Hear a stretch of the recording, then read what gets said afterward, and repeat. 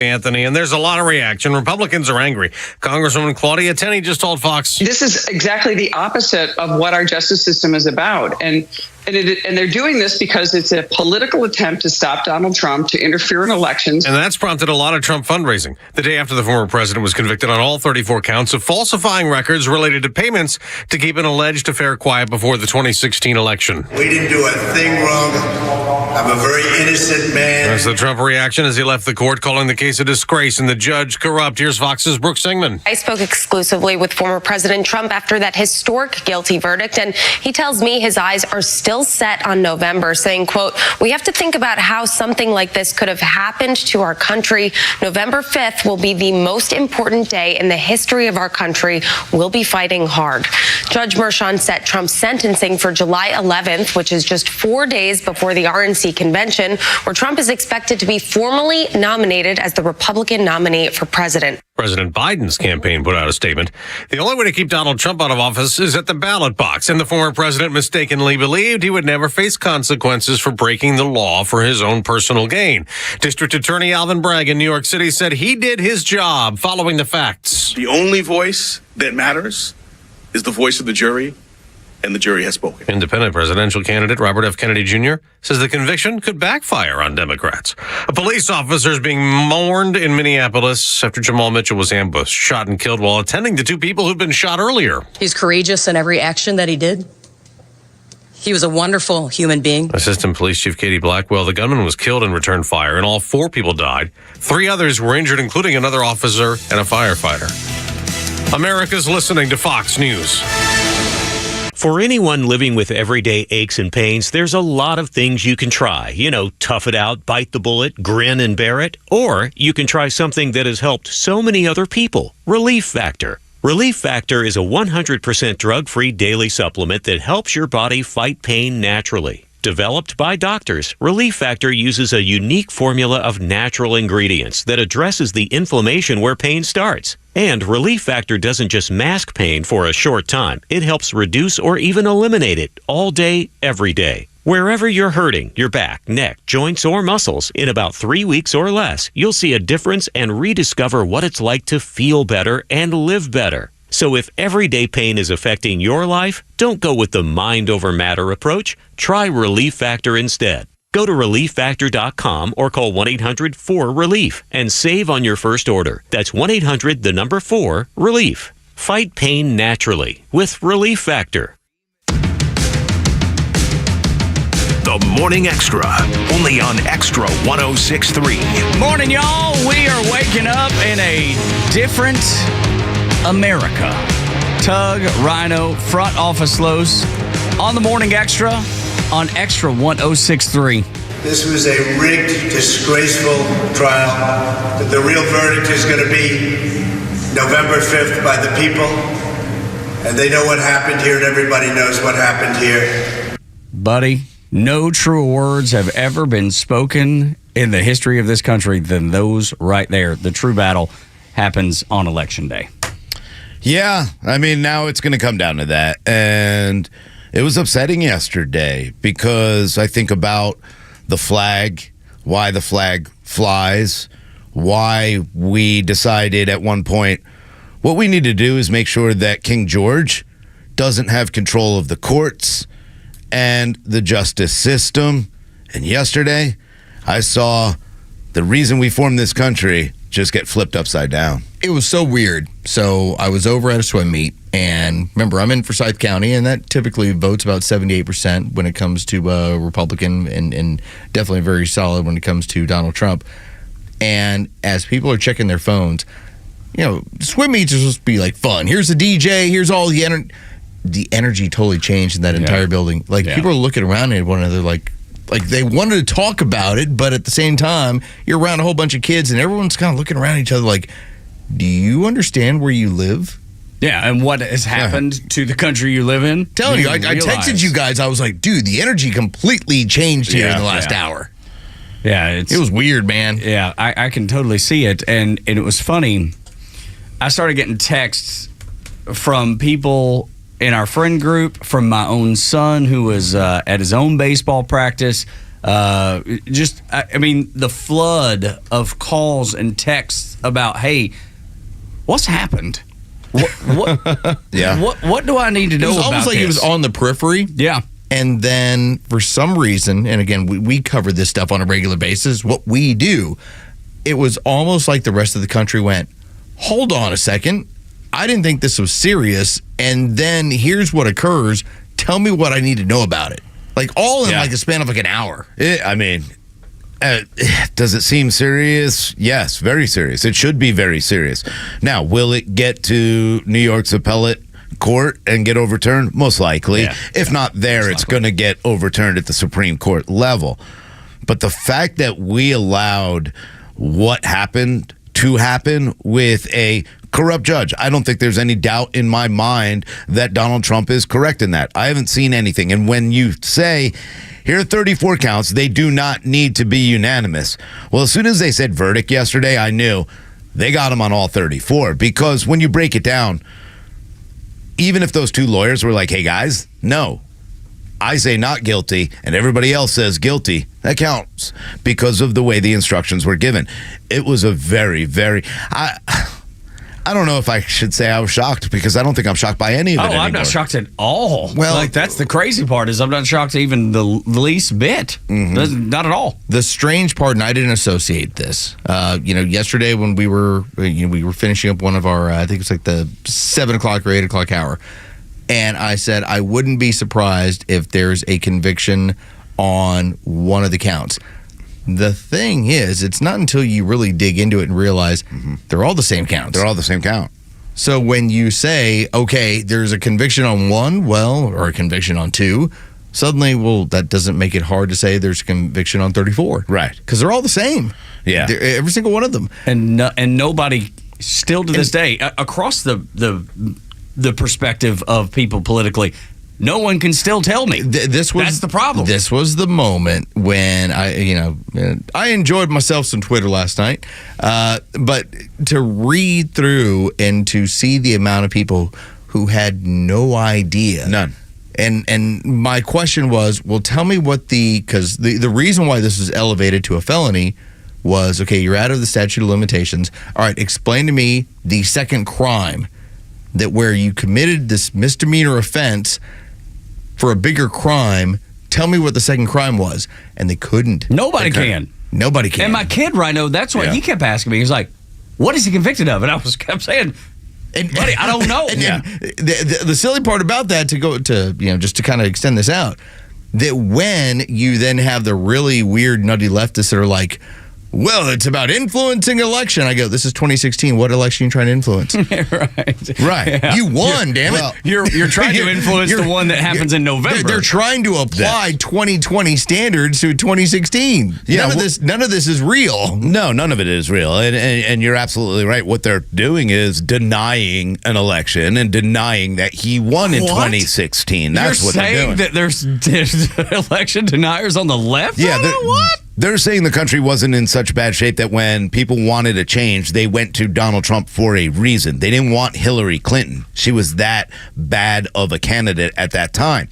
Now, this has nothing to do with him winning 2016. People didn't vote for him or say, hey, I voted. If I would have known about Stormy Daniels and these payments, I definitely wouldn't have voted for him to come and fix the economy. That's not. They will play this game till the end. The true interference is happening right now in front of your feet. That was the whole dichotomy that just threw me out was, hold on one second. So they're saying he's trying to influence an election, and this show trial is not. This is exactly what this was, and they know that this is going to get overturned. But now they can go up there starting today, and they will, saying, are you going to vote for a convicted felon, or are you going to vote for Joe Biden? A convicted felon. Yes, me too.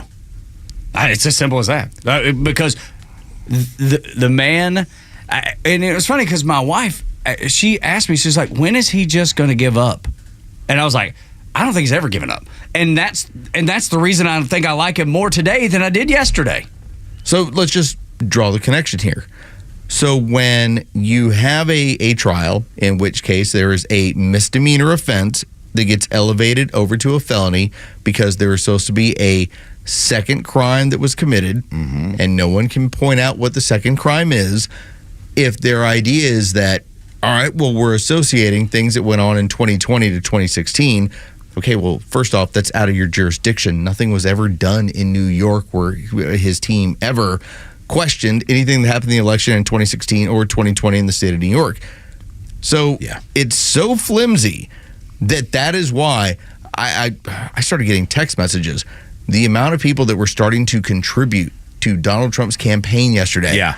To where I got a friend of mine who reached out to me, and not only did he go flip his flag upside down in front of his house, he was like, dude, he's like, the campaign website's down.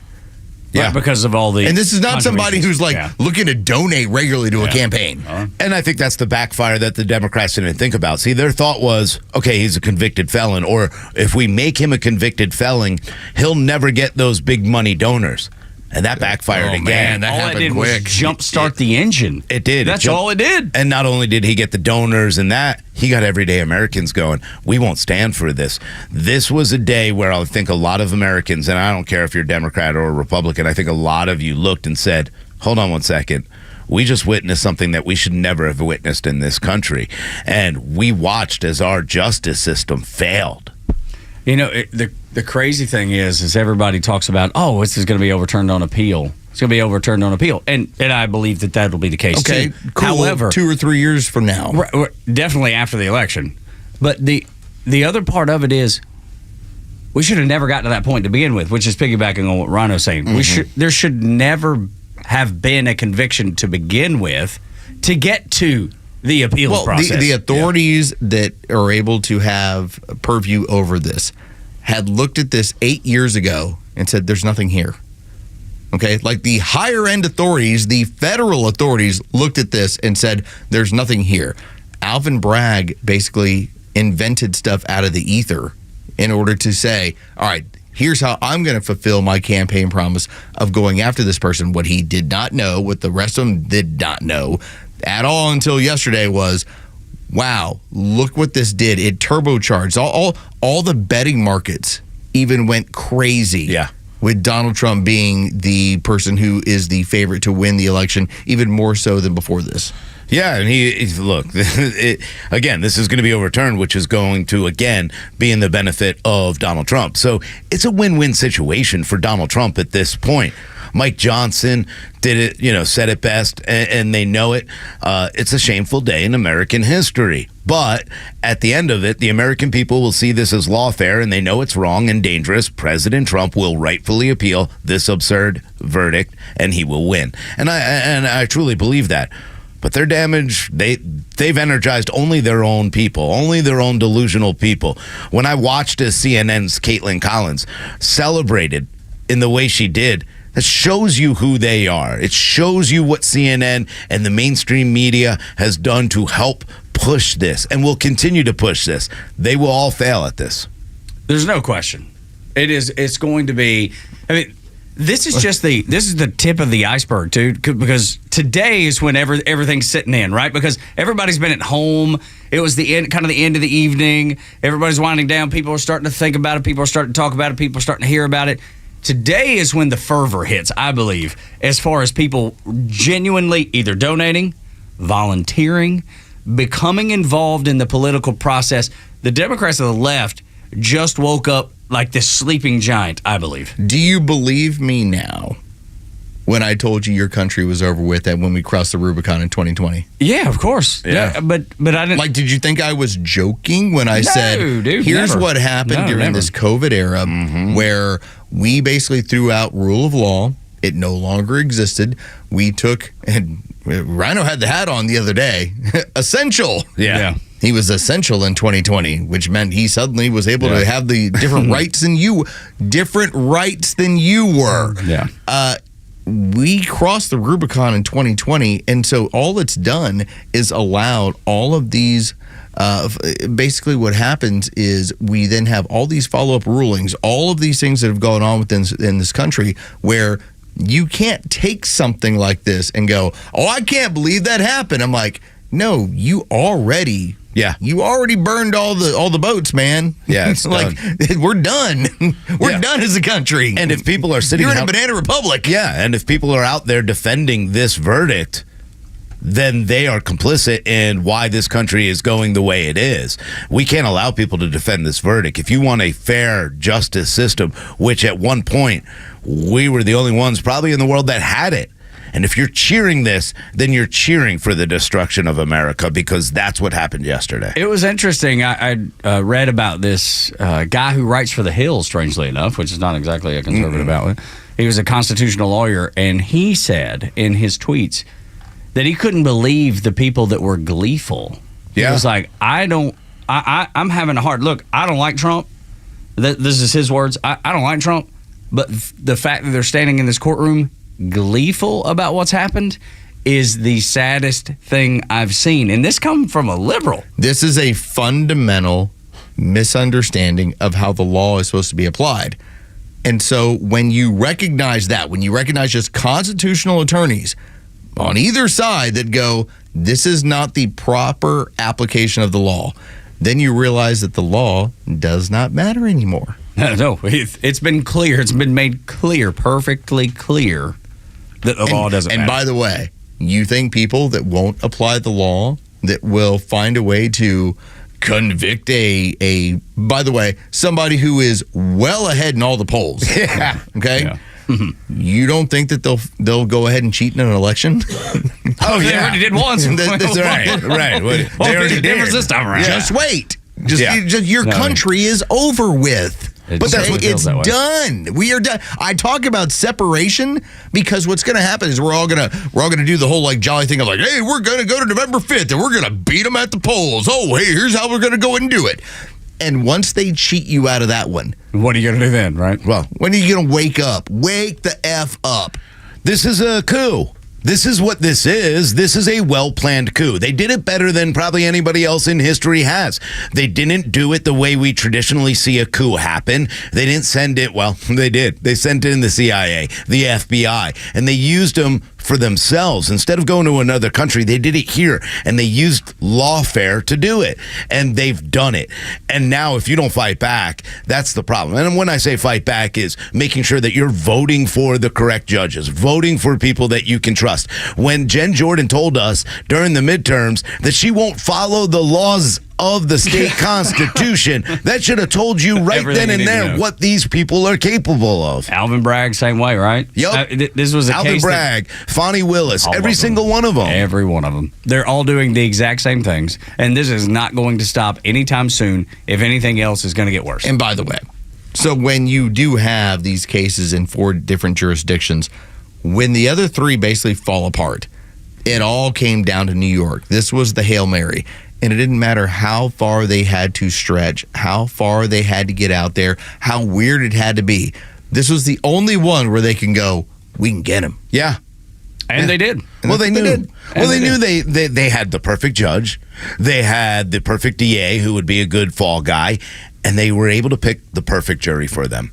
And then when you get those instructions that, hey guys, there are 34 counts, and you don't have to be unanimous on Makes each count, no which means sense. 2 people could have been like, hey, we know this ain't right, and the other. Well, we got 10 more. We got 10 more that say Sounds it good. is. Yeah. Which, 10 by to the 2 way, wins. That's all we need. there's not one other place in this country that when you're facing a felony count, that 10-2 means, all right, you are going to be hit Be with convicted. that. Yeah. No, Nowhere I know. else. It's That's why this whole unbelievable. thing's going to get thrown out. It will, but they've succeeded in their goal. Yes. At least in their goal of we're going to call him a convicted felon. sure. However, I think that is going to play in Trump's favor, which we've talked Yeah, about that's so much. And that's why his website was shut down But when for it donations. doesn't play in someone's favor, like Trump, who has the ability to do that, sure. that's where the problem comes, and that's why I think a lot of Black Americans are going, hold on, that never would have worked in my favor, or I would have been in the same situation as Donald Trump. It would have all been stacked against me. So I think a lot of people are going to see that. So yeah, Donald Trump is in a good spot, but it's the rest of us that need to go, hold on, I would never be afforded the ability to get convicted and be celebrated and still win the presidency. He will. But you have the scenario And this is where like a guy like Matt Walsh and even to a lesser extent, Jesse Kelly, you can hear on our station from 6 to 9. So they refer to it as normies. Yeah. The normal Republican voter, Normie Norm. And Normie Norm, what happened yesterday was Normie Norm went, oh my God, are you telling me that the communists are really this is what they're doing? Yes. Normie Norm got woken up yesterday. Normie Norm suddenly went, oh my God, my country's broken. Normie Norm was cool with 2020. He was like, oh, that's too bad. Okay, fine. Yeah, he lost. That's how it's going to go. Normie Norm ended up seeing what was really going on in this world. Tim is in Woodstock at 404-741-1230. What's on your mind, Tim? Well, I just want to know where the Commission of Judicial Conduct was in New York. They saw what this judge was doing. They saw it was unethical and against the Constitution, but nobody said anything. Yeah, this judge should have been sanctioned and removed. Yeah. I mean, he's a guy that's voting or donating to StopRepublicans.com. Very simply, Tim, when the DA of the area is all about it, what does he got to worry about? Right. What's the big deal? Yeah. This is I'm doing par for the course. I'm doing what Boss Man wants me to do. Yeah, I think that'll come to fruition later, and I think that they'll review and see, and who knows what'll happen to Judge Merchant after this. Nothing's going to happen. Probably nothing, because you got to remember, I mean, Alvin Bragg was invited to the White House. That's right. Fonnie Willis was invited to the White House. We might get to a point where we say, hey, we're going to go ahead and put some legislation in that you can't have DAs and prosecutors coming to the White House, especially when it comes to trying cases that is against your political opponent. There's got to be something done at this point. And I agree with Tim, man. It should have been done early. But in New York, that ain't going to happen. Of course not. Tim, thank you so much for the call, and thank you for listening. Love to hear from you this morning. Yeah, all of you. 741-1230. We'll open up the phones like we never have before. If you've got something to say, you got something on your mind, then we want to hear from you. Again, 404. It's like the earliest we've ever taken a call. That's right. 741-1230. All right, when we come back, Trump's team believes he can survive this verdict. I think he's probably right. We'll get that discussion, and we'll hit the headlines on Extra 106.3, Atlanta's only conservative news and talk station.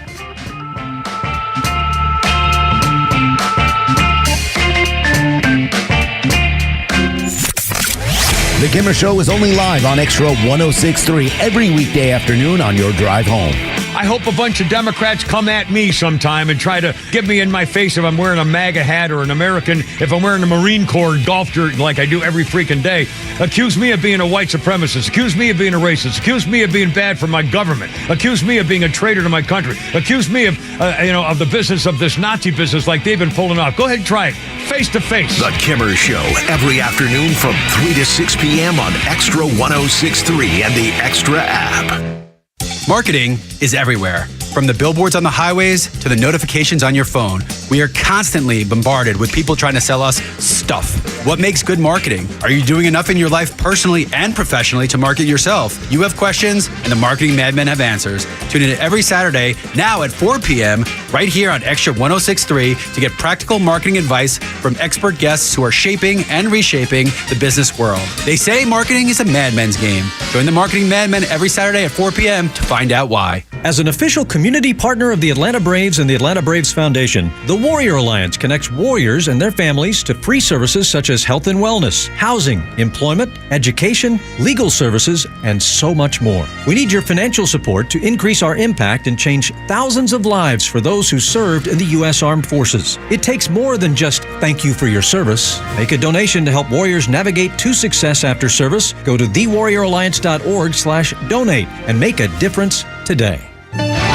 Media Minute with Howard Kurtz. I knew when the jurors told the judge yesterday they had reached a verdict in the hush money trial that it was a conviction. Enough time had not passed for it to be a hung jury with a single holdout or so, and I doubted a Manhattan jury was going to fully acquit Donald Trump. What surprised me a bit was that he was guilty on all 34 counts. So for all of the complicated legal arguments and jury instructions, in the end, the jurors used what they said was their common sense. Now, the media have been waiting for this for a long time. I thought it might go until early next week. On MSNBC, they looked so happy. They practically broke out the champagne. And that doesn't mean that Donald Trump will not be the next president of the United States. He can still run. Even if he goes to jail, he can still run. Joe Biden may have a hard time beating him, but some Republicans may be disaffected by this news. With your Media Minute, Howie Kurtz, Fox News. The legend Neil Bortz is only on Extra 106.3. Hey, it's the Kimmer. How's it going? Here's what you missed from the Talkmaster. Sometimes you sit back and wonder, can this country, after 230 plus years, be saved? There are always ways, and the Constitution gives us a way. It's called the Convention of States. Catch Neil's commentary every day on Extra 106.3 or listen anytime on the Extra 106.3 app. Does your friend listen to an old station whose news gives them the blues? Set your friend right. Tell him to download the Extra 106.3 app. Tug, Rhino, and Los on the Morning Extra on Extra 106.3. We're on the air until 10. When we're done at 10, it'll be Beck playing Buck, and then the Kimmer Show, which should be fireworks this afternoon with Pete and Flounder. Man, I was trying to build, this is like a way forward tease, but yesterday afternoon, again, you have the entirety of the verdict that still has not come down. Mm-hmm.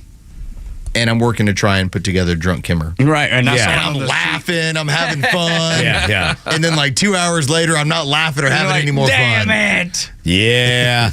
Kimmer did a great job yesterday. And, they were all embroiled right in it. And then, our good friend down in Florida and Florida Man Radio, Shannon Burke, joined him. And, they were able to sit and watch that and to hear the disbelief. Good for Pete. He realized it right away. He goes, if they got a verdict, it's all 34. Yeah, that's right. And they were going back and forth. And, as soon as I heard they had a verdict, I knew it wasn't hung. So that was over. And I knew they weren't going to be like, he's innocent on all charges here in New York City. New York, no. Yeah, no way. Definitely not. Yeah, my day went right when I heard there's a verdict. I went, here we go. The only thing I go back to from yesterday, because we all thought because of the elongation of what had gone on, because the jury had it for 8 or 9 hours, and at that point it does look like you have a hung jury. But then when you understand what was the judge's instructions, I'm not sure they understood that. Let's see how that goes. Then when you understand the counts, it was almost like, Tug, I have you facing 34 counts are all the same thing. Yeah. Mm-hmm. So if I get you on 1 or 2, then I get you on all 34. Right. Dominoes fall. That's the crazy part that eventually happened. And as I brought it up yesterday, when you're facing that kind of pressure of I have to deliver a conviction, or I'll ruin your life, I think every single one of those people in that jury room went, I don't want to get my life ruined. Mm-hmm. Yeah, the pressure. That sounds like a banana republic, but where are we living? That's where we're living. Yeah, man, it's just so sad. It was so sad yesterday to see us. But again, I'm optimistic that the appellate court will hopefully hear this case and see it. And again, it's going to push it off. There's no sentencing. He's not going to jail.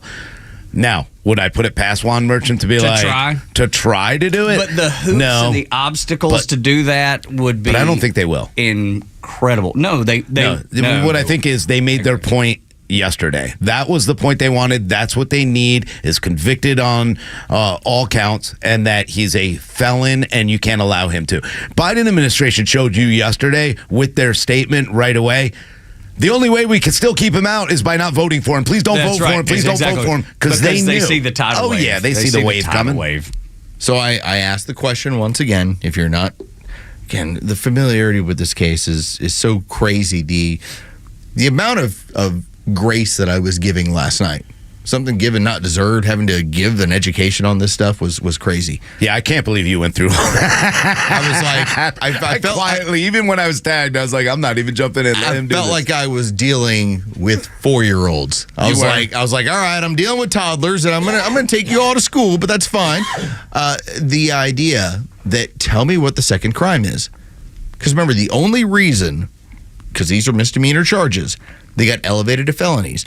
The judge was very clear you could not reduce these down to misdemeanor charges because at that point the statute of limitations is gone. That's what I explained that to my son in a text. So you had to basically say felony or not.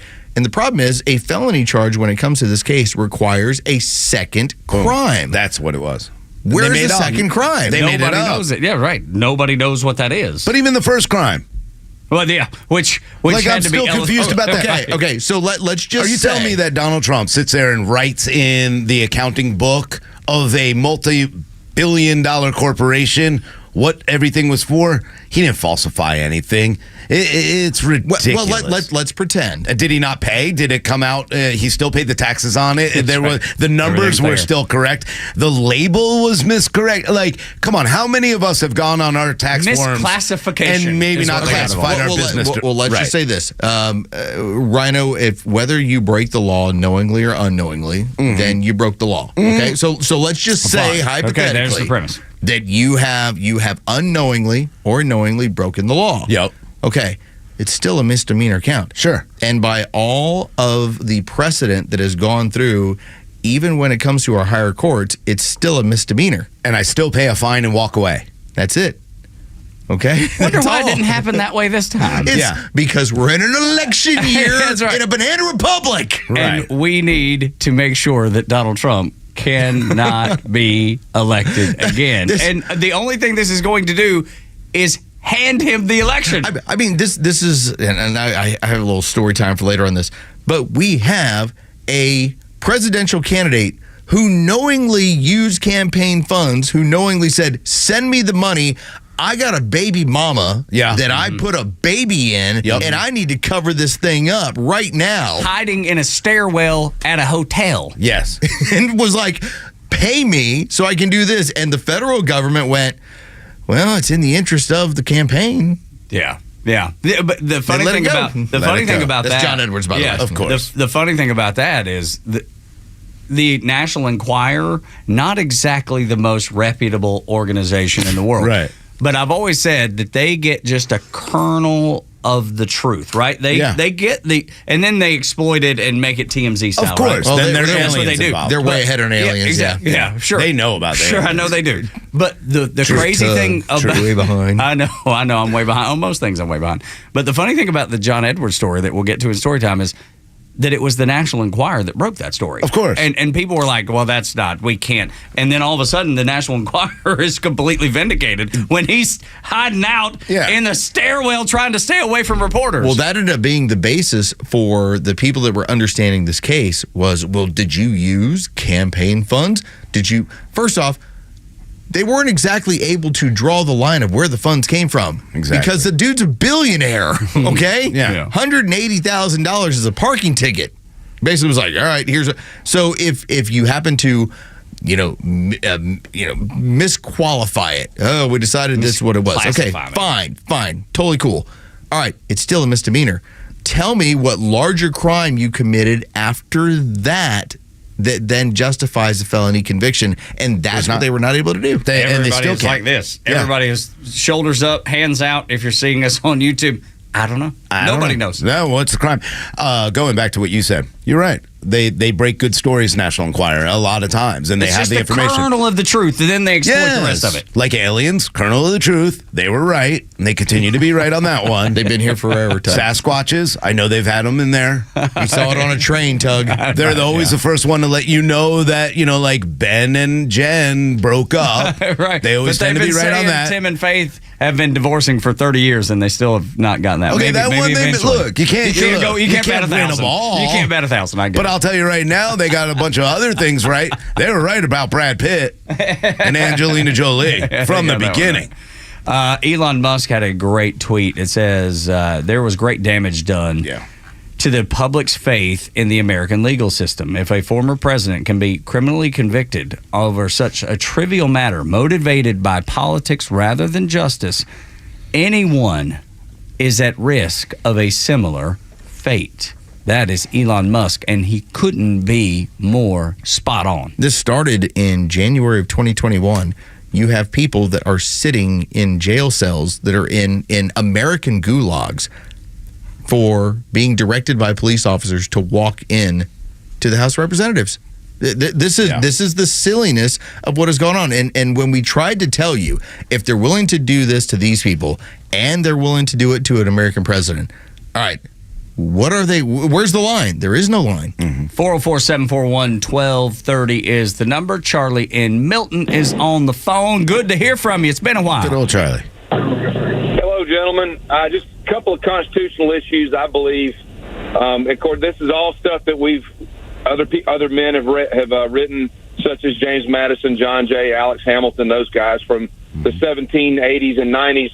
But it deals, some of the more modern stuff deals with Title 18, Section 242, which is deprivation of civil rights, and that deals with criminal deprivation, and it does include judges. It's for police officers, any law enforcement, any government official that deprives you of your civil rights is criminal in nature, and you can be prosecuted for it, but you can't be prosecuted by Merrick Garland because he's not going to do it. Right. And the rights that I'm talking about would be what Madison and Hamilton and those guys wrote about, and that would be the Sixth Amendment, which would be the right to fair trial, and that deals with calling witnesses. And Bradley Smith, who is the Federal Election Commission lawyer that was the chair of the FEC for about 5 years, is the first and foremost election law expert that everybody agrees on, and he was not allowed to testify. The judge, in my opinion, did that on purpose, and that's because he didn't want to have the jury hear all about that, and he wants to keep his job. He didn't want to embarrass Alvin Bragg. I think that they all have conspired, which there again deals with deprivation of rights, and then the 14th Amendment, which deals with the state has to allow due process. That also violated due process. Yeah. The fifth would be the federal due process, but the 14th deals with the states. That was written, after the ratification, so in the Bill of Rights. That's what I believe, and I think the judge did it on purpose. But it will only take a change of administrations, which means Trump has to get elected or another Republican. But I think he's now pretty much sealed the deal on that. And then a new attorney general will have to come in and go after him. That's the question: is if a Republican gets elected, does he have the baseballs to go after him? Charlie, let me ask you one question, and before you and thank you for the call, by the way, but stay right on the line here. So, with your knowledge that you have, did this not really shake you to your core of realizing that you're no longer in a constitutional republic? Mm-hmm. My granddaddies fought for this country. They would be rolling over in their graves. As would mine. Yeah. This is stuff you see down in Haiti. This is stuff you see in the Soviet Union, Brazil, Cuba. My dad used to talk about Cuba and what happened there when Castro took over. And Cuba was great before that. This is what happened in Tehran and Jimmy Carter when he was president. When the mullahs took over. Yeah. Tehran was like Paris. And I have friends that are Persian. They're from there, and they grew up there, and they're like, this is what this place is becoming. This place is becoming Tehran. Lebanon as well, Charlie. I'm telling you. Thanks for the call, Charlie. It's unreal to think that we're being compared, that Charlie had those words coming out of his mouth. Yeah. But that's the true. thing. Everyday Americans but are he's citing constitutional law and recognizing none of it applies under this banana republic. That's right. But to hear those names, to hear Lebanon and to hear Iran and Cuba and Haiti and the Soviet Union, to come out of the same mouth and say it just happened in America. You import the third world, you become the third world. And that's what we've done here in this country. We've opened up our borders and brought it here. A lot of people are asking some questions on YouTube real quick. Phil Hambrick, by the way, said, we don't have money to donate to like Trump. The groundhog? Yes, Philip. Sweet. He said, but God, we will find that money now to donate to Trump.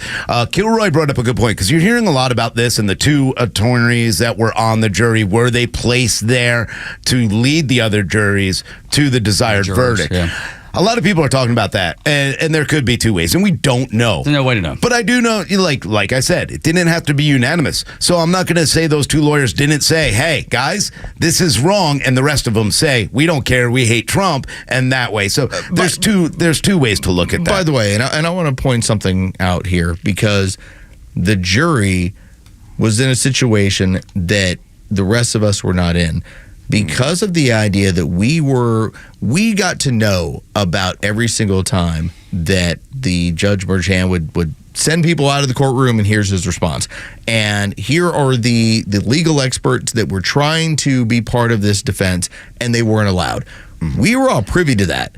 Yeah. They weren't. Right. And so if you want to just talk about these people were living in this bubble, they were living in a bubble where clearly the entire thing was get this guy, get him at all costs. Yeah. And you have to. You have to. That's the You have thing. to. The judge made it clear you Yes. have to. Yeah. You have to. Morning Extra and Extra 106.3. Let's get to headlines quick.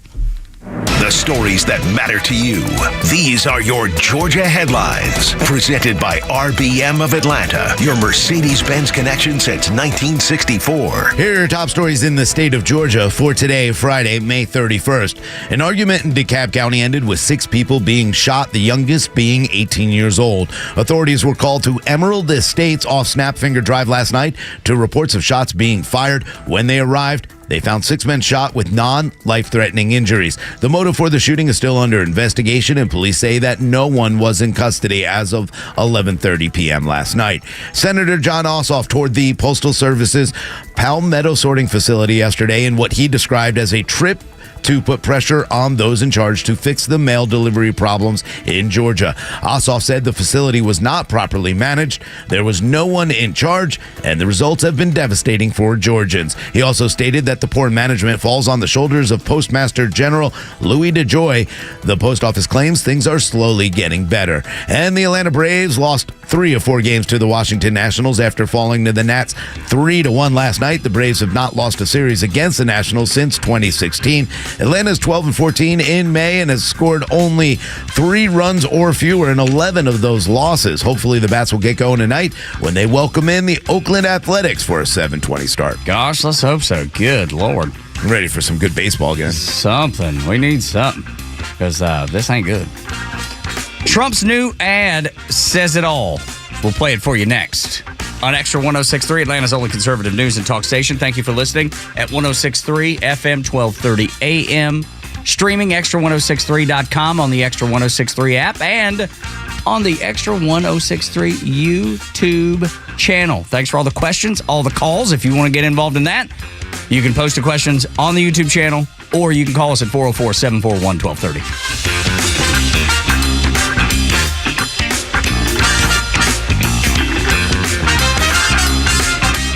Stream Clay Travis and Buck Sexton, Glenn Beck, Fox News, and even NASCAR on Sundays. Anywhere on the Extra 106.3 app. Download the app now and get 24/7 access to the live stream, the latest news, and everything you need to know about Atlanta's only conservative talk station. Download the Extra 106.3 app for Apple or Android and check out even more great original content at thepodcastpark.com. What is spacious, has a versatile cabin, offers an inclusive voice assistant, and luxurious accommodations for up to 7? Meet the 2024 Mercedes-Benz GLE 350 4MATIC SUV. The advanced GLE SUV leaps further ahead with turbo hybrid power, fresh styling, and even more innovative technology. Experience the 2024 GLE 350 4MATIC SUV. Lease one today for just $839 per month for 36 months with $63.53 due at signing, exclusively from RBM of Atlanta in Sandy Springs. Contact RBM of Atlanta for details on this vehicle and many other models, and visit today to see how to qualify. Special lease rate available only to qualified customers exclusively from Mercedes-Benz Financial Service through RBM of Atlanta Sandy Springs through May 31st, 2024. Excludes tax, tag, title, and Georgia Lemon law fees. Contact RBM of Atlanta for details on this and other exciting offers. Visit rbmofatlanta.com or call us at 770-390-0700 for details.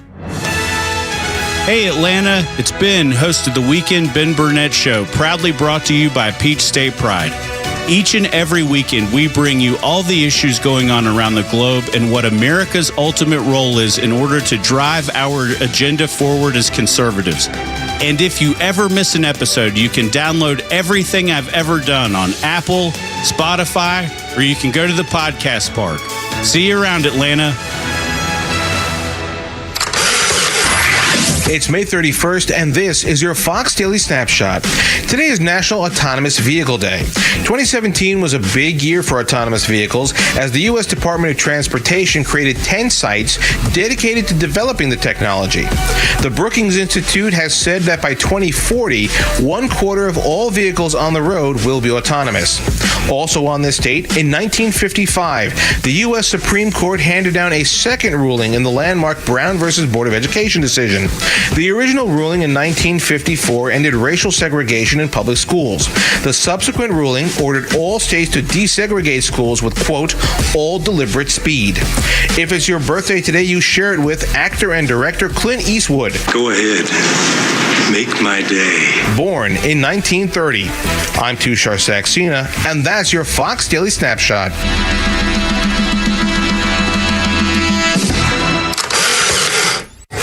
The Morning Extra has you covered until 10 a.m. Then it's Glenn Beck, Clay Travis, and Buck Sexton at noon, and The Kimmer Show taking over at 3, only on Extra 106.3. It's remarkable how jovial we are this morning. And I just think it's the nature of our show and what we do and who we are as people. But we've laughed and cut up in the face of what seems like the end of our country. What else can you do? Yeah, it's either that or cry. Right. I feel like I prepped you guys. Yeah, that's right. I've been talking about how we're at the end, y'all. Yeah. Like, there's an old thing of George Carlin from like 30 years ago where he talks about pack your S, folks. Yeah. We're going away. We're going away. We're done. This is it. That's what I've been trying to preach on a regular basis, that if you think we're still about rule of law and what is going on, no. That went away 4 years ago, and just be comfortable with the fact that everything's going away. It's funny, a guy that I used to work for, he was like a sales manager kind of guy. I had no idea his politics. Yeah. He had no idea that he was quoting Carlos Medina, but he was quoting Carlos Medina last night on social media on his Facebook page. I was shocked to see it because I didn't know his politics. I had no idea. So he's a guy who never shares any of this stuff. Ever. I had no clue where he stood. If you would have asked me, I would have been like, I don't know. Yeah. And we've not worked together in probably 8 years now, but we've just kept in touch over the years. His statement on Facebook last night was, we have just crossed the Rubicon. Yeah. I was like, good Lord, he's quoting Carlos Medina. I know he's not listening to our show. He stole it. Yeah. Well, no. He just, I think he's a really smart guy, and it leads me to believe that. But I think a lot of people did that yesterday. A lot of people who don't talk politics yesterday. Oh my gosh, talked politics yesterday. You are not wrong about that. Well, because they see it. Well, for the audience, this goes back to an era where Julius Caesar crossed a small river, the Rubicon, and it's now become a term of there's no turning back. Right. Like once this happens, it's over with, because under Roman law, when you cross the Rubicon, you've now basically started a war. You did. Because your legions are not supposed to be on this soil, and yet when you cross, here's what happened. And so the idea has been that once you cross, there's no going back. There's no change in this. And like I said, I think we changed it in 2020. We crossed the Rubicon today. Yeah. A person that I've never discussed politics with is never even. And I love that. If just like we said before, if you haven't found your voice, do it now, because that's where you need to get to the box. That's where you need to make sure that you're voting. That's where you need to make sure. I need some of that Tug optimism, though, because, like Tug's like, we're America. We're not going to let this happen. But even like when I see from 4 years ago when we started doing all of this to, the hey, we're in a good spot. Hey, we're going, blah, blah, to today, like the change, it's very draining on a lot of people. And I think the American people, and no matter what their political affiliation, and no matter how many people celebrate it, there's too many people out there that are saying, hey, no, we can't allow this to happen. And I'm hoping that it happens in November. If you understand your history, so when Julius Caesar crossed the Rubicon, he didn't go after the Roman Senate. No. He didn't go after the seat of power. He went to the treasury. Yep. And he raided the treasury. And so when you look at what has gone on since 2020, why do we have a dollar that is crippled? Why do we have such crazy debt? It's because these people realize as we're at the end of the republic, let's raid the treasury. Let's go get paid. Let's go make sure that my pet projects and everything else in my power is secured moving forward. So that's the connection. I'm hoping that maybe yesterday was that moment where you realized I wasn't being bombastic about it. Right. Like, I've been sitting back for 4 years telling you that what went on in 2020 was a signal of we went away from rule of law. Yeah. Morning Xtra and Xtra 106.3. Love to hear from you. 404-741-1230. Already had some calls this morning. Up early with us, and we're glad that you're here. Joe's been answering all the calls. We're getting on the folks that we can. Poor Joe. Again, 404-741-1230. Trying to keep everybody calm. That's right. Yeah. We just taught him how to answer a phone, too, so be easy on him. That's right. He's new to it. It's basically a monkey back there pressing buttons. I want you to hear the Trump ad. And now this came out before the verdict came down, but it is still just as poignant. Earlier this afternoon, Donald Trump was arraigned by a Manhattan grand jury on 34 felony counts. This case is an abomination. You know, it's obviously political. 7 years to try to come up with this case. They're just wrong on the law. The only crime that Donald Trump is being prosecuted for is the crime of running for president. Political persecution at the highest level. They've quite frankly given up on trying to beat him at the polls. Either going to steal it or stop it by law firm. A Democrat prosecutor elected on a Get Trump platform. What's going on here is a disgusting disgrace. It is war on Trump. It is war on the Republican Party. And it is a war on the Republic. This case is the weakest case I've seen in 60 years of teaching, practicing, and writing about criminal law. I doubt the New York indictment would have been brought against a defendant whose name was not Donald Trump. There you go. That's There's exactly no way. right. Yeah. That was the point. We ended there. The ad went on for another probably 30, 45 seconds or so. And that is so true. Mm-hmm. This is nothing more than we hate Donald Trump and we fear Donald Trump. We must destroy Donald Trump. And we will do it no matter what it takes. No matter what it takes, no matter what the Constitution says, no matter put what that aside. the law says. Yeah, put all that aside because they have a bigger goal, and that's not to let the people take back the government or be a part of the government. The government is taking us, and that's the scary part. We shouldn't fear the government. Now we do, and a lot of people do. Brett Virgin, by the way, says voting's not enough and will not change anything. So he's down that we cross the Rubicon, and that's not enough. Now, do I think voting for Donald Trump will change things? I'd hope so. But yeah, I mean, it's tough to feel in any way whatsoever that we haven't gone past our 250 years. How long did what's the alternative, boys? Just sit on your hands? Is that the alternative? Because I think you have to do something. You can't just say, "Oh, it's done and over with. Put a fork in it. We're done." Sit on your hands. You can't do that. Or you just allow even more and this to snowball. And this is the first of many to come, I'm sure. But you're inviting it if you don't fight back. Let me go big picture. Let me go historian. Let me go a little bit nerdy here. All right. The Civil War has the stain of slavery, where when the country was founded, the founding of the country, so many of the people that were part of the process believed that slavery would just go away. Yeah. That was part of what the movement was. That's what the Constitution was written for. It was written to where this is just going to fade away. We're going to become enlightened. We're going to let this go. It's going to fade away. It took the abolitionist movement, the Republicans, who flat out said, no, we're getting rid of it now. This is what's going to happen. Even a guy like Abraham Lincoln looked at it and said, it's just going to fade away. He wasn't a strict abolitionist, okay? So, but with that, guys, it was still about a war between standards of living, that we want to live this way, you want to live this way. Now, again, slavery taints all of it, but we're now at this inflection point of we want to live with rule of law. You don't. Okay, like this is we're at that other point now. That's very clear. There's no missing that. And there's nothing ugly like slavery that's tainting this. So when we talk about separation, this really should be about red states taking care of red states. Kick the hell out of anybody in the federal government who wants into your state trying to influence however they're going to. And that's where separation's going to occur. Yeah, absolutely. Because, and I love that you brought that up because this is different now. And, a lot of people are talking about the national divorce or what we need to do and the way we need to live. But again, we just witnessed exactly what we wrote the Constitution for, to make sure that one person cannot weaponize the rest of the branches of the government against the people. And we watched it happen yesterday. We went back to King George weaponizing, making sure that he put in place the judges he wanted in place, making sure that he had the prosecutors he wanted in place so that he would get the ruling that would favor him and he would be able to hold power. We saw that yesterday. That's way more worthy of fighting against than anything else that we've ever fought against. You got to drill down. I saw a tweet from Jesse Kelly, and he was like, people talking about civil wars and coming to, fight with weapons. He was like, that's not the case. That's not what we're talking about. Don't be misled. Yeah.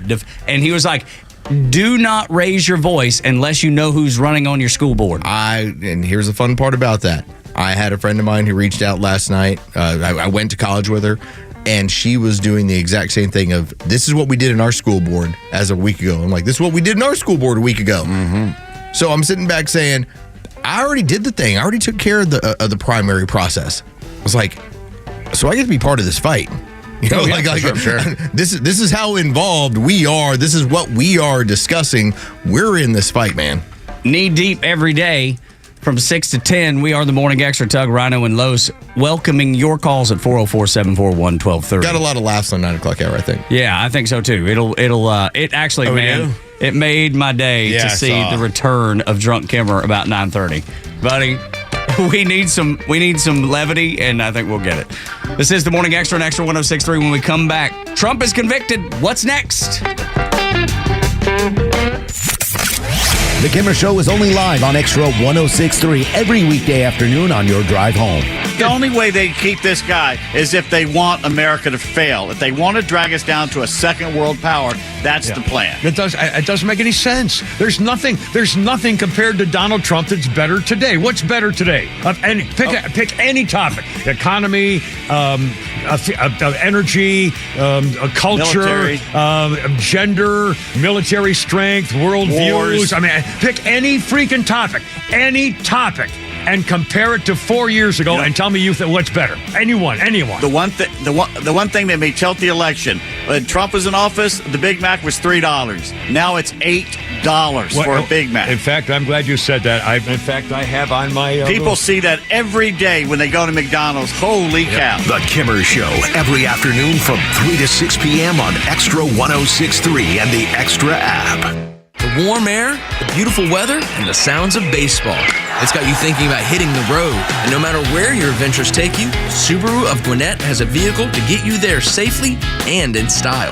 Like the 2024 Subaru Outback, which will take you as far as you want to explore with standard symmetrical all-wheel drive, plus up to 32 miles per gallon. And if you're up for adventure, it'll get you off the beaten path with up to 9.5 inches of ground clearance, more than the Honda CR-V or Toyota RAV4. Or the 2024 Subaru Forester, the SUV for all you love. It's the right size SUV for all the adventures ahead, with a spacious and comfortable interior for everyone you want to bring along. And no matter where adventure takes you, it starts on Satellite Boulevard in Duluth with the amazing staff at Subaru of Gwinnett. They'll help you find the Subaru that you'll love and be there every step of the way for everything you need. Start your shopping online at SubaruofGwinnett.com. Get ready for unfiltered conversations on The Janelle King Show, where we tackle the topics that you won't hear at your family gatherings, but they're absolutely crucial for a strong republic. Don't miss us live every Saturday at 3 p.m. and every Sunday at 9 a.m. right here on Extra 106.3. But if you can't tune in, that's okay. You can catch new episodes every Tuesday on the Podcast Park or wherever you prefer to get your podcasts. Join us for these discussions, and I can't wait to meet you there. Hey, John, why so glum?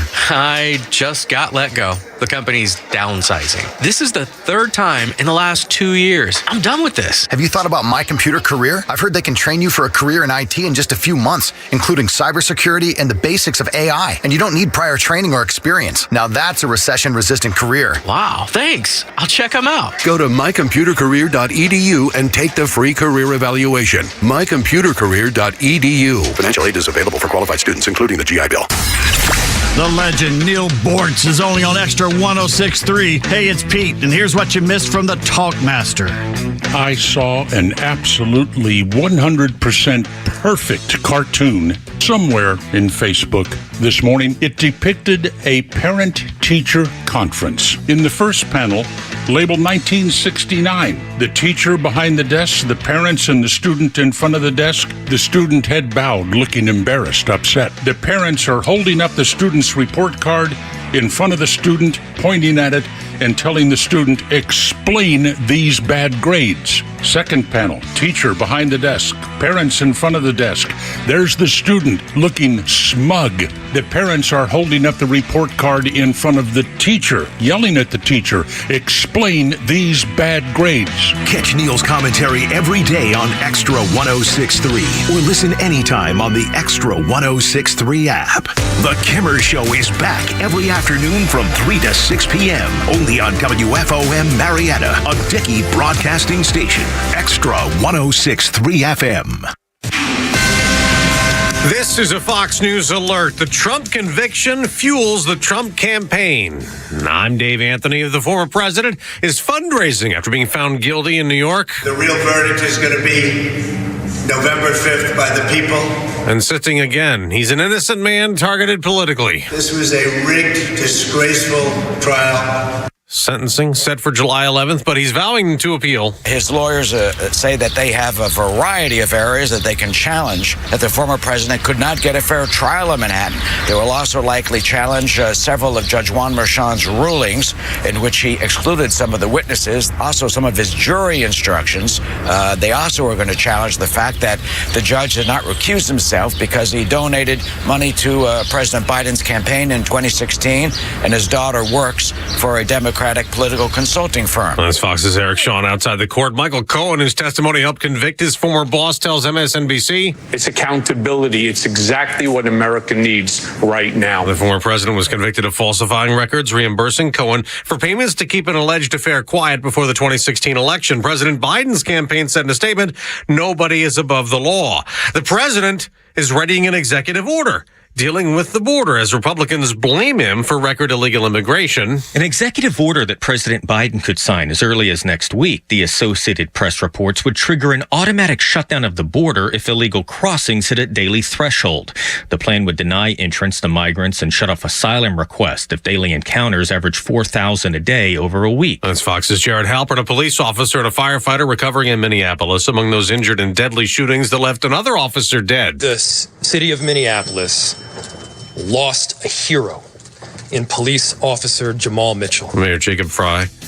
He was ambushed and killed while tending to two other gunshot victims. The shooter was killed. America's listening to Fox News. For anyone living with everyday aches and pains, there's a lot of things you can try. You know, tough it out, bite the bullet, grin and bear it. Or you can try something that has helped so many other people. Relief Factor. Relief Factor is a 100% drug-free daily supplement that helps your body fight pain naturally. Developed by doctors, Relief Factor uses a unique formula of natural ingredients that addresses the inflammation where pain starts. And Relief Factor doesn't just mask pain for a short time. It helps reduce or even eliminate it all day, every day. Wherever you're hurting, your back, neck, joints, or muscles, in about 3 weeks or less, you'll see a difference and rediscover what it's like to feel better and live better. So if everyday pain is affecting your life, don't go with the mind over matter approach. Try Relief Factor instead. Go to ReliefFactor.com or call 1-800-4RELIEF and save on your first order. That's 1-800-4-RELIEF. Fight pain naturally with Relief Factor. Hey, it's your old pal Neil Bortz. I'm back on Atlanta's only conservative news talk station, Extra 106.3. Okay, here's more of the Morning Extra. Tug, Rhino, and Los on the Morning Extra on Extra 106.3. Thank you for being here. We appreciate last hour all the involvement on the YouTube channel with questions coming in. You can watch us on YouTube on the Extra 106.3 channel. It is up and live now.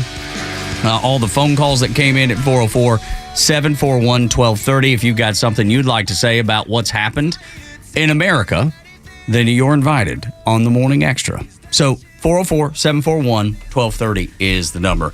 I think there's going to be a big tidal wave of people that are out front saying, I don't even like Trump all that well. However, I am going to vote for him because I can't believe what is happening in the United States of America. It is kind of funny that you bring that up because as I went through and people are speaking about this, and some of the names, like Brian Kemp, okay? Oh, yeah. Just I've got his taking tweet pulled up right now. It's funny you bring it up. I got to run Governor Kemp yesterday, or I think it was last night, yesterday said, and this is a guy who has not had any good relationship with Donald Trump, we know, back and forth, but he said from the beginning this prosecution and trial have been driven by partisan politics.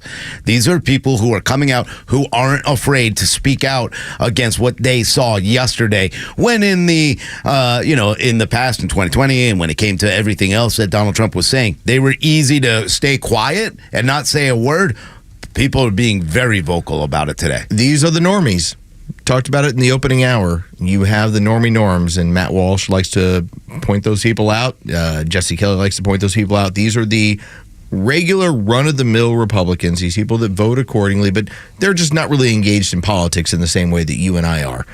Okay, they woke up yesterday. They're like, what did you just do? But it's a violent wake up. Yeah. You know what I mean? Yeah. It's one of those, when somebody comes in, like when your mom, when you're a kid, and she was like, baby, it's time to wake up. It was one of those soft, your mama would invite you to wake up out of your slumber, and everything was a fresh, a new morning. Everything was great. This was more like, damn it, wake up! Well, I'll give you wake this up! one. Yeah. So yesterday, we have a listener who listens to us, but he also listens to our sports station. Yeah, sure. Done it for years. Successful guy, very sharp dude, and he just sends me a text out of nowhere because we're at that point. Like, okay, you've supported the station. Yeah, sure. Had beers with you. We've hung out here. Here's my number. Whatever. He went outside his house and flipped it upside down and put his flag upside down. Okay, and this is somebody who's not like overly political, passionate, or anything else. And he was like, I'm so bothered by this. I'm going to let all my neighbors know that I'm paying attention to the point where I'm going to put my flag upside down. Good. And I was planning the same thing. And my wife is like, you're going to do what? Yeah. See, but then she's like, don't call attention to our house, please. Yeah, please, because somebody will throw a rock through the window or something. When these they find days. out who you are. Yeah, no, these days, I really do believe to this moment, that's why our homeowners association comes after us so hard. Well, I turned our little one upside down, but it kind of slipped. Yeah, but I do believe because I'd put signs in the yard before supporting a particular candidate or not. I believe that's why our homeowners association is so after us, dude. We get a note from them once a month about something. Cowards, and it's always your gutters. nitpicking. You better clean your gutters. That's exactly right. You better. My wife was out with soap and water cleaning the mailbox. They said our mailbox was dirty. I was like, what? What? I've never even crossed my mind. But sure enough. So anyway, I'm voting for Trump. I don't even like him. I'm tired of the left, tired of DEI, tired of gun laws, tired of tax hikes, tired of climate nonsense, and billions to foreigners. I'm not voting for the man. I'm voting for the pissed off bull in the china shop guy who wants to burn D.C. to the ground. Yeah. That's a tweet. That's good. I just read it. I want you to hear from a man that lives in New York City that does not like Donald Trump and hadn't planned on voting for him prior to today. Let me say this. My mind was not made up before, but it is definitely made up now. And I will definitely be voting for Donald Trump because the weaponization of the legal system, it is so blatant, and this corruption cannot stand. Whether I like Donald Trump or not, which I don't, I feel that it is essential that I vote for him because I must stand against the lawfare that was put on display by the Democratic Party, Alvin Bragg, all of these folks. And it's a shame because I'm a New Yorker. I live here in New York. And as a black man who lives in the United States and in New York, I know what it's like to have the legal system used against you, specifically targeting you. At the end of the day, to expect us to just sit back and watch this happen and just ride with it like it's okay, like we're stupid and we don't see what's going on, that's crazy. Because if you can do something like this to a former president of the United States, just imagine, people, imagine what they can do to us. I'm sorry, but I'm all in. Trump 2024. Buddy, if that is not a statement, I don't know what is. Like the one I read for you before I played that, these people who don't even like Donald Trump realize the trouble that this country is in and the path that we are on is a self-destructive path. And they are going to do whatever it takes, including voting against somebody, or voting for, rather, somebody that they don't even like necessarily, just to shake it up, just to say this isn't right, just to say I believe in the country more than I believe in this nonsense. I'm blown away by it, and I think this is a snowball that will continue to grow. Look, we're supposed to be somber today, but I don't feel somber. I don't feel somber at all. I feel like more people are actually starting to jump on board with what we've been talking about. Yes. I feel almost vindicated in the fact that people are going to open up their eyes and see what this system just did to us. This Democrat Socialist Party is trying to do to this country. And I think a lot of people are going to see it. By the way, the Babylon Bee, 12 jurors unanimously vote to ensure Trump re-election. Yeah, right. So good. Quality. But I think there's some truth in that. And I think there's some truth in what we're seeing. I mean, there are people who have been donating like crazy to Donald Trump when they thought this will take away money for him. They thought, hey, if we make him a criminal, then they won't go and vote for him. But now people are rallying around him. And that's the thing that I love to see. And the other thing I love to see is there was an opportunity for people to act a fool yesterday in New York, protesters and people. And they didn't. They didn't burn nothing. They went out peacefully, and they went out and stayed where they were supposed to stay, and they did what they were supposed to do. A real peaceful protest against what's happening in this country, and I think it's going to wake up so many Americans come November. All right, this is my angry chef's kiss to both of y'all. All right, here we go. Okay, Rhino and I had a 20-year career in sports radio. Tugs had a 20-year career in country radio where didn't matter what market they had him on. Tug was everybody's best friend. And he decided to do this. And Rhino and I decided to do this. And we were telling you the truth of what was going on. And this is the one time in my entire career, and I'm sure the same thing with Rhino and Tug, where we've ever been hated. Yeah. Like hated. Yeah, it's tough. And yet, it's tough. It got to the point yesterday where you had people who were saying, okay, you're right. Tell me what's happening next. Yeah. There was a level of vindication, and so I'm not down so much as I'm saying this is what we've been telling you what's happening. This is what we've been telling you what is going on. Now here's how we fight, and that's going to be the next level because as much as we say we got to win at the ballot box, understand this is going to get a lot uglier before it gets better. God, yeah. Dude, this summer is going to be a rocky road. I try to tell one of our listeners that it won't surprise me that Donald Trump wins and the Democrats won't certify the election. Oh, no doubt in my mind. And then and we're going to have endless impeachments. They will deny it and impeach. This is going to get very, very dirty and ugly. A replay of what it was when he was president times a million. I mean, it is going to be... Sure. And the way it looks with the numbers, Rhino, he might stomp.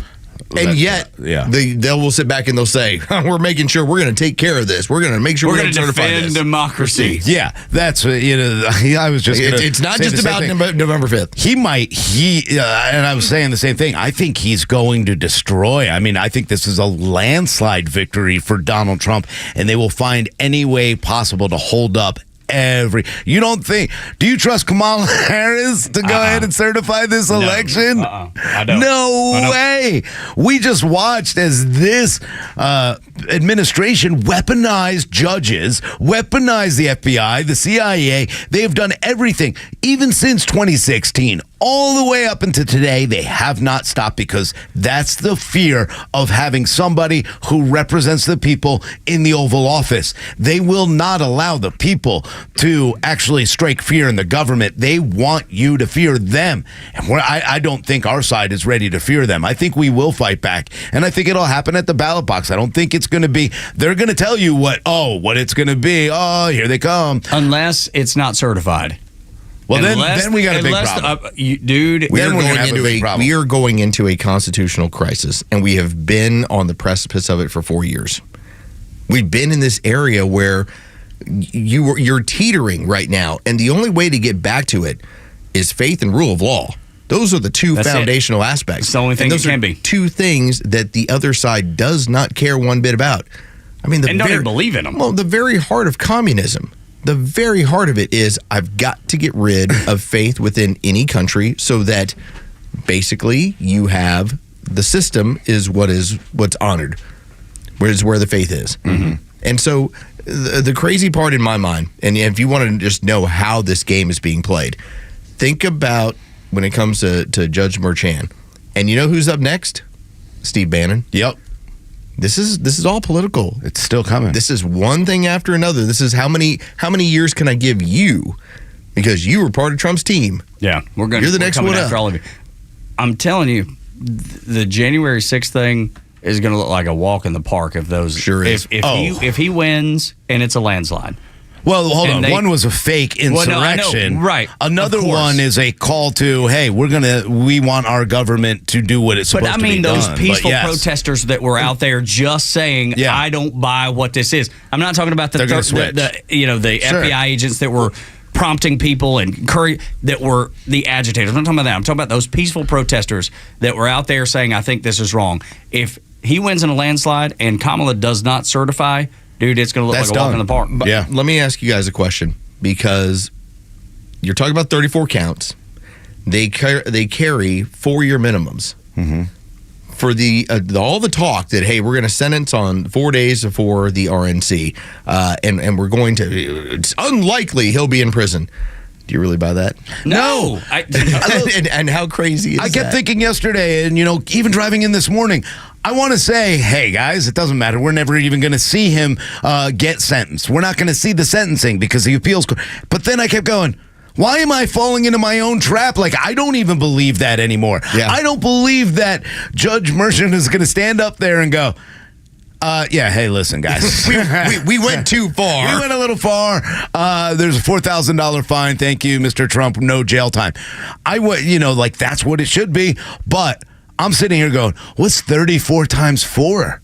That's what I started doing. Yeah. And when you understand when somebody says, okay, well, you know what? We're letting you off light with 36 months. Mm-hmm. Okay. You're like, well, that's 3 years. It's like you start doing the math on these sort of things and going, I didn't get 100 years. I got 36 months.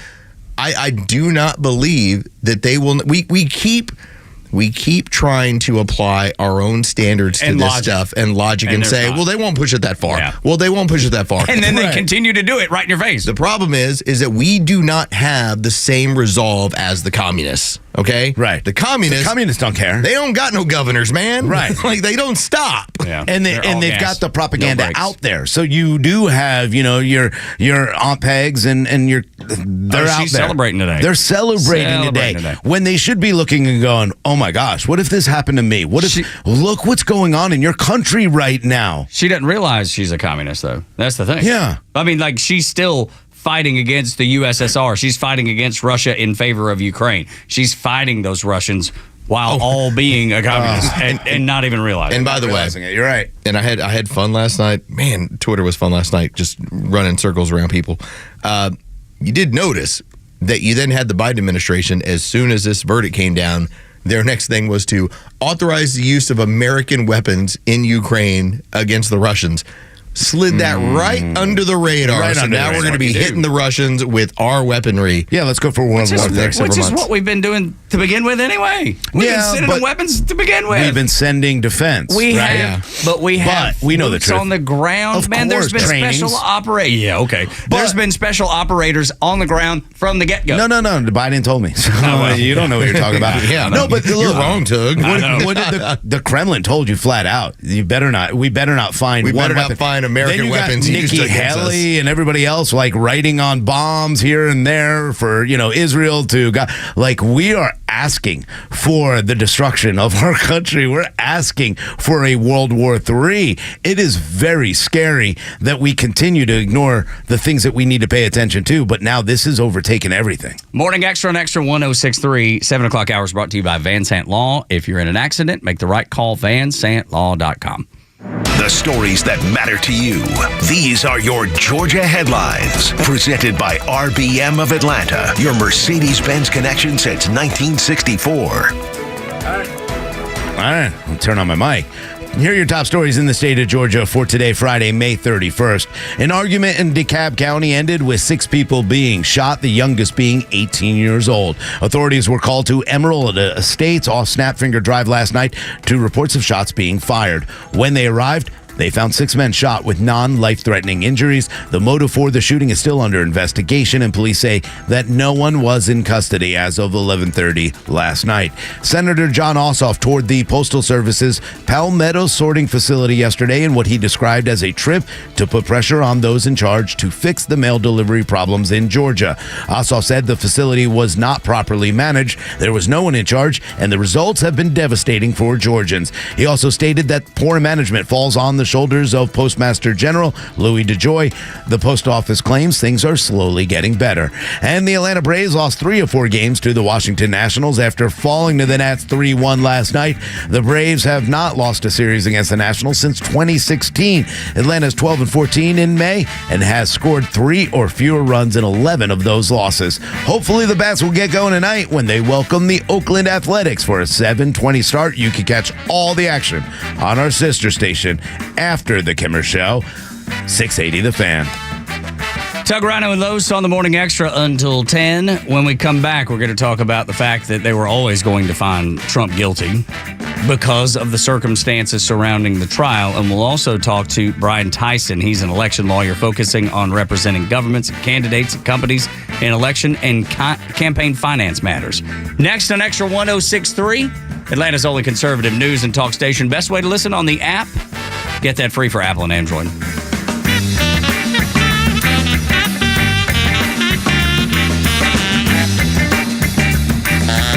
Hey, it's the Kimmer. Look out. The Kimmer Show is live every afternoon from 3 to 6, just like the Kimmer. By the way, a little update. Just this morning, I find out that my daughter Jennifer has now received the birthday card and special. I swear to God, I mailed it April 10th. I mean, I could have walked it over there in 6. I could have walked to Denver in 6 weeks. Seriously, I could have walked. No, you couldn't. I'll bet you I could do it. I'll bet you if they give me time. In fact, this will be great.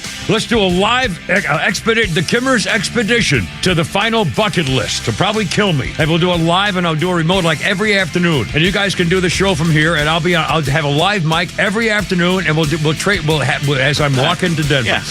I want to see you walk across Mississippi and Arkansas in July. The Kimmer Show, every afternoon from 3 to 6 p.m. on Extra 106.3 and the Extra app. Marketing is everywhere. From the billboards on the highways to the notifications on your phone, we are constantly bombarded with people trying to sell us stuff.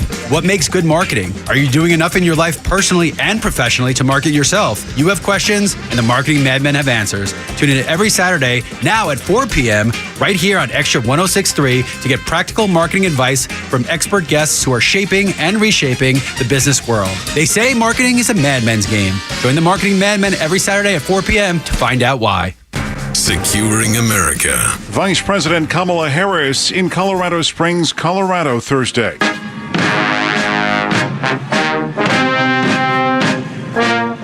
To deliver the keynote address to the U.S. Air Force Academy graduation ceremony. Congratulations to the cadets of Air Force Academy class of 2024. The Vice President going on to say, 4 years ago, you arrived here as strangers. And today, you graduate as one class and one family, united in selfless dedication to service and to our country. I believe there is no more noble work that one can do than to serve our nation in uniform. Days earlier, President Biden delivered the commencement address to the graduating cadets at the U.S. Military Academy at West Point. Jeff Manasso, Fox News. This is House Call for Health. People with food allergies have some new ways to have an easier experience ordering food. Uber Eats launching new features earlier this week. Restaurants will now be able to let customers know if they can accommodate food allergies, and customers will be able to write their food allergy-related needs in a new special instructions field. There will be a list of common allergens for customers to choose from and to save to their profile. And lastly, depending on whether the restaurant receives calls, Customers will be able to contact them directly to disclose their food allergies. The American College of Allergy, Asthma, and Immunology says almost 6% of U.S. adults and children have a food allergy, the most common being shellfish, followed by tree nuts, peanuts, and fish in general. There are no cures for food allergies. For more health news, go to foxnewshealth.com. House Call for Health. I'm Lisa Brady, Fox News.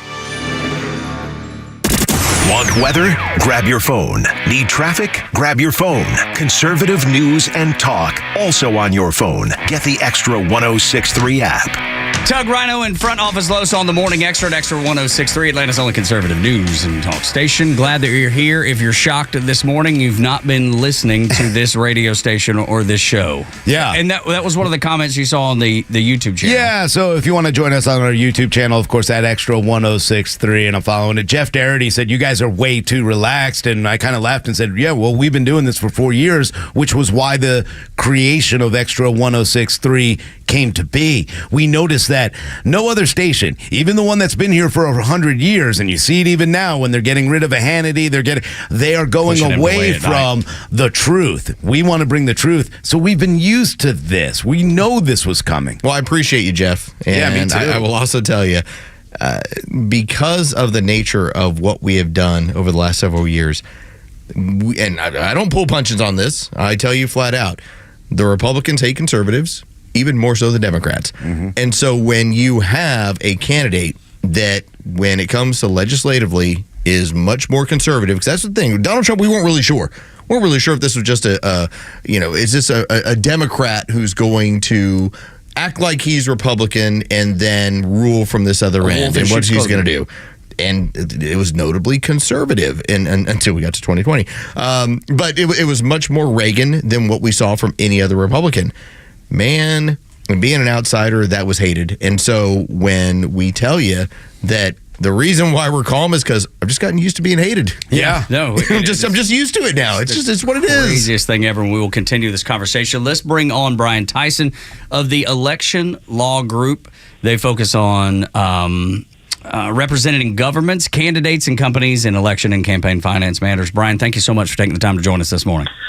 Good morning. Thanks for having me on. Yes, sir. Did Donald Trump get a fair trial in New York? You know, it's one of those things that's really hard to look at because you're in a very deep blue area. You're with, a prosecutor, and there's a lot of great prosecutors across the state of Georgia, but they have a lot of discretion about what kind of cases they bring. And I think for sure this is a case that if it had been brought, if the defendant was not named Donald Trump, this case is not being brought anywhere. But since it was brought in a very blue area by a prosecutor who stacked up the charges the way he did, I think there's a great chance of overturning it on appeal. I have great respect for the jury system, but this is not a situation where a normal person would have been convicted. This was an effort to get Donald Trump. Brian Tyson joining us here on the Morning Xtra. Let me ask you this, because we had somebody else who called in earlier and said the same thing. Why did nobody step in with when they saw what was going on in New York? Why did nobody look at Judge Merchant or anyone and say, hey, this isn't the way that this trial is supposed to be run? Well, our legal system is built with the checks and balances kind of up the chain. And so there's a lot of discretion and a lot of respect for trial judges and for juries. That's kind of how the process works. Generally, if someone's charged with a crime, you let the process play out. And so I think what we're going to see from here is there's a lot of limited remedies in terms of dealing with the trial judge, waiting for the jury verdict. But now that all that's in, now the appeals process can begin. And you can look at some of the charging decisions the prosecutor made. You can look at kind of stuffing one crime inside of another to make it a felony. You can look at the evidentiary rulings that kept out the Federal Election Campaign Act expert Brad Smith that Judge Merchant made. These are all the things that, as the process works with the appeal, that's where you resolve it. You don't tend to resolve it before the trials happened. Brian Tyson is our guest on the Morning Xtra, and Brian, I only play a lawyer and a doctor on the radio, but I'm not either of the two. But I want to ask you this, because as you said, stuffing a misdemeanor into a felony charge, it's still required by rule of law. Tell me what the second crime was that then pushed this to a felony charge. And I've yet to have one legal analyst or one person explain what the follow-up crime that Donald Trump was involved in that then pushes this to a felony. Yeah, and that is, I think, one of the biggest questions on the appeal is The prosecution, by the end of the case, they were very cagey early on, but by the end of the case and the jury instructions, there were 3 possible options for what that second crime was that promoted this from a misdemeanor to a felony. One was a Federal Campaign Act violation that the U.S. Attorney and the DOJ chose not to prosecute. So that one seems questionable. One was a tax-related charge, and one was this kind of theoretical unlawful conduct of elections under New York law issue. What I think is going to be interesting on the appeal is the judge didn't require the jury to identify the underlying crime. And so we all heard a lot about the jury instructions that said, hey, y'all don't have to agree on what the other crime was. Well, in that situation, how then do you have any sort of ability to review the jury verdict if the jury didn't agree? Was it a Federal Campaign Act violation? Was it something else under state law? I think that's going to be a major vulnerability of this case going forward. If the prosecution truly wanted to pursue this, they should have picked one additional crime, proved that up, and had the jury make a finding on that. But since that didn't happen, I think it's going to be a real opportunity for reversing this decision on appeal. Brian Tyson joining us on the Morning Extra on Extra 106.3. You can find him at theelectionlawyers.com. They focus on representing governments, candidates, and companies in election and campaign finance matters. Is it fair? The description you gave makes perfect sense to me. Is it fair, because I've seen it and I've said it and I hear other people saying it, to describe this trial as something that would only happen in Haiti and Venezuela, the way it came down? Is that a fair comparison? I don't think I would go quite that far, because we still have the appellate process that reviews it. If you go to those kind of banana republic situations, you know, once you're convicted, that's kind of it. There's no opportunity for a real fair review. I have confidence that judges who are not the judge in this situation, when they look at how this case is developed and look at what the evidence that was presented and look at the legal theories, are going to say, this is not how our legal system works. So I still have faith that the appellate process is going to take care of things. That's why we have appeals, why we have additional courts above the courts that are at trial levels to review those kinds of decisions. So I don't think I would go as far as to say it's banana republic territory.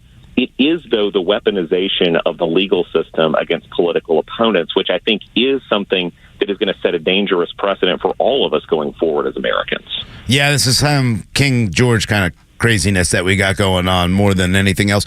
But let me ask you this: should we trust the appellate court in New York, or do you think that and you know, they might be a little bit more balanced than the obvious court that we just watched, or do you think this is going to get kicked up even further?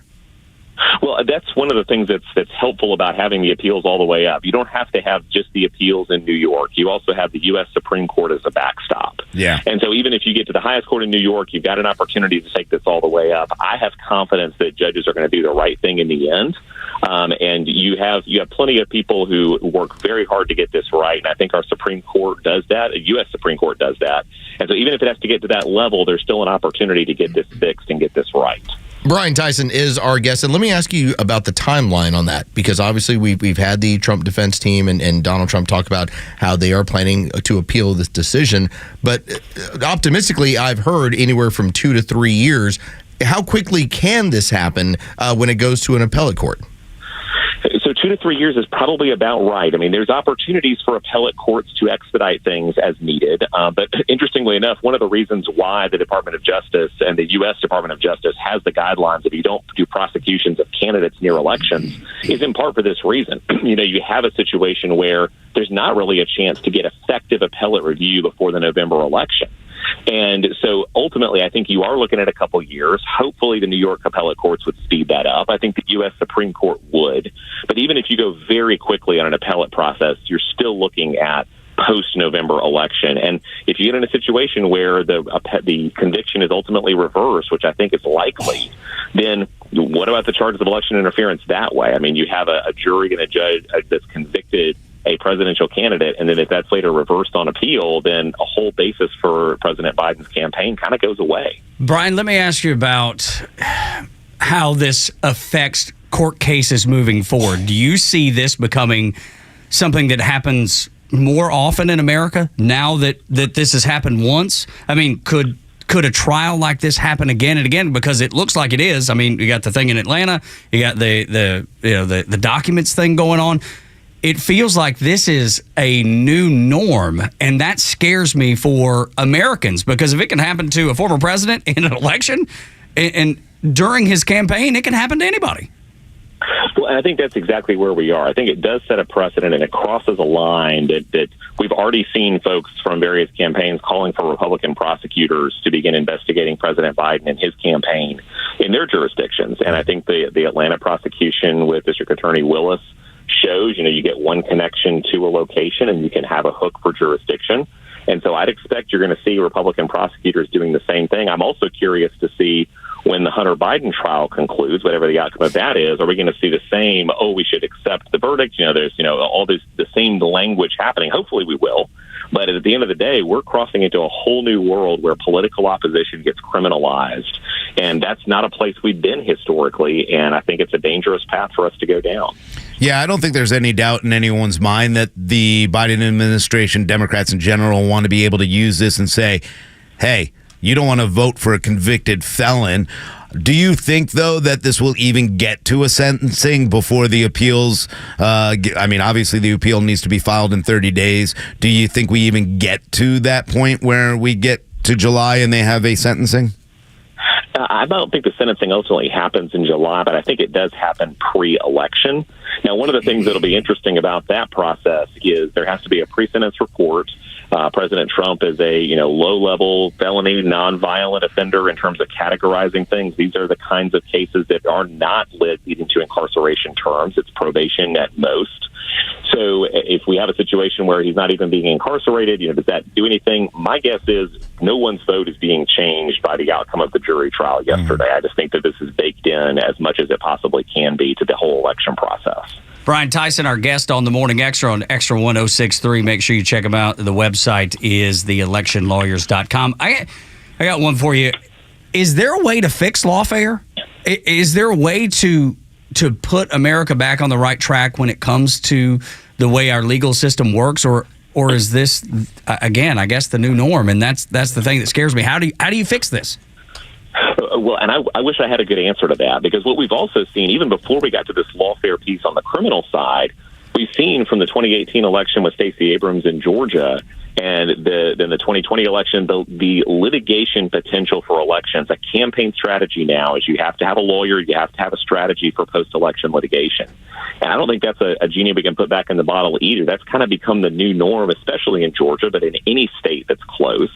And now moving across into this criminalization line, the only solution I see is unilateral disarmament on both sides, and there doesn't seem to be any appetite for that at this point. Do you think they should do something about having DAs and prosecuting attorneys visiting the White House, visiting political leaders? Should there be something that says, hey, you just can't have people that are working on cases, especially if it's against a political opponent, be invited to the White House?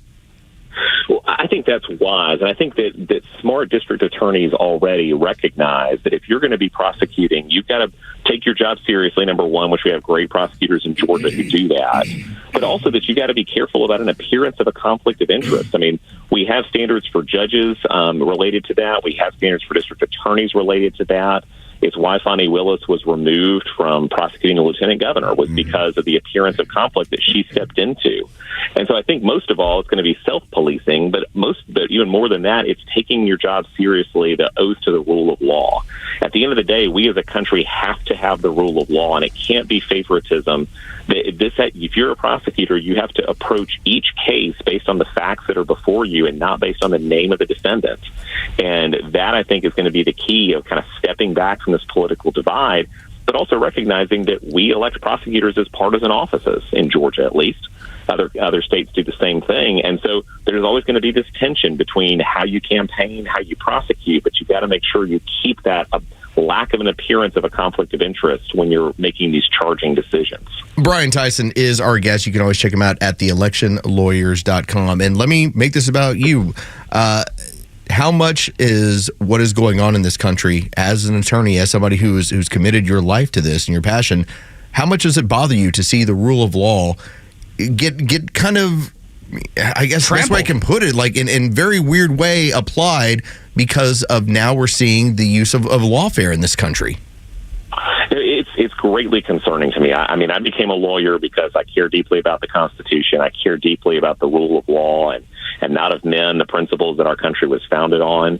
And at the end of the day, I mean, there's a great, my favorite movie, Man for All Seasons, is about a situation in England where the guy says, I give the devil protection of law. And he does that for his own safety's sake, because at the end of the day, we have to make sure that everyone gets their rights protected by the law. And if we don't have that, that's a dangerous place for all of us to be. And having clear rules, having clear boundaries, those are all things that are critically important to making sure we have the rule of law. And it concerns me. It concerns me for my kids about where we're headed in the future. But I just have faith, hopefully, that we're going to get back in these institutions that protect the boundaries of the rule of law. And hopefully there's going to be some correctives over time when people realize, hey, we've gotten a little astray here.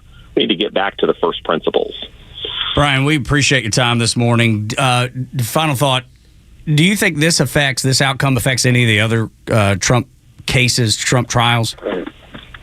I really don't. At the end of the day, I always felt like this was the weakest of the cases against him, the most political of the cases against him. I don't see that there's really any impact on the other cases. Nothing else is really going to get to trial before November anyway, and we'll see with the ruling from the Supreme Court as well on the immunity questions that could affect this. So I don't see this case, an isolated issue involving business records in New York in 2016, 2017, really impacting any of the other cases that are out there, aside from just the public perception of this is a political effort as opposed to a legal effort, and that's the danger we have when we're stepping away from the rule of law. Brian Tyson, theelectionlawyers.com is the website. We appreciate your time so much this morning. Thank you for your expertise. Yeah, you're amazing.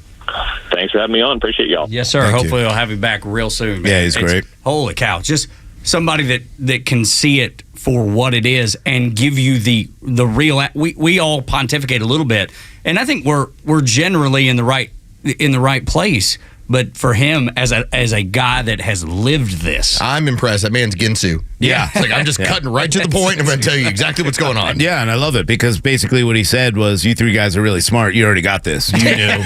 So thank you for having me on to share with your listeners. That's exactly right. I love it.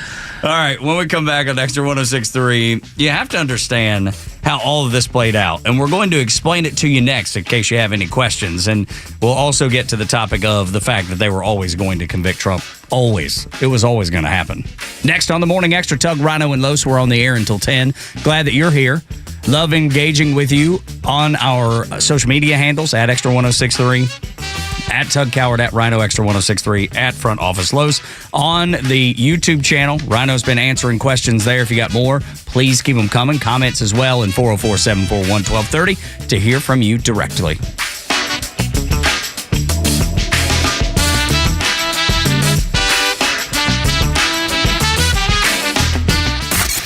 The legend Neil Bortz is only on Extra 106.3. Hey, it's the camera. How's it going? Here's what you missed from the Talkmaster.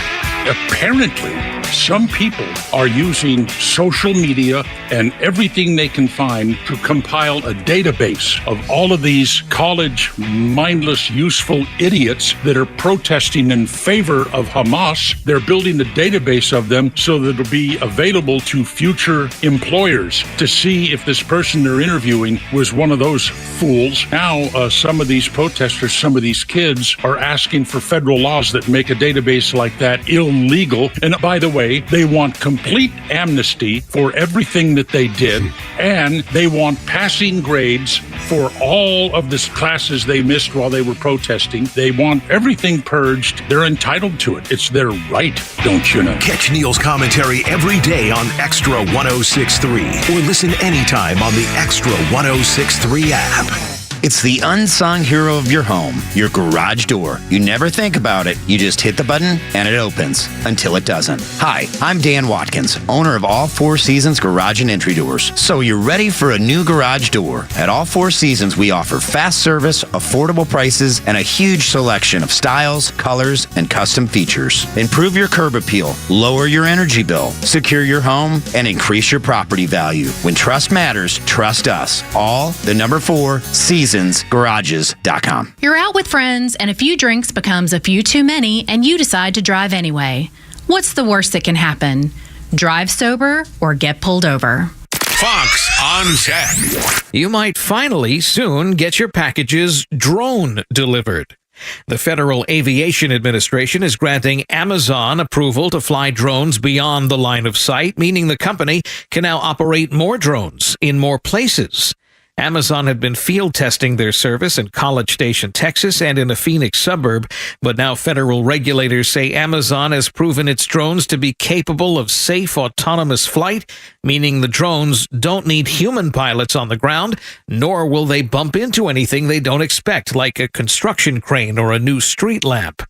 Amazon announced their intentions for drone delivery some years ago, promising a service that would see customers receive their orders in 30 minutes or less. Other retailers have partnered up with drone companies since for limited delivery service like Walmart, Walgreens, and CVS. With Fox on Tech, I'm Eben Brown, Fox News. Hey, it's Flounder, and the Kimmer Show is live every afternoon from 3 to 6 p.m. Here's a question. Why do we need the media there at all? Why do we need a moderator? Have those two men sit up there, give them a list of topics that they have to talk about, give them 5 or 10 minutes for each topic, and they talk to each other about it. The more limit you put on things, the less real it is. You're not going to get it's going to be sound bites. They're going to do their campaign sound bites. The Kimmer Show, every afternoon from 3 to 6 p.m. on Extra 106.3 and the Extra app. Your voice, your vote. And this year it matters more than ever. So for the unbiased election coverage that affects your family and your community, trust the voices that matter when it matters the most. Extra 106.3 and the Extra app. Tug, Rhino, and Los on the Morning Extra until 10. We just had Brian Tyson on. He is a partner over at the Election Lawyers, and you can find them, theelectionlawyers.com. His commentary, his perspective was so incredible. We are going to post that immediately. We're going to have that available for you on the Extra 106.3 app and at extra1063.com.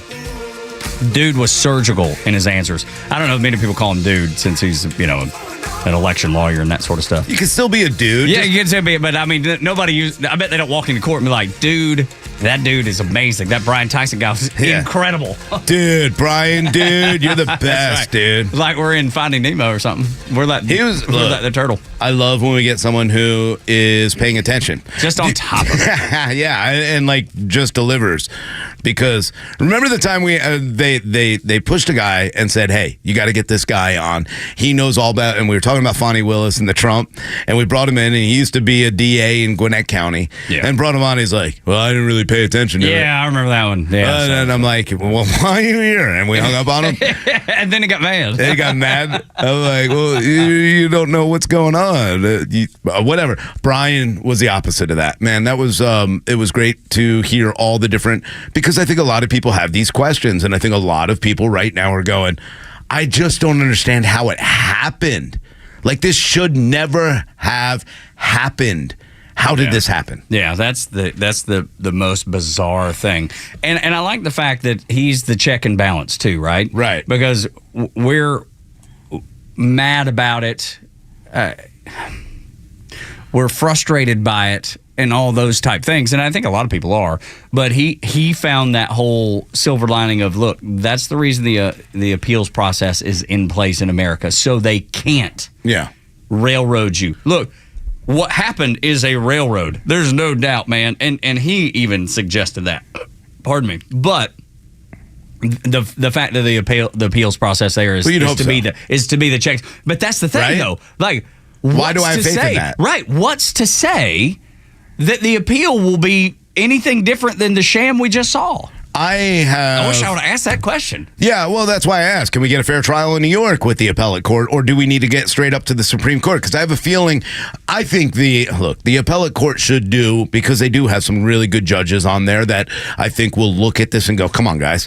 Like, I can't sign my name to this. And when you get a group of them together, I think they will come together, and I hope that's the case. But if not, if I'm Trump, I go straight to the Supreme Court. I go, hey, look, let's not even play games. Let's see how quick we can get this due process. Let's move this thing up. Because I think the Supreme Court, and not just because it's conservative, I think even the Democrats, just like we saw the 9-0 ruling that we predicted and said, hey, this is going to be 9-0, Colorado trying to remove him. It has to. This gets to the Supreme Court. Same thing. Unanimous. They're like, hey, hold on. We don't like Trump either, but we can't allow this to be the rule of law or lawfare in this country. Honestly, it really shouldn't even get to that point. I don't think it should either. It shouldn't go all the way to that backstop. And that's kind of what we're talking about is the fact that. But it shouldn't be here today. It shouldn't even be going to the appellate court. Right, which is why you question. It shouldn't have been going to court. That's why you question. When we had Brian Tyson on, and I asked a very simple question, and if you want to disarm anyone on this argument and say, all right, explain to me how this played out. Yeah. If you're talking about because again, this was a 2016 incident that statute of limitations, it's over with. We're 8 years ago. It doesn't matter. What happened was they pushed it up to a felony by saying there was a second crime involved. No one has been able to find the second crime. There's no Still crime. to this moment. Still to this moment. I mean, if you were telling me, you know what, Los went ahead and used some campaign finance laws, and then he used that money to front a drug ring. Okay, so I did get a hit on a political opponent. Yes, I did I did a misdemeanor. Right. That then I did a felony with it. Okay, that's the felony charge. No one can tell you what the second crime is. Even Brian Tyson, a guy who's obviously very plugged in on this, he's like, there is no definition of a second crime here. And there was like 4 arbitrary of, well, maybe they tried to say this. Maybe they tried to say it was New York election laws. But at no point has the defense or anyone else said that they at any point said, hey, we have a problem with the 2016 New York election. Right. The funny part, too, is, I mean, just open your eyes and see that CNN, MSNBC, they all had these judicial experts on that were like, guys, there's nothing. They were, if this was cut and dry, if everybody realized, like, hey, he did something bad, like Carlos said, if it was in that situation where he's like, yeah, we knocked off Stormy Daniels or something crazy like you that. Committed a misdemeanor to then commit a felony, but they wouldn't define a felony. But CNN would not, they would go out there right away and be like, they wouldn't be questioning. They wouldn't be saying, we can't find it. This doesn't seem right. Michael Cohen's a liar.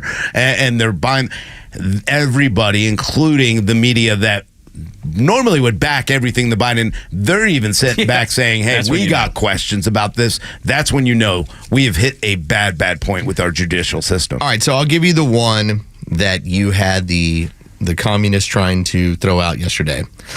And that was New York election law, section 1752. But it's not a New York. I'm going to let you finish this. No. Yeah. I'm just going to set up a Rhino. You knock it out of the park. I'm going to put on the tee for you.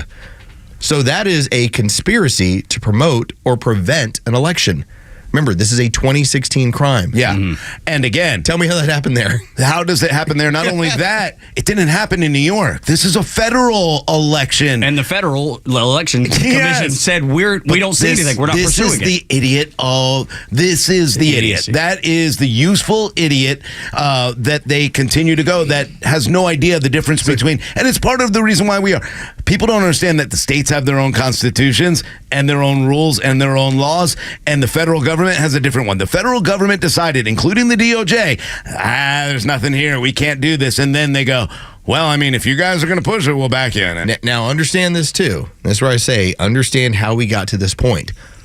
You did not have, and I read through 51 pages worth of instructions to the jury.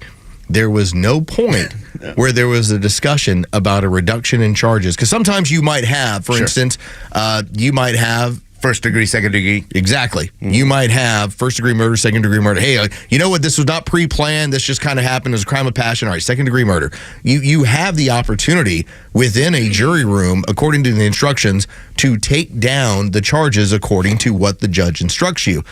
The problem was there was no mention of ever going to misdemeanor, because if it goes to misdemeanor, it's out. It's gone. It's gone. Which it should have never been brought to begin with. But it should have been brought.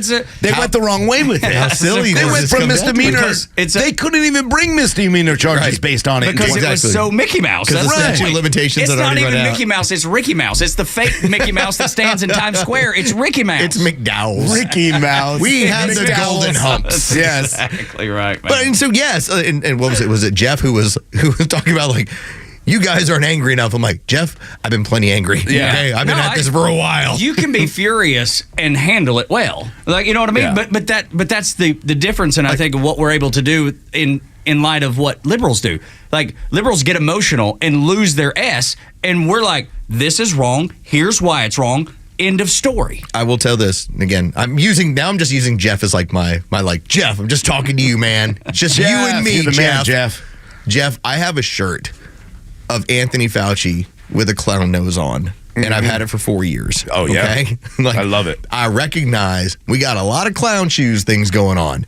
And the fact that I've been trying to tell everybody that this is unlawful, unconstitutional, and it deserves clown shoes, I'm just glad you finally showed up on my end. Like maybe you're like, dude, you are right. This is messed up. Like, yes. Yeah, I think a lot. But again, that's what I was talking about. Like, when we formed this station, we were ready for this. We knew what was coming. We saw it coming, and that's why we continue to go down that. Jeff, by the way, said, we're so boring radio, and capitalized the W, the S, He said, lost me a couple of years ago. You guys are streaming on my computer from time I arrive at work until you are off the air. So, Jeff, thank you so much for listening, and keep passing that around, because here we are. I mean, I love what you said, Tug.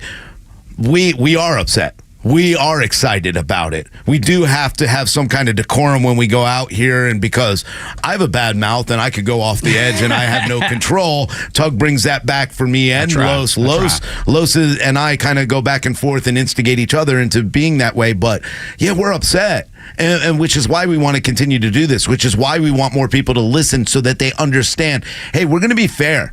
Because I'll tell you right now, if a Republican does something wrong, we're the first ones to call it out. We're the only ones in town who call it out, okay? Like, there's a reason why we have someone like Buddy Carter who came in studio with us, takes the slings and the arrows, takes the jokes, because as we go back and forth on stuff, like, sorry, I don't accept your premise. Just because you have an R next to your name, we're going to go ahead and have this discussion on this stuff. What has gone on within this country is that you have such a tribal nature to all of this stuff without any real honesty about what's going on. And it is, for those of you who are pretty independent, kind of libertarian, kind of conservative, you are hated because you haven't gone along with the narrative coming from both sides. And they will continue to hate you. Yeah. That's the thing about it. They'll continue to hate you. We'll continue this conversation after a Neil Boortz report and a Fox News update. Trump found guilty. Biden used lawfare to win a battle, but he may have just lost the war. Next on the Morning Extra on Extra 1063. The app is the best way to listen.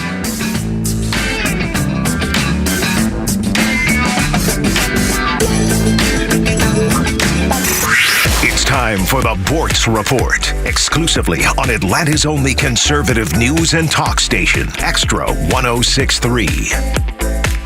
Well, first of all, my ability to predict what this jury was going to do was certainly non-existent. I was pretty much convinced it was going to be a hung jury. At least one juror was going to be upset by the idea of taking misdemeanors on which the statutes of limitation had run and turning them into felonies. We'll see what the appeals court has to say about this. There's still going to be an election. Donald Trump is still going to be on the ballot. He won't be in jail. And the nation is going to be tossed into further turmoil of our own making. As for Trump, mixed feelings. Do I believe he deserved to be convicted for this? No. But there were plenty of other things out there that he deserved a real spanking over. The case in Fulton County, a much better case, in my opinion. He really tried to use coercion and other trickery to overturn the election results in Georgia. Then Fannie Wills had to discuss the Big Bang Theory with her lead prosecutor, and that case is in real trouble. Then I started thinking about things like the January 6th mess, the attack on the U.S. Capitol, with Donald Trump sitting back for, almost an hour and a half without making any real effort to stop that mess? Why not? He was enjoying it. His support for fake electors for a presidential count? Trump University still can't get over that one. What a con. What a fraud. The man is getting what he richly deserves, but for the wrong reasons. One thing that really upsets me at this point in this election are the chances of Joe Biden winning now greater. That means President Kamala Harris. And where does that take our republic? We've known it for a long time, but it's going to be an interesting year. Neil Bortz, Extra, 106.3. Have you considered securing your family's future, protecting your hard-earned assets, navigating complex legal matters with ease? Nelson Elder Care Law is here to guide and empower you and your loved ones. As a family-owned and family-focused business, our mission is to exceed your expectations, offering absolute assurance and peace of mind. With our trademarked Absolute Protection Trust and expertise in customized estate planning, Medicaid crisis solutions, probate administration, guardianship, and conservatorship, Nelson Elder Care Law protects what matters most to you. Imagine a team dedicated to safeguarding your legacy every step of the way. Our flat fees ensure transparency, and our customized plans prioritize your family's specific needs. Are you worried about protecting your family and your legacy after you're gone? Let us help you ensure you're absolutely protected from whatever curveballs life may throw your way. Schedule a complimentary legacy planning meeting with our legal team in Marietta or Woodstock today. Contact us at 678-250-9355 or visit at nelsoneldercarelaw.com. The Kimmer Show is only live on Extra 106.3 every weekday afternoon on your drive home. When the iPhone came out, all of a sudden the internet and YouTube and Facebook and Google, everything is right there. You have an international space station satellite in your pocket. And now, every time, look at all the people. Every time you walk in the street, you walk in the mall, anywhere you go, their heads are in their phone, seeing what's going on, who's saying what, and now, I can't believe this, and off they go. It's none of your bit, doesn't matter. The Kimmer Show, every afternoon from 3 to 6 p.m. on Extra 106.3 and the Extra app. WFOM and W292EV Marietta, a Dickey Broadcasting Station. The 8 a.m. hour is brought to you by Central Heating and Air. This is a Fox News alert. What's next for a candidate turned convicted felon? I'm Dave Anthony. This will increase turnout on our side. He will win decisively. He will become the next president. House Speaker Mike Johnson among the many Republicans even more energized by former President Trump's conviction, telling Fox this morning. He's a symbol of fighting back against this government corruption, the deep state, the bureaucracy, and all the rest. The Biden campaign, on the other hand, is cashing in on this moment. Quote, there's only one way to keep Donald Trump out of the Oval Office, at the ballot box. Donate to our campaign today. Now, that's Fox's Brooke Sigmund. The Biden campaign also saying that nobody is above the law. We'll hear from the former president in 3 hours. He said after leaving the courtroom hearing he's guilty 34 times to all the charges. This was a disgrace.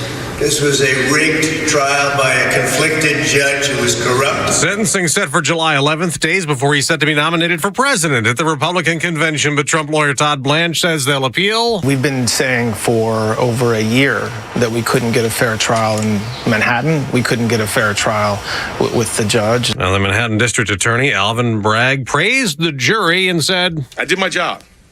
Our job is to follow the facts and the law without fear or favor. Now, the former president was convicted on 34 counts of falsifying records, reimbursing then lawyer Michael Cohen for payments to keep an alleged affair quiet before the 2016 election. Cohen testified for the prosecution and hailed the verdict as what America needs right now. They're mourning a murdered police officer in Minneapolis. This officer gave the ultimate sacrifice. Mayor Jacob Fry saying they lost a hero. Jamal Mitchell ambushed while attending to gunshot victims. The shooter was killed and returned fire. 2 others also died. This is a big deal for Ukraine as Russian forces keep making advances around the city of Kharkiv. Germany today joined the U.S. authorizing Ukraine to use weapons to target Russia. America's listening to Fox. For anyone living with everyday aches and pains, there's a lot of things you can try. Tough it out, bite the bullet, grin and bear it. Or you can try something that has helped so many other people. Relief Factor. Relief Factor is a 100% drug-free daily supplement that helps your body fight pain naturally. Developed by doctors, Relief Factor uses a unique formula of natural ingredients that addresses the inflammation where pain starts. And Relief Factor doesn't just mask pain for a short time. It helps reduce or even eliminate it all day, every day. Wherever you're hurting, your back, neck, joints, or muscles, in about 3 weeks or less, you'll see a difference and rediscover what it's like to feel better and live better. So if everyday pain is affecting your life, don't go with the mind over matter approach. Try Relief Factor instead. Go to ReliefFactor.com or call 1-800-4-RELIEF and save on your first order. That's 1-800-4-RELIEF. Fight pain naturally with Relief Factor. You may know Bortz is back, but not everyone else does. Tell anyone who loves America, Bortz is back on the radio in Atlanta, and his new home is Extra 106.3. Listen to him now on the Extra 106.3 app. I don't mean to brag, but yesterday was the biggest listening audience that Extra 106.3 has ever had, and that happened at right about 5 o'clock. When all the Trump stuff was coming down, because I think people were like, "Oh my God!" There's only one place to. There's tune only into. one place to go. It wasn't Where CNN. else do you go? Yeah, exactly, exactly right. Where else do you go to get the perspective that we have? Because it doesn't exist outside of this radio station. It really doesn't, and the honesty, and I love just hearing from all of our listeners and all the people who listen every single day, and especially on the app, and to have that, to be able to have these kind of conversations, to be able to answer questions or even ask questions of even some of our listeners and what they've experienced. I think that we have something different than I've ever been a part of, and like Carlos said, I love doing sports. I mean, I was going back because Carlos did such a great video yesterday, and it was so amazing. He's like, I get asked questions, and what's my biggest accomplishment? There's so many. But I started going through, like, some of the things that I was able to do in sports. But to be able to get into this, it was great. To be able to get into this, to be able to do what we're doing every single day, and to be able to talk about this and be open, and like we said, challenge everybody, Republicans and Democrats. But in order to save this country, to be able to continue down the path that this country was founded on, we're the only ones who are going to do it. And that's what I love. Well, to have this stage, and, again, kudos to Kimmer on the fly. All right, here's what's happening. Let's knock this thing out. That is why the dude is a legend. The dude is a pro. They made the change on the fly. Here's what we're talking about. Here's how we're going to dedicate the show. Here's what we're going to go and do. And then to have somebody like Neil Bortz that we get to join in with, and Neil, who had his view of how this was going to play out, and to then see how even people as sharp as Neil Bortz, who is a legend, go, wow, they really went a whole other step further than I ever thought. Right. Wow. He wanted to be a part of this. Oh, he yes. wanted to be here. That's the great thing about it, because Neil is retired. Yeah. And he feels strongly about the things that we're talking about, strongly enough about the station, the content, the direction, that he desires to be here, to be a part, because he's not doing what he used to do, but he loves having the outlet to speak to you directly. But think about it. He flat out was making the point about, this looks like a hung jury. Because he had his legal hat on. A former practicing attorney who looked at this like every single one of the other legal analysts out there and said, this is how this is going to go. And then you get 34 counts thrown back in your face. And just disbelief. Yeah. Just disbelief. It was fun for most people. It was so much fun to listen to Kimmer, too, and do this. By the way, I thought Flounder, our good friend, had the line of the day yesterday. They had Shannon Burke on, and Shannon's like, where do we go from here? And Flounder comes in and goes, the bar. I knew. Good old days up and coming. That's where we're all headed. That's where we're all headed after the show. We'll see you all at good old days, everybody. Drinking my blues away. That sounds like a country song if I've ever heard one. Oh, yeah. You know what? I blame you for this. And this is just a little bit of levity and brevity. True. I agree. But I've randomly had these country songs that I grew up with in the 80s where, my parents drove me to school almost every day. Same here. And they listened to country music. And so I'm randomly finding myself going, man, maybe I should bring that up with Tug. Because the other day it was, come on in, baby, take your clothes off, come on in. Yeah, so I was like, baby, take a load off. And I don't know who does that song. That'd be the Oak Ridge Boys, man. Okay, I did not know this, but yet I know these songs by heart. Yeah. Because they've been seared in my brain, and so whenever I'm around you, I feel like I should kind of run through this Rolodex of, can you help me with this song that I've known for 40 years? He's like the country encyclopedia, so anytime I have a question, I'm like, I feel bad too. I'm like, I don't want to text him. I don't want to text him. I need to text him. Come on in, baby, take a load off. Yeah, so I thought you would get a little Absolutely. kick out of that. And it's crazy how the resurgence of country is happening right now. I mean, it's the biggest format in the world, and it has the most attention. So much so that everybody, from rock artists to hip-hop artists, all want to be in country music. And the door's open, It's fine.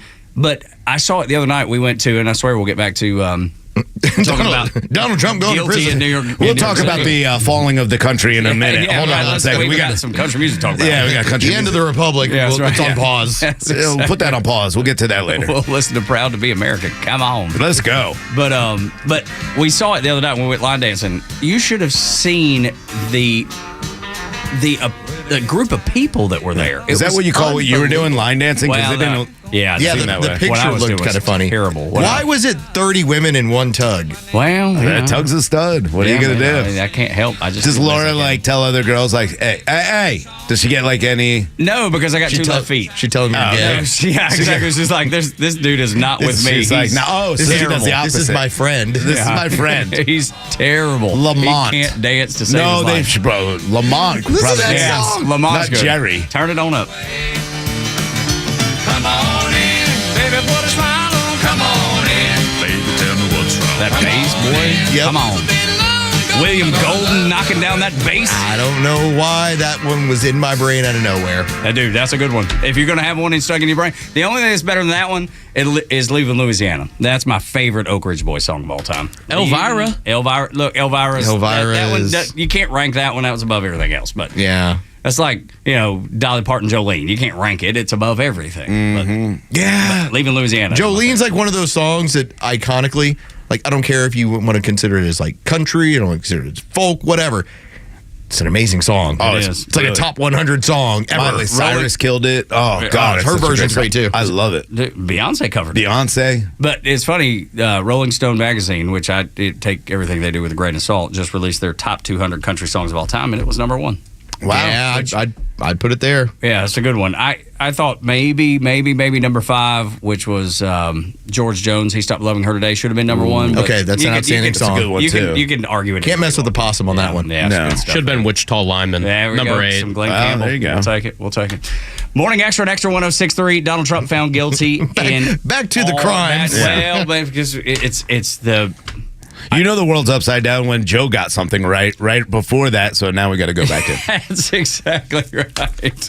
He figured it all Joe, out. is it bothering you, the whole Ed Kemper thing? Like, because I keep putting it on our emails. Yeah. Not really. Okay, I just want to make sure it's there cool. for a like, minute? like There for a minute, I wasn't sure. I'm hopeful that you just treat it as like, okay, that's funny. Bullying that's doesn't affect me. No, I'm not bullying. I think it's just kind of funny. Whoa, like you're that's a strong. Whoa, yeah. I was like, no, you're. It's a light bullying. It's a loving bullying. Yes, it is. It's not meant to hurt That's your not feelings. bullying. There's a big difference. I think that your mustache looks perfect when it comes to that character and that real person. Yeah. Like, and the one yesterday. It's very versatile. Also, it looks just like our good friend Jeremy, Ron. The picture of Ed Kemper, the co-ed killer. It's amazing. He took a picture in prison and it looked like a glamour shot. Like he had like his fists like kind of like, hey, I'm like posing, and I thought, that's a pose that I could see. Look, I can see Joe posing that way. Okay, I say we do like a social media campaign of Joe on like a bear rug posing, different places around the sailor. I'll do it. Sailor uniform. I'd rather talk about Trump conviction. Come on, wait, hold on. Remember in the old days, the 96 Rock fat guy that danced and stuff? Yeah, like those ads. that could be our Joe. We just put an American flag bikini on him.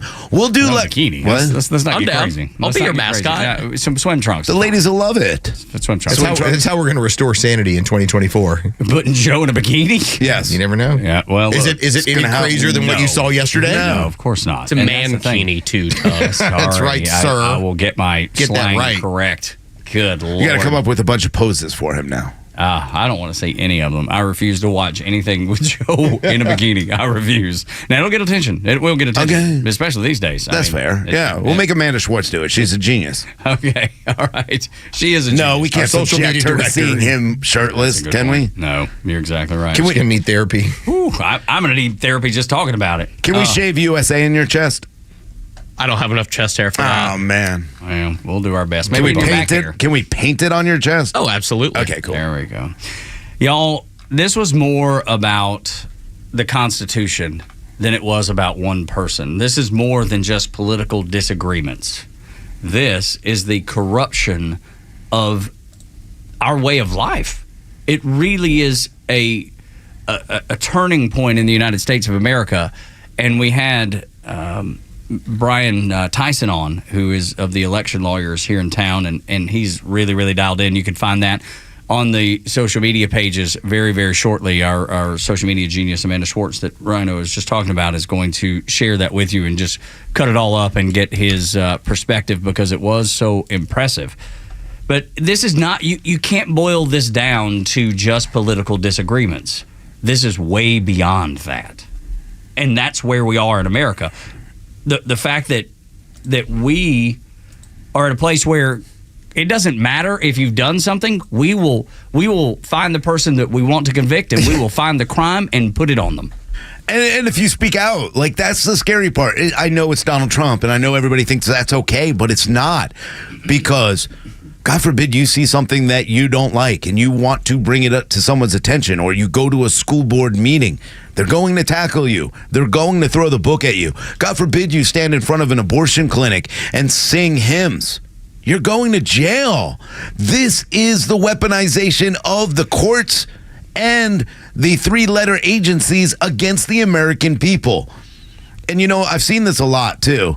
And I think this is the first time I can say this is a fair comparison. Jesus was also found guilty. Oh, yeah. He was. And hung on a cross. And I'm not saying these are the two things. Nobody's comparing the two people by any means or stretch of the imagination. But I'm saying don't be surprised when they go after someone they don't like the message from. But there is, and listen, I don't think the comparison is outlandish in any way, because there is a reaction that happens when people feel that somebody has been persecuted. Mm-hmm. And to the extent, obviously, it's different between here's house arrest and here's being on a cross. It's completely 100% different things. Sure. But the one thing that we have seen, this is kind of the silver lining in all this stuff, we have seen the reaction of the Democrat Party when they decided this week, we're going to kick off our Black Initiative. Oh, my We're going to go to Philadelphia. We're going to tell you that we're all on your side. Churches, here's what we're going to go and do. and beauty shops is what they singled out. They singled out those three establishments as what things they were going to hit. And the weird part about how yesterday played, that hit the Black community completely differently than everyone else. Like, hey, we're going to reach out and try and reach you. That community went, yeah, I know what it's like to be persecuted, and that dude's persecuted. Yeah, because this is something real. That is something that is hey, we're trying to market to you. Yeah. This is something that actually happens to real people and relatable. To see Black Americans in New York and the amount of them talking about how, no, I'm totally voting for him now.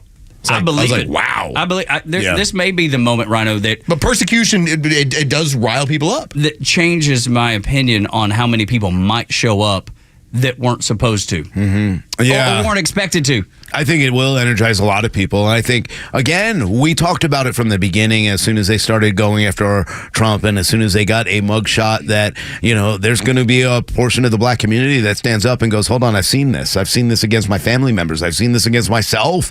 And they're going to stand up and actually take some kind of interest in the way this country is going to move forward. I think a lot of people who were just kind of quiet about things, and you brought up a great example of, you know, the message you got yesterday. People are like, hold on, okay, I was kind of staying out of the back and forth, but this is too much. Yeah, I mean, I can show you my phone where it was people that never talked to me about politics. They know what I do for a living, and yet they never talked to me about it. All of a sudden, we're like, hey, what just happened? It woke some people up, man. And that was the question. I think that was the most important part, is the question was, what just happened and what does it mean? And what it means is we're watching as Democrats celebrate the weaponization. The giggling in the courtroom afterwards. They're giggling, and they're celebrating it all over social media.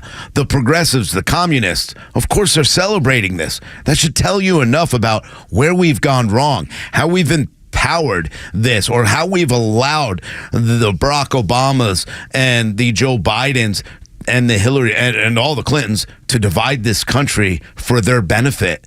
And now we're seeing them weaponize our government against its citizens. It should never happen that way. Again, explain to me, and we've been very adamant about this, and the attorney that we had join us, and the one we'll have join us later this hour, explain to me what is the felony. Because that's the problem. They can't. Well, but just like Brian Tyson said, they had to backload it. Right. They had to fit it into what they were doing to make it work, which means it's not there. They had a misdemeanor charge where the statute of limitations had run out, and they created a felony charge based on a second crime after the misdemeanor, but they can't tell me what the second crime is. And that's the scariest part, I think, for anybody that's paying attention to this case is when you're in court, when you've been accused, do you feel like that you will be done the same way? Because why would they not do it to you? You mean nothing to them. You are nothing. That's the thing. They don't look at voters as anything except an ends to a means. I have to appease you. That's the reason they're going to barbershops. I have to appease you to get your vote, and then my power is solidified, and then you mean nothing again. We have journalists who were covering January 6th that then got hit because of their coverage of what they were talking about and what the administration was doing. They became targets and were hit with parading charges. And you're like, wait a minute, hold on. These people were just there taking their pictures, documenting what happened, but because you didn't like the coverage, your government went after them. And if they're willing to do it to a random journalist and a president, you don't think that anybody else is a target? Naive. If you believe that, you're naive. The 8 o'clock hour is brought to you by Central Heating and Air Conditioning, one of the few second-generation locally owned HVAC companies in Atlanta. With Central, you're not just a number, you're a member of the family. The stories that matter to you. These are your Georgia headlines. Presented by RBM of Atlanta, your Mercedes-Benz connection since 1964. All right, real quick before I get to that, like Kelvin King just texted me. He's like, good. The Jesus comparison? Come on, Scott. I didn't make the comparison. What I said is we saw it on post. What I'm saying is just because someone's found guilty doesn't mean they're guilty. So stop celebrating guilt because Jesus was found guilty. So it's a little bit different than I didn't really compare him. And I even said, that's different than, and I'm not going to compare. All right, here are your top stories for Georgia, for the state of Georgia. Today, Friday, May 31st. An argument in DeKalb County ended with 6 people being shot, the youngest being 18 years old. Authorities were called to Emerald Estates off Snapfinger Drive last night to report of shots being fired. When they arrived, they found 6 men shot with non-life-threatening injuries. The motive for the shooting is still under investigation, and police say that no one was in custody as of 11:30. Senator John Ossoff toured the Postal Service's Palmetto sorting facility yesterday in what he described as a trip to put pressure on those in charge to fix the mail delivery problems in Georgia. Ossoff said the facility was not properly managed. There was no one in charge, and the results have been devastating for Georgians. He also stated that poor management falls on the shoulders of the Postmaster General, Louis DeJoy. The post office claims things are slowly getting better. And the Atlanta Braves lost 3 of 4 games to the Washington Nationals after falling to the Nats 3-1 last night. The Braves have not lost a series against the Nationals since 2016. Atlanta is 12-14 in May and has scored 3 or fewer runs in 11 of those losses. Hopefully the Bats will get going tonight when they welcome the Oakland Athletics for a 7:20 start. Morning Xtra at Extra 106.3. When we come back, the silly idea of pardoning Donald Trump will be part of the discussion, and we welcome Ray Giudice to the show to discuss what he saw from the legal perspective. Next on the Morning Xtra, Tug, Rhino, and Los until 10. Then the Glenn Beck program, Clay Travis and Buck Sexton from noon until 3. And then 3 until 6, the Mighty Mighty Kimmer Show, along with Pete and Flounder on Extra 106.3.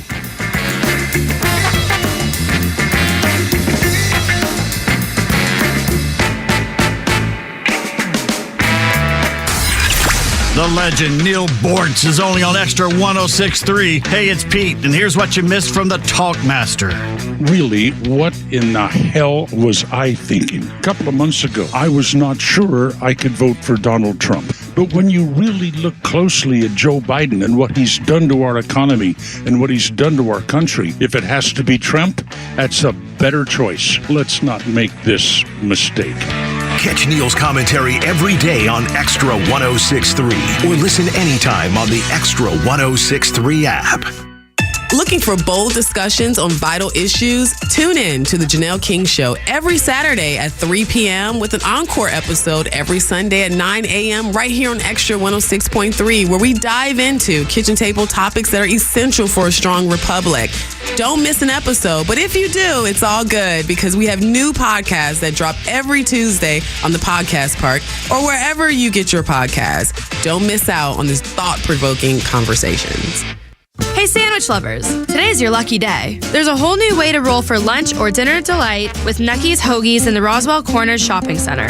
Now open. Nucky's Hoagies in Roswell is family owned and operated by the Sub Sisters, Stacy and Shannon, whose love language is food and Nucky's Hoagies, their passion.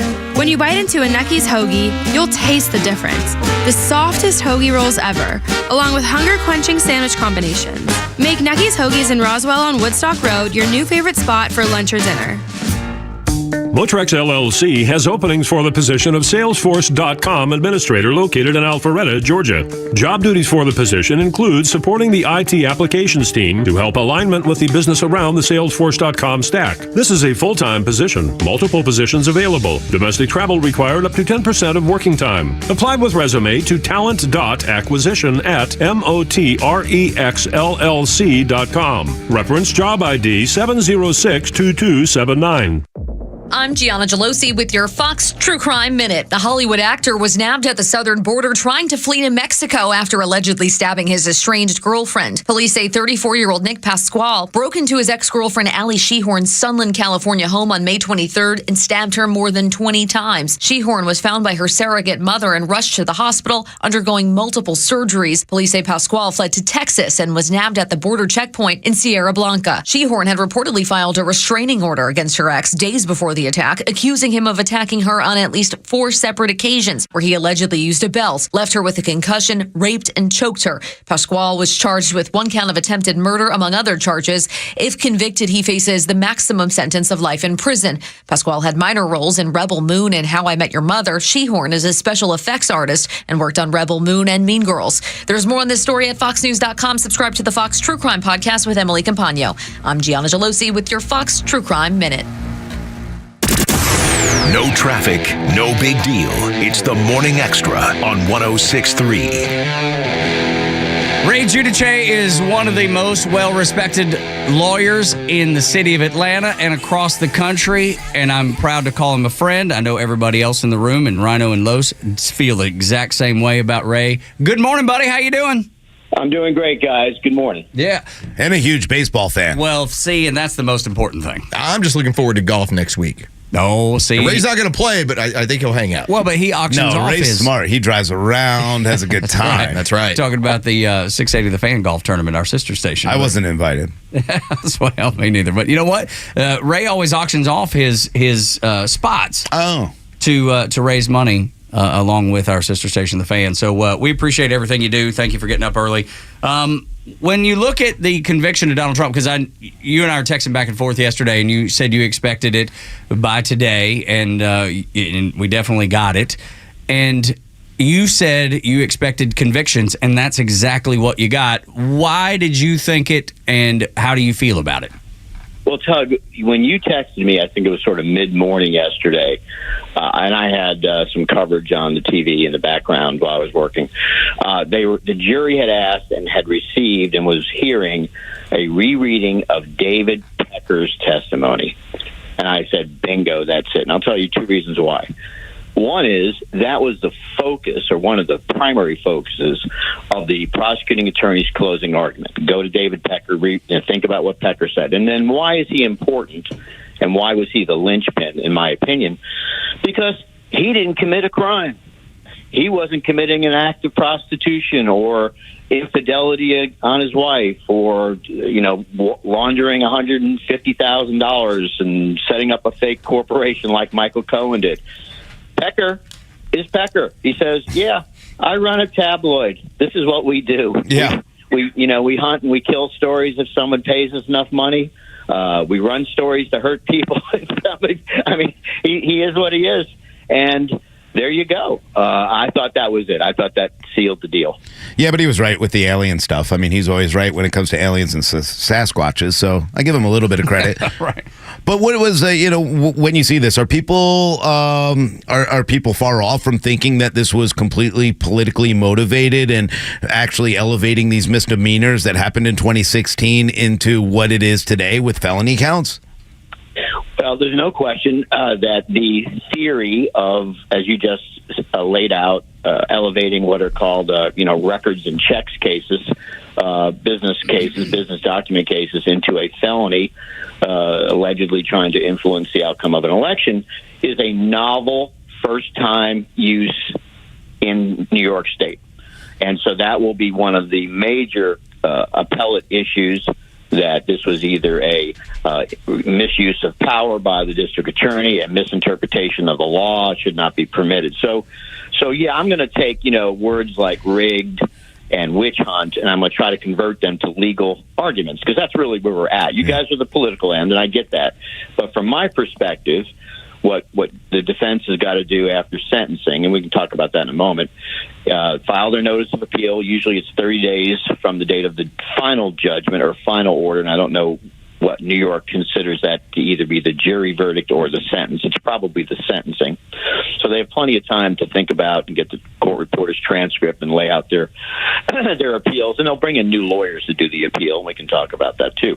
So they're going to convert that to a unjustified prosecution, violation of due process rights under the New York State and the federal Constitution, and that's what's going to, that's what the legal end of it's going to sound like. I mean, I understand what you're saying, Rhino, but I'm just trying to convert it to legal concepts. Yeah, absolutely. Ray Giudice is our guest, for lack of a better term. He's a total ass kicker right here on the Morning Extra. Well, I'm glad you said kicker at the end of that. and Ray, I want to ask you about that, because when you use the word novel, and I think that's the important thing about from a legal perspective, you do kind of open up the Pandora's box of what direction this is going to go.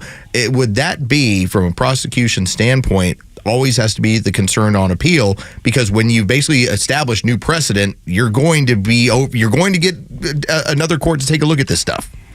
Oh, absolutely. Maybe even two layers of courts. So, sure, you would hope that in good ethical practice, the district attorney, before filing this indictment and proceeding with this theory, not only relied upon the lawyers in the district attorney's office, but may have gone down to one of the many fine law schools in Metro Manhattan and said, "Hey, Constitutional Professor Jones, what do you think of this theory?"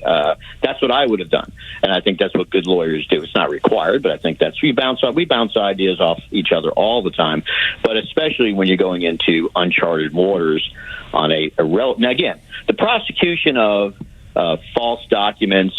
That happens every day. Usually misdemeanor pleas. Business people plead nolo, pay a fine, and try not to get caught doing it again. But again, you hit the mark. That's not really what this case was about. Well, but see, then that's the question. If his name isn't Donald Trump, does this go to trial? And did he get a fair trial?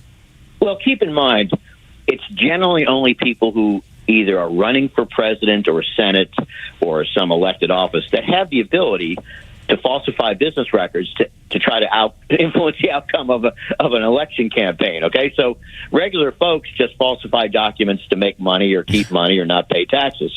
Again, that's what elevated this case, in the district attorney's opinion, to that felony. So, by nature of the person or the political office being obtained, it could have been a lot of different candidates. Now, that's what you're targeting is correct. Does the use of this novel approach sort of weaponize business and records cases against the politician of the month that you don't like, that the district attorney maybe running against the district attorney or running for governor, and that's a real problem. I see a danger there, no question about that. Did you find the jury instructions to be a little bit misleading or maybe not really well done by Juan Merchant? Well, let me tell you how the process is, and it's probably the same in New York as it is in Georgia. There's what's called a charge conference. This is done outside of the presence of the jury, generally in chambers or in the back, with a court reporter, and each side submits their requested charges. The judge has his or her favorite charges on what is reasonable doubt. The standard, what we call pattern charges here in Georgia, they've been approved by the Uniform Superior Court rules. They've been vetted through the appellate courts. And 90% of the charges in almost every criminal case, if you try 50 DUI cases, you're going to use the same charges in almost every one of them with one or two exceptions.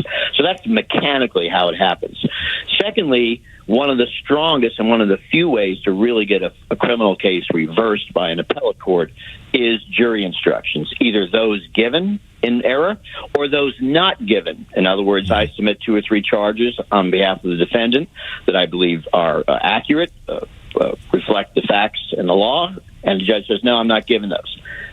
You object on the record, and then you appeal that. And if the appellate court feels that those charges should have been given, and secondly, that they had a reasonable opportunity to influence the outcome of the trial, then you have grounds for appeal. So it's a pretty vetted process. Judges, quite often, judges will give the defendant a little more leeway on charges, deflating the potential error on appeal issue. Not the judges the judges don't like to retry cases. That's just the reality of the business of a courthouse. Ray Giudice is our guest on the Morning Extra. And Ray, I keep going back to this. As you talked about misdemeanor charges, here's what happens. Gets elevated to a felony. I've yet to be able to find anywhere what the second crime is. Because it's almost in the ether. It's in theory. It's what is the second crime, because so much of this case hinged on you committed a misdemeanor crime, allegedly, in 2016, and then we're going to hit you with felony charges 8 years later. Did we lose Ray? Boy, he got mad at you. That was a very aggressive Your question. question stunk. He hung up. Every single attorney out there, it's very difficult to then explain. Because again, when we talk to a number of different people, they've all said the same thing. Well, it could be this, it could be this, it could be, but there's no definition. There is no definition, and that's the confusing part, because I could imagine as a lawyer, as a judge, as somebody who watches this case from afar, you have to have a lot of questions about this. Yeah, no doubt. Do you want to ask your question again, Ray? Yeah, Ray, I was asking about the, obviously, misdemeanor charges from 2016 that got elevated to felony charges, but it was contingent based on a second crime. I've yet to be able to read from any of the rulings or anywhere else what is the second charge that would create a felony conviction here. It's the use of the falsified records for the purpose of influencing the political campaign. That's a felony. Now, let me tell you what I think the Trump defense team, the error that they made. I think if they had drug up one witness and presented under oath testimony that said the reason that we did this was Donald was embarrassed. He had cast his pearls before swine, and he didn't want his wife to find out. That would have given, I believe, reasonable doubt to the jury. But the defense gave no other alternative view to the jurors. But also at the same time, you had campaign finance experts that were not allowed to federal be election stand. Yeah, the actual and those may be great grounds for appeal as well. Yeah. But again, I don't think you had to go that far. Keep in mind that 12 people who didn't know each other agreed on 34 different counts. But they didn't have to agree. They didn't have to agree, though. That's the According to the confusing judge's part orders. as well. On all 34, according to the judge's order, 2 of the lawyers could have been like, no, and then 10 of them go, yeah, we don't like Trump, and that's why he got convicted. No, that's not the mechanics of a. Look, I wasn't in the jury room. Well, not from a standard standpoint, Ray, but according to Judge Merchan's instructions, they did not have to be in unison. They did not have to be unanimous in their agreement. I understand that. But what I'm saying is that this is not a split verdict. Mm-hmm. It's not when they polled the jury, which is common. We do it here in Georgia. Each juror stands up. Mr. Juror number 1, was this your verdict? Yes. Is it still your verdict? Yes. Do you agree? Yes. Did anybody force you? No. Did you understand the charges? Yes. I mean, that's standard, and that was happened. So, I think again, once again, whether it's the Gene Carroll case or the business corporation case, I really feel Trump has been, and I won't say this for Georgia because Georgia's the exception. Trump's lawyers are doing a good job in Georgia. they have served him very poorly in most of these trials. And again, circling back to something I talked about earlier, the lawyers that did the trial will not do the appeal, in my opinion. They may assist. But there's a couple of reasons why. Appellate work is really a specialty. There's a group of lawyers in every metro area. That's all they do is appeals to appellate court, Supreme Court. Secondly, you need another lawyer that didn't try the case to reflect back on the trial and say, potentially, ineffective assistance of counsel. You guys screwed up. Now, tactics are generally not considered ineffective assistance of counsel, but they may have made a mistake on the law. They may have improperly filed a motion or forgot or didn't do something right. So that remains to be seen, and I think you'll see maybe a very prominent law firm that just specializes in appellate work come forward. So, in your opinion, knowing that they've prosecuted a former president during an election, the chief political opponent of the sitting president, there was communication between the White House and the district attorney's office, all of that. Knowing all that or believing all that, seeing all that, should Americans still have faith in the U.S. legal system? Look, I think our system is under challenge. We have our district attorney here in Fulton County having a romantic affair with the special assistant attorney who she approved his pay. You could say hoeing it up. It's fine. Well, no, I can't do that. Oh, yeah, that's my job. He's better than that. He's way better than that. Yeah. We have, I don't know, it's a crazy story, but Supreme Court justices flying distress flags. There's a certain amount of dignity and air of, hands-off political issues that our justices should have either way. Sure. And so I think that we're going through a situation of time where most of America's institutions that we all took for granted and assumed, were honest and truthful and ethical and did the right thing are going under enormous scrutiny. And maybe they should. I mean, maybe we've been hoodwinked all along. I mean, that's not an unacceptable theory.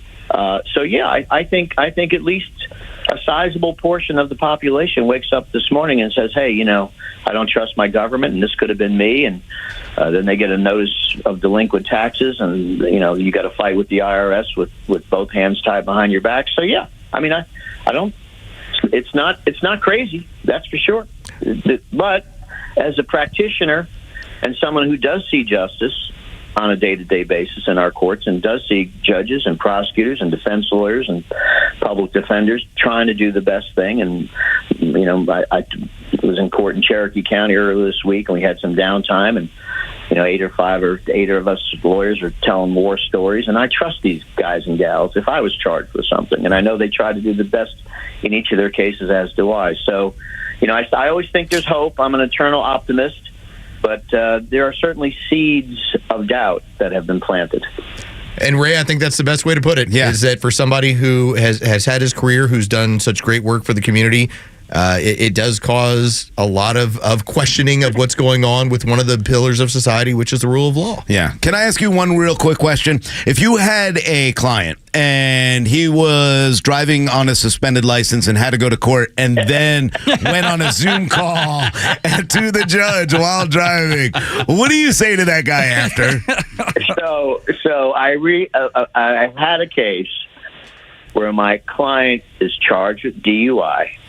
We're doing a Zoom court hearing. He's at his dining room table, with the camera. Yeah. And on the shelf or credenza behind him are like 10 liquor bottles. Oh, no. And I'm like, not the best optics. At least try, man. At least try. Like, as a lawyer, you're like, I didn't think I'd have to call you and tell you not to have liquor or not to drive on one of these. I tell my clients, when you come to court, please don't wear your Jack Daniels Field Tester T-shirt, okay? Right. Give me a little something to work with, please. So. Ray, how do people get a hold of you if they need the best legal defense in Atlanta? Thank you. 404-964-4185, rayglaw.com. But one last thing, very important to me, every year, because of my affiliation with 680, they give me a foursome to the tournament next week. I think Friday is closed out. Thursday, I think, is still available. I'll be up there Thursday, Friday. please, anything you can bid for the foursome goes directly to Children's. I'd love to take a third of it. That's right. Children's Healthcare of Atlanta enjoys that foursome every single year that Ray provides for you. But I love the guys that do it. There's a group of guys that have done it a number of times. I try to shake hands and get a picture taken. But please, please, please go to the 680 The Fan website or their Instagram account or mine and the application. You can bid online. I think it's closing out at the end of the day. There you go. That's the way to get it done. you, Ray. God bless you, Ray. We appreciate you, man. Gentlemen, thank you so much. Have a good, safe weekend. Nothing but love for that man right there. He's awesome. He's the greatest. Whenever I get in trouble, I'm going to call him. Well, you better have a big He's gotten checkbook. some of our radio brethren out of trouble. Yeah. so. Yeah. You better have a big checkbook because he's one of the best. Well, that's the why I'm thing. not going to get in trouble because I can't afford to get out of it. No, that's me too, man. Me too. I'm right there with you. All right, let's wrap the segment and come back and do story time with Front Office Lowe's. John Edwards, you remember him? The change for Trump and how all of those work together. National Enquirer's involved in this. A hotel room or a hotel stairwell hiding out from reporters from the National Enquirer. All part of Storytime next. 8 o'clock hours brought to you by Central Heating and Air Conditioning. At Central, you are not a number. You are one of the family. And this is a second generation, locally owned HVAC company in Atlanta. Make sure you reach out to Chuck and his team, 770-GET-HEATCentralHeat.com.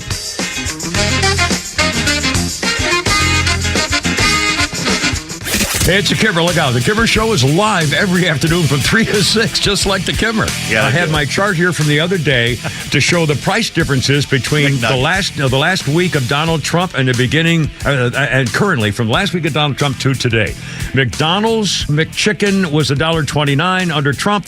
It's now $3.89. That's an increase of 201%. Taco Bell had their beefy 5-layer burrito was $1.69 under Trump. It's now $3.69. That's 118% increase. And let's do Chick-fil-A. Chick-fil-A, my friends, the medium waffle fries were $1.65. Now they're $2.99. That's 82% higher. And one more, the Chick-fil-A nuggets were $3.05. Now they're $6. That's 96% increase. Everything is up. The Kimmer Show, every afternoon from 3 to 6 p.m. on Extra 106.3 and the Extra app. Hey Atlanta, it's Ben, host of the Weekend Ben Burnett Show, proudly brought to you by Peach State Pride. Each and every weekend, we bring you all the issues going on around the globe and what America's ultimate role is in order to drive our agenda forward as conservatives. And if you ever miss an episode, you can download everything I've ever done on Apple, Spotify, or you can go to the podcast park. See you around, Atlanta. When you're leaving the house, do you plead with your garage door? Please open, please open. Hi, I'm Dan Watkins, owner of All Four Seasons Garage and Entry Doors. Let us take that anxiety away with one quick call. Our highly trained technicians will get to the bottom of your garage door issues. It could be a simple repair, a malfunctioning opener, or maybe just needs a tune-up. But if it's time for your garage door to be replaced, we'll make that easy too with upfront pricing and free estimates. When trust matters, trust us. All, the number 4, Seasons Garage. Media Minute with Howard Kurtz. I knew when the jurors told the judge yesterday they had reached a verdict in the hush money trial that it was a conviction. Enough time had not passed for it to be a hung jury with a single holdout or so, and I doubted a Manhattan jury was going to fully acquit Donald Trump. What surprised me a bit was that he was guilty on all 34 counts. So for all of the complicated legal arguments and jury instructions, in the end, the jurors used what they said was their common sense. Now, the media have been waiting for this for a long time. I thought it might go until early next week. On MSNBC, they looked so happy, they practically broke out the champagne. And that doesn't mean that Donald Trump will not be the next president of the United States. He can still run. Even if he goes to jail, he can still run. Joe Biden may have a hard time beating him, but some Republicans may be disaffected by this news. With your Media Minute, Howie Kurtz, Fox News. The Morning Extra, Neil Bortz, and The Kimmer Show are all online for you anytime at thepodcastpark.com. Plus all of Extra's exclusive podcasts like Ben Burnett, Janelle King, and so much more. All at thepodcastpark.com. Presented by Associated Credit Union. Tug, Rhino, and Los on the Morning Extra on Extra 106.3. If you're expecting anger out of this show, we've been telling you it was coming. It's hard to be angry when you know. Now, what do you do about it? That is the ultimate answer. Are you going to show up? Are you going to get involved? Are you going to do more? Are you going to put your foot down and say, enough is enough? And if you're going to do those things, then you're right in line with where we are. That's what we're going to do. That's what we're going to talk about. That's what we're going to encourage you to do. And we hope you do that with, incredible amounts of enthusiasm. Morning Extra at Extra 106.3 Storytime with Los, brought to you by Atlanta Ramjack, your local foundation repair experts, AtlantaRamjack.com. Settle in and get comfortable, folks. It's story time with Uncle Los. Yay! Thank you, Ramjack. Thank you, Tug. Thank you, Los. Thank you, Rhino. You're welcome. Thank you, Joe. Sweet, clean Joe. Sweet Joe. Joe Ed. The driver of the bus, the twister and the tweaker. That's what he's doing over there. The year was 2012.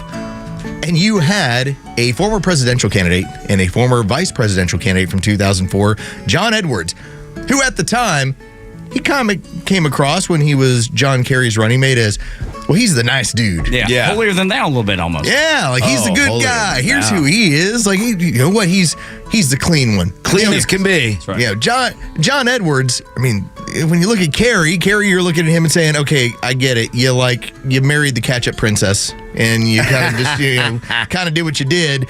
But John Edwards, you fly your private jets to places to tell people not to drive their cars. Yeah. That's what you do. You fly your private jet to tell people not to drive their cars. I love that. It's so simple. Carbon credit. And so John Edwards ends up being hit with some federal charges. Now, these were misdemeanor charges, but what were they looking into? John Edwards had basically taken about $1 million in campaign contributions from individual donors. Long story short, I got an affair going.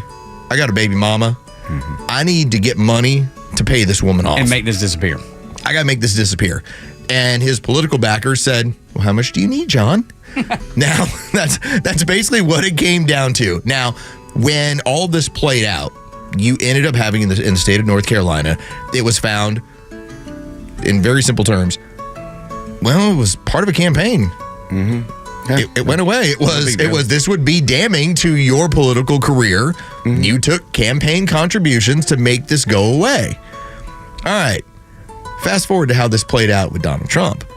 And of course, there's a different standard. Now, this is one of the things I don't want to put any of our lawyer friends into the situation of saying, so explain to me the difference. Because I can't. No, they wouldn't be able to. They can't. I think they would be honest and say, I wouldn't be able to. So when you talk about precedent, how has this been ruled on in the past? You have federal elections officials that essentially have told you and also have created the legal standing that there is no difference. That as what it went in the state of New York, well, it's business filings and as our friend Ray Giudice said, in the interest of an election. Yeah, but we're not questioning the election of 2016. No.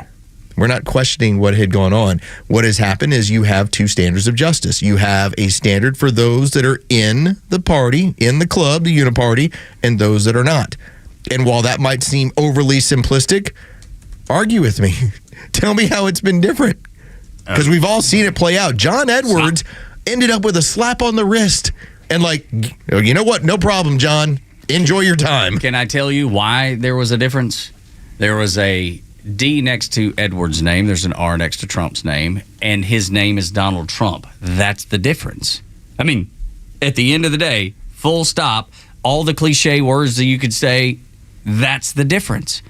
If this were Donald Trump, would it be prosecuted? Ray said no, as did Brian Tyson, the election law official. If this was not Trump running for president. No one else faces this. No one else deals with this. So it's, I don't want to oversimplify it, but that's what it is. Well, we saw so many, and look, some of them are smaller cases, some of them are bigger, but we've seen it throughout politics, and a lot of Democrats especially, and some Republicans as well, that have all misused their campaign financing. It went away. Now, a lot of times, just like with what happened to John Kerry and a lot of politicians, it does affect their race, and people go, I don't like them because I feel like that's dirty. But you allow the people to make the decision, and then they're let go on misdemeanors, or even if they even get the misdemeanor, or they may pay a fine and walk away, and it is what it is. This wasn't the case. Why? Well, it's pretty easy to see.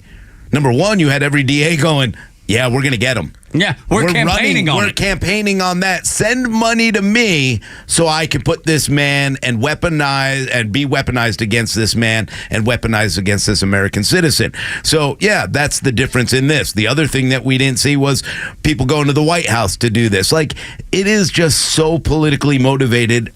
It's no wonder people are upset today. It's no wonder people are revolting about this. So we're talking about $180,000, right? That's the sum that we've basically said, okay, here's where this went. All right, John Edwards was accused of $900,000 in order to cover up mama and baby mama while his wife is dying of cancer. Okay?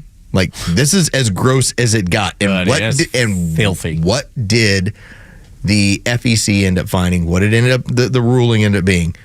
This was part of protecting your campaign. It's as gross as it gets. Like, all right, you're covering up, because hush money is not a crime. Yeah. No. Sex with a porn star. And then the legal jump is, well, it influenced an election. No, what the hell do you think John Edwards was doing? Of course. He covered up a baby mama with a kid while his wife was dying of cancer. Election. Yeah, in the most despicable way ever. Not that, and I'm not defending Trump for sleeping with a porn star while he's married. I think it's despicable too. Yeah. But it's not a felony. No. You can sleep with all the porn stars you want. And you know what? If you're worried about them saying, hey, I slept with Tug Coward from Extra 106.3, Laura! Hey. And if it costs you money to make it go away, hashtag me too. Right. There's not one part of that that's illegal. And if you choose to run for office and try and cover it up, make it go away, that's not illegal either. Well, here's the funny thing. Both Stormy Daniels and Donald Trump have denied that they had sex. In fact, Stormy Daniels signed a letter saying that. Now, of course, she flip-flopped and came back and then said, no, blah, blah, blah. But this is the reality of this. She signed an NDA. Yeah, non-disclosure agreement, yep. And yet still it didn't matter. Doesn't matter. All the other legal things that went on to get to that point didn't matter. This legal decision matters. Right. That's how upside Everybody down else this broke is. the law. Hold on, we had a guy who stood on there and said, I'm out to get him. By the way, I stole money from him too. I stole money. And he's still guilty. And he did it on the side. Like, I'm like, what are we watching anymore? It's like front office Lowe's brought up, it's like the National Enquirer. Oh my goodness. That's exactly what it is. Aliens are real. The National Enquirer will tell you that. What else can we get into? Well, we got Drunk Kimber coming up. Oh. Believe it or not, there's a reason to laugh this morning. The betting odds for Donald Trump have never been higher. That's the discussion next after a Fox News update and a Neil Bortz report. It's time for the Bortz Report, exclusively on Atlanta's only conservative news and talk station, Extra 106.3. Well, first of all, my ability to predict what this jury was going to do was certainly non-existent. I was pretty much convinced it was going to be a hung jury. At least one juror was going to be upset by the idea of taking misdemeanors on which the statutes of limitation had run and turning them into felonies. We'll see what the appeals court has to say about this. There's still going to be an election. Donald Trump is still going to be on the ballot. He won't be in jail. And the nation is going to be tossed into further turmoil of our own making. As for Trump, mixed feelings. Do I believe he deserved to be convicted for this? No. But there were plenty of other things out there that he deserved a real spanking over. The case in Fulton County, a much better case, in my opinion. He really tried to use coercion and other trickery to overturn the election results in Georgia. Then Fannie Wills had to discuss the Big Bang Theory with her lead prosecutor, and that case is in real trouble. Then I started thinking about things like the January 6th mess The attack on the U.S. Capitol, with Donald Trump sitting back for, almost an hour and a half without making any real effort to stop that mess? Why not? He was enjoying it. His support for fake electors for a presidential count? Trump University still can't get over that one. What a con. What a fraud. The man is getting what he richly deserves, but for the wrong reasons. One thing that really upsets me at this point in this election are the chances of Joe Biden winning now greater. That means President Kamala Harris. And where does that take our republic? We've known it for a long time, but it's going to be an interesting year. Neil Bortz, Extra, 106.3. The warm air, the beautiful weather, and the sounds of baseball. It's got you thinking about hitting the road. And no matter where your adventures take you, Subaru of Gwinnett has a vehicle to get you there safely and in style. Like the 2024 Subaru Outback, which will take you as far as you want to explore with standard symmetrical all-wheel drive, plus up to 32 miles per gallon. And if you're up for adventure, it'll get you off the beaten path with up to 9.5 inches of ground clearance, more than the Honda CR-V or Toyota RAV4. Or the 2024 Subaru Forester, the SUV for all you love. It's the right size SUV for all the adventures ahead, with a spacious and comfortable interior for everyone you want to bring along. No matter where adventure takes you, it starts on Satellite Boulevard in Duluth with the amazing staff at Subaru of Gwinnett. They'll help you find the Subaru that you'll love and be there every step of the way for everything you need. Start your shopping online at SubaruofGwinnett.com. The Kimmer Show is only live on Extra 106.3 every weekday afternoon on your drive home. When the iPhone came out, all of a sudden the internet and YouTube and Facebook and everything is right there. You have an international space station satellite in your pocket.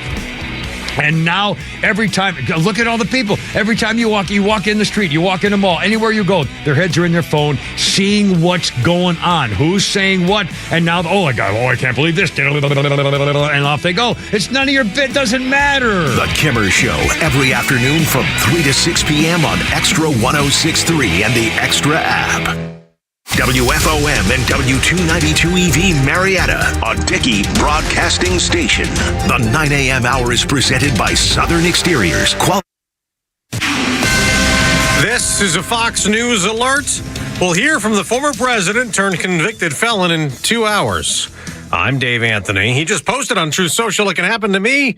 It could happen to you. Again, calling the case a witch hunt, and the former president's supporters agree. They did it to Jesus Christ and they crucified him.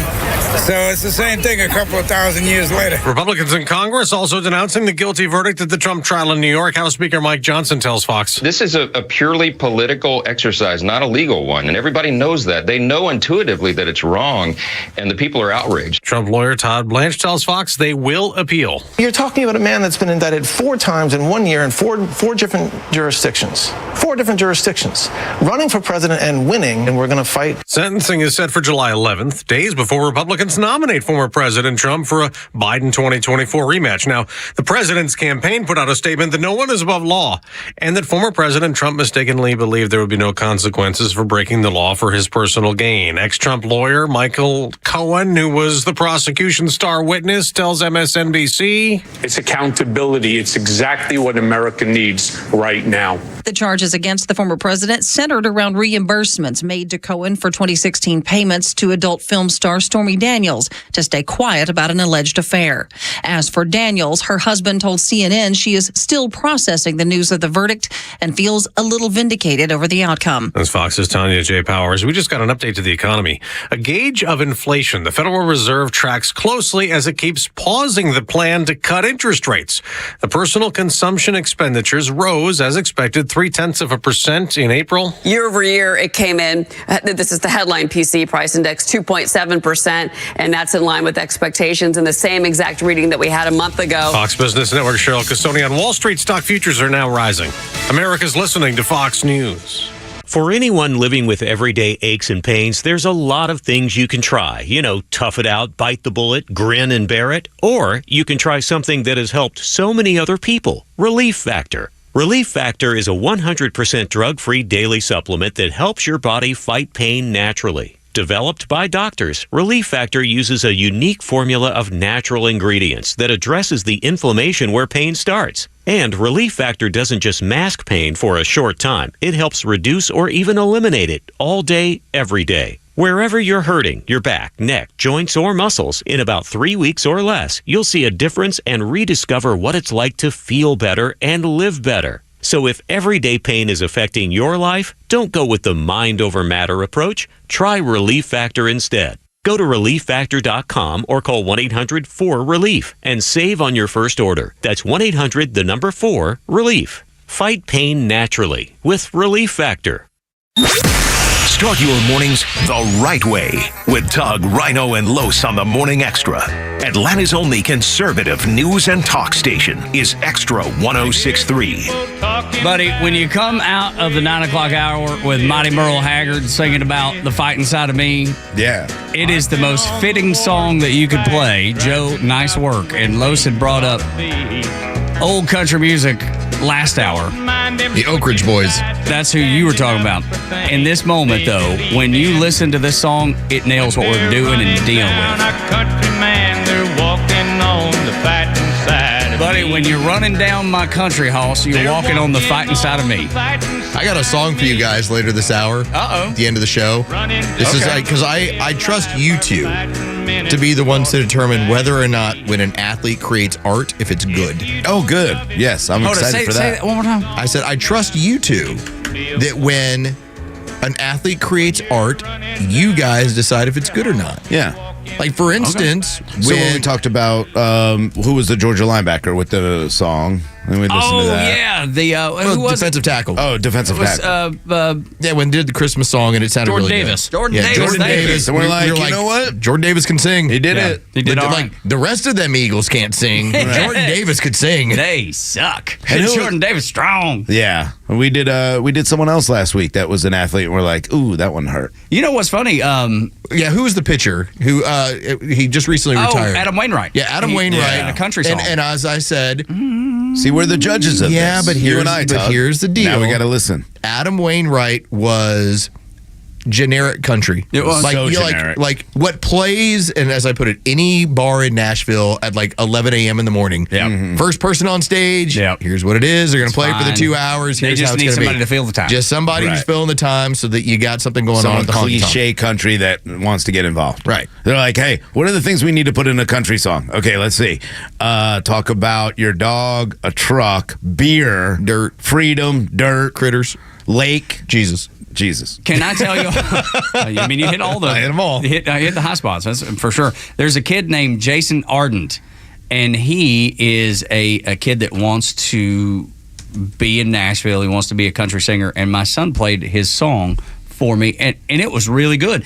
The interesting thing about Jason Arden is he's going to be playing in the regional against Georgia. He is with UNCW. They won the CAA. Impressive. And I was blown away by this. I was like, this kid's really good. Yeah. Like, as soon as this baseball thing's done, because 1% go on from college? It's 1% each time, right? Yeah. High school to college to the pros, or to the minors, then to the bigs, whatever. But I was really impressed with him. So, yeah, I look forward to hearing whatever this song is. can't wait. Where'd you come up with it? Well, it's out I'm there. not going to tell you too much. Okay. But what I'm going to say, this is a professional athlete who's been paid millions of dollars, who their name has been in the headlines in the last several weeks. Okay. This is not an anonymous person. You will know the name. Drunk Kimmer?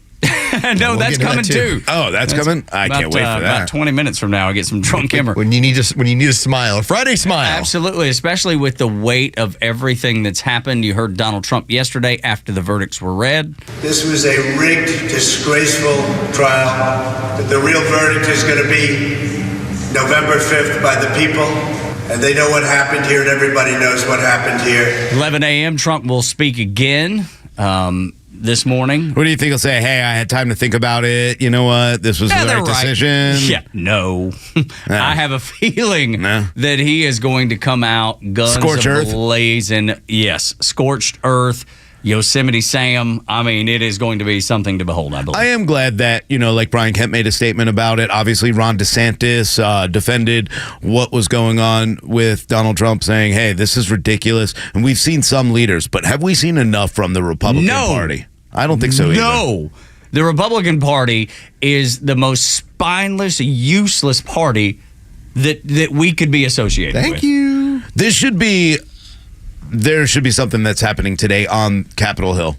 And they should be standing on the steps, just like the Democrats would do if they found something ridiculous. They should all be speaking about this. They should all be making a big stink about this, saying, I don't care if you don't like Donald Trump, but you do love America. You need to stand up against the Biden administration and the weaponization of the government against you. It's exactly what we were founded on, which was to make sure the people controlled the government and the government did not control the people. Stand up. And I have not heard it enough from any of the Republicans. I haven't heard it enough here either. But this is the problem that you run into with Donald Trump, because he is at a point where he has been endorsing so many establishment Republicans in the interest of creating so many allies in the House and ultimately in the Senate, that these are the last people that are coming to your aid. Yeah. It's Freedom Caucus members, yet you basically are suggesting in primaries to primary Freedom Caucus members.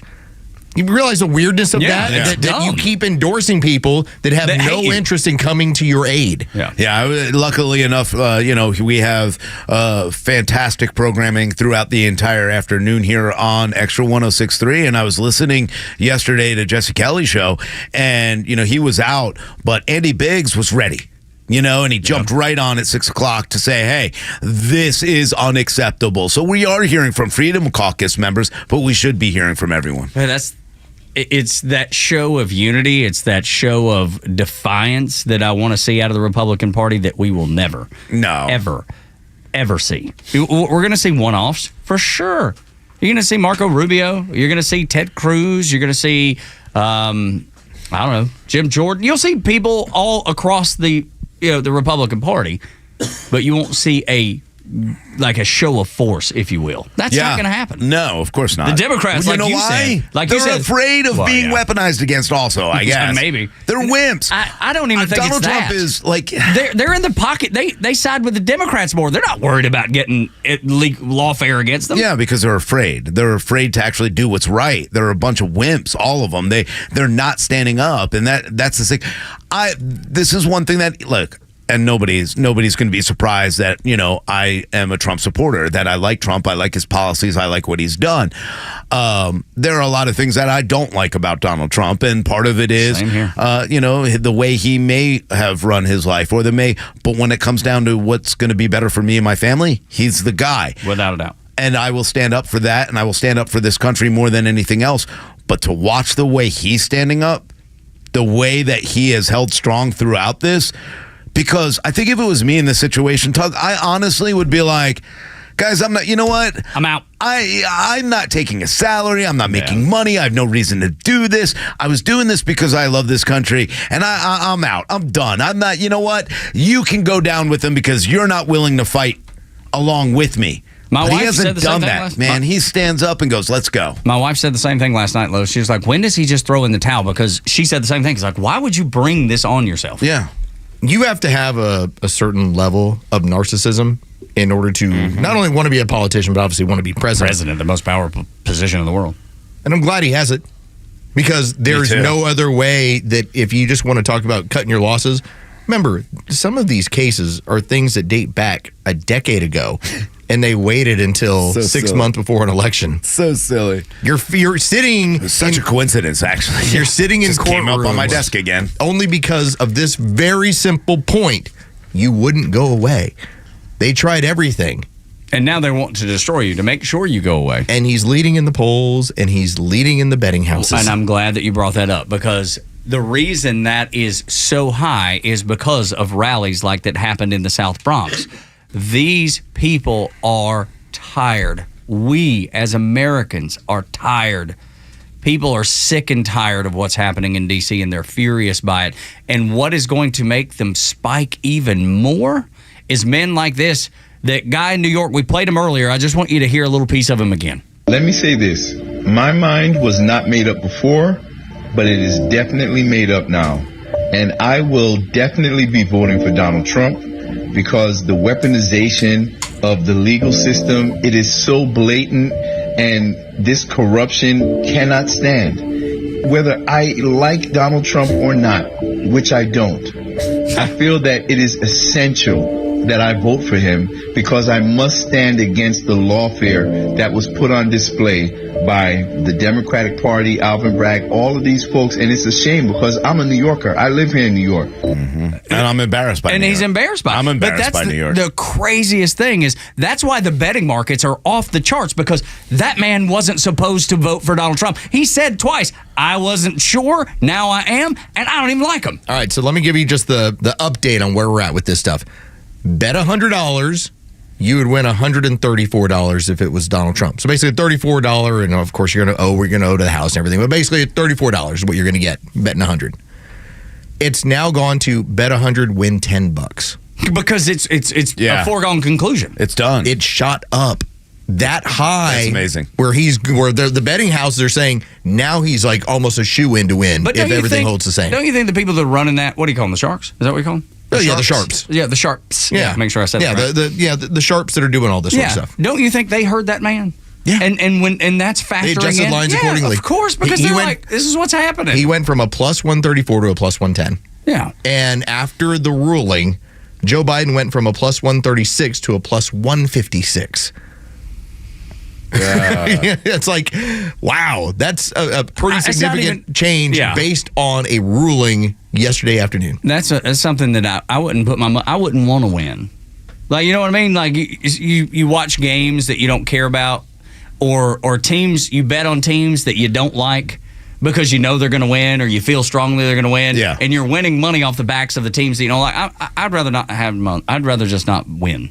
No, I'd rather not win money either. off Joe Biden winning. Good God. But you know, there were so many signs yesterday. Obviously, the betting odds and what I saw on Twitter. Now, some of it I can't say because I am not black, and I would never say some of the words that were said by them about what's going on. But that's how angry they are to see this. And these are all, just like we just heard, these are a lot of people who voted for Joe Biden in 2020 and realized, hey, we got duped.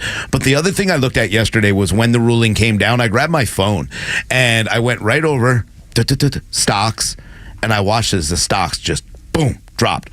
Because as much as the Democrats want to take credit for, it's at 40, that lasted for a while, dropped all the way back down yesterday because people realize what happened yesterday.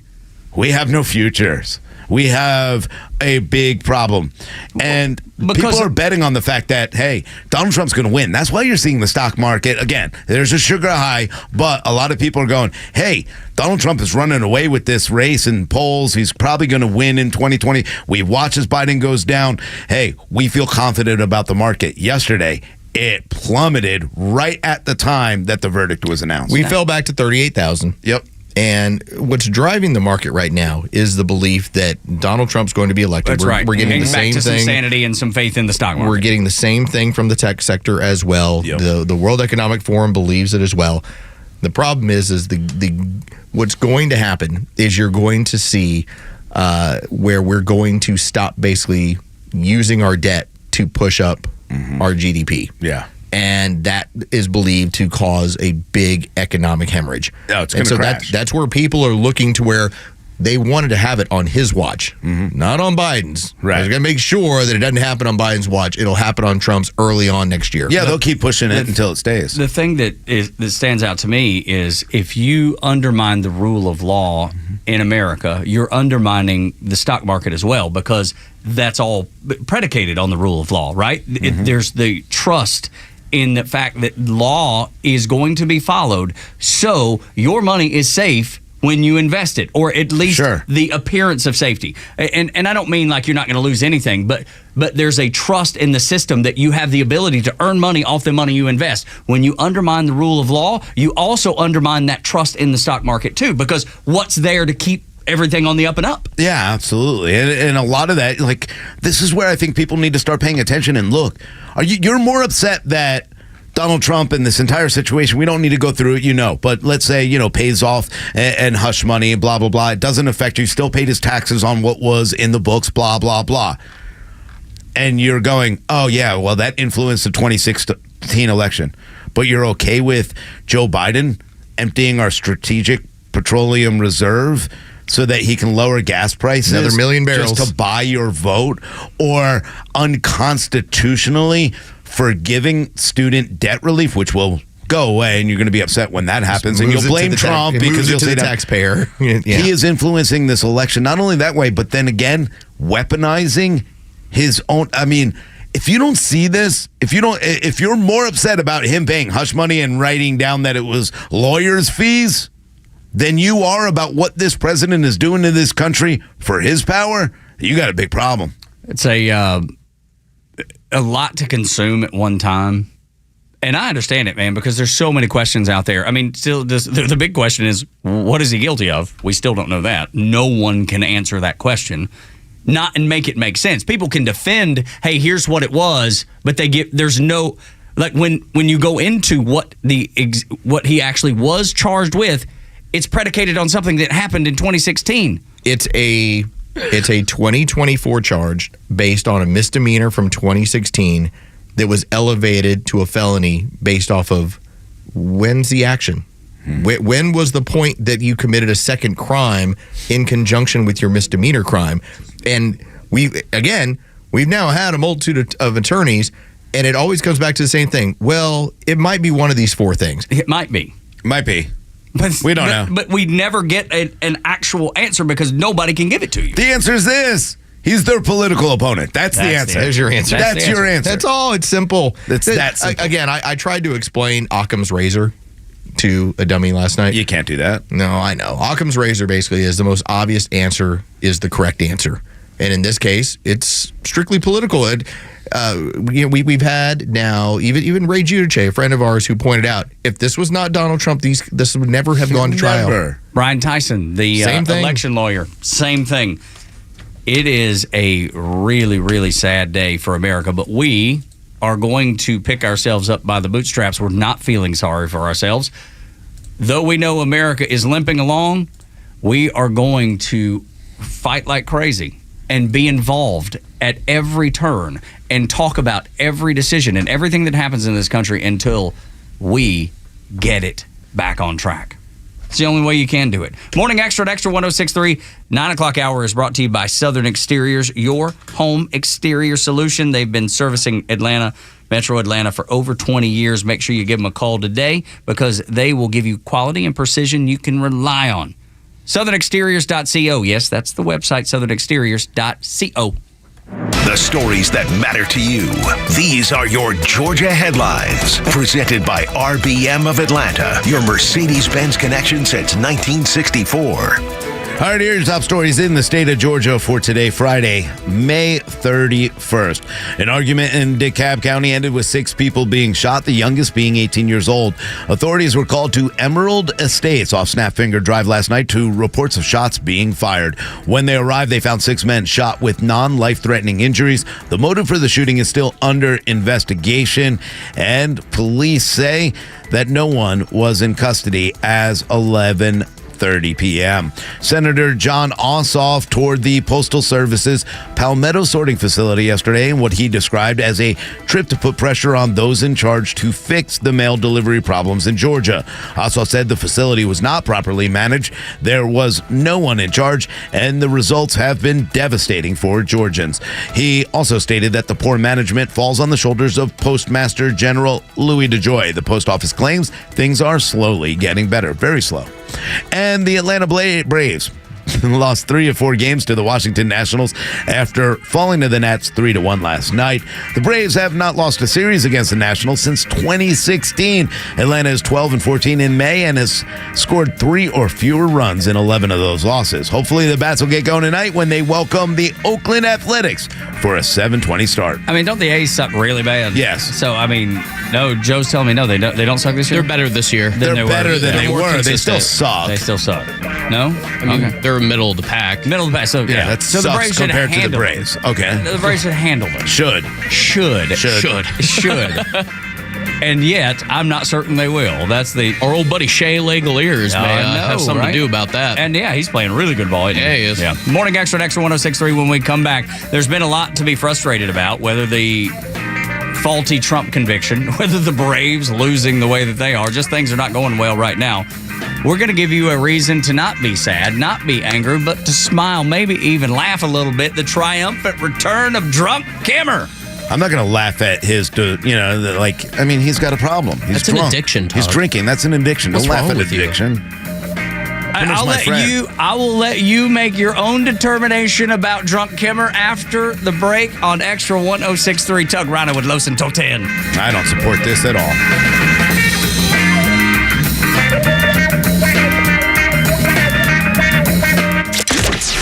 From the latest breaking news to the conservative voices you know and trust, your best new follow on social media is Extra 106.3. We're at XTRA 106.3 on Twitter, Facebook, TikTok, Threads, and LinkedIn, and pretty much any social media you scroll through every day. And we drop exclusive giveaways, new daily content, and the latest breaking news from Georgia and across this great nation. Interact with your favorite Extra personalities. Get the latest on our live events and so much more. Follow at Extra 106.3 across all your social media and keep up with Atlanta's only conservative voice. Hey Atlanta, it's Ben, host of the Weekend Ben Burnett Show, proudly brought to you by Peach State Pride. Each and every weekend, we bring you all the issues going on around the globe and what America's ultimate role is in order to drive our agenda forward as conservatives. And if you ever miss an episode, you can download everything I've ever done on Apple, Spotify, or you can go to the podcast park. See you around, Atlanta.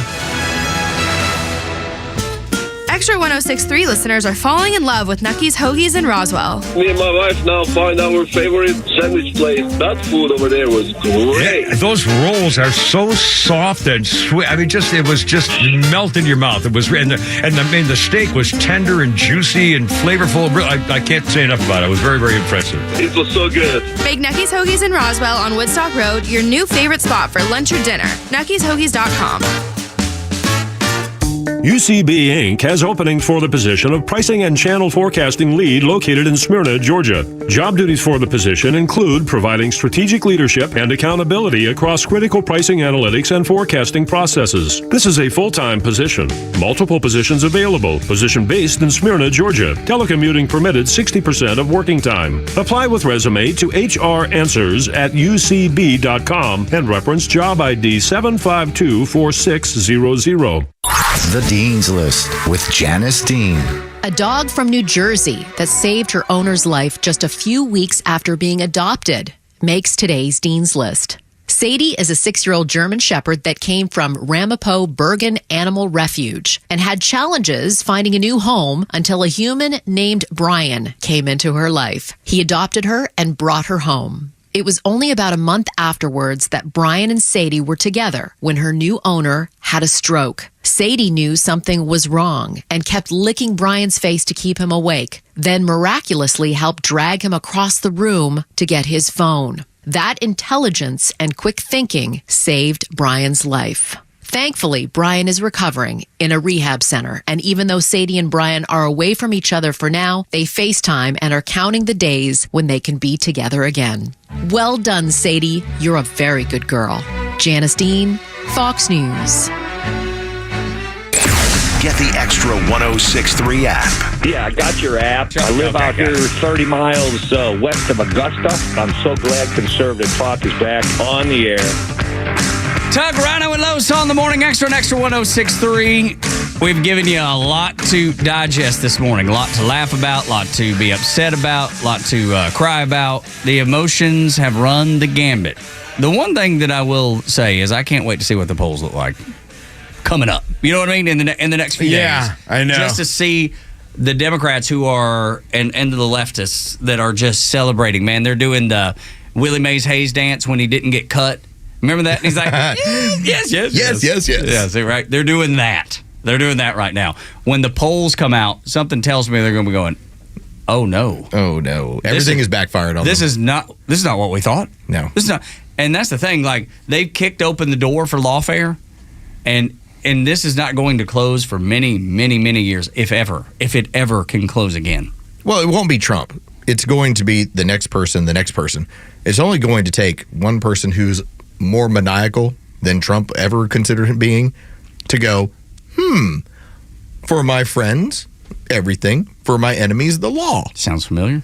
And that's when they're going to come after you. Who knows? It might even be like evil Ron DeSantis. Yeah. And decides he's like, I'm locking you all up. I'm putting you all away. We shall see how for actual real crimes. You think like Hunter Biden should be out on dem streets? Yeah. Come on. Not a chance.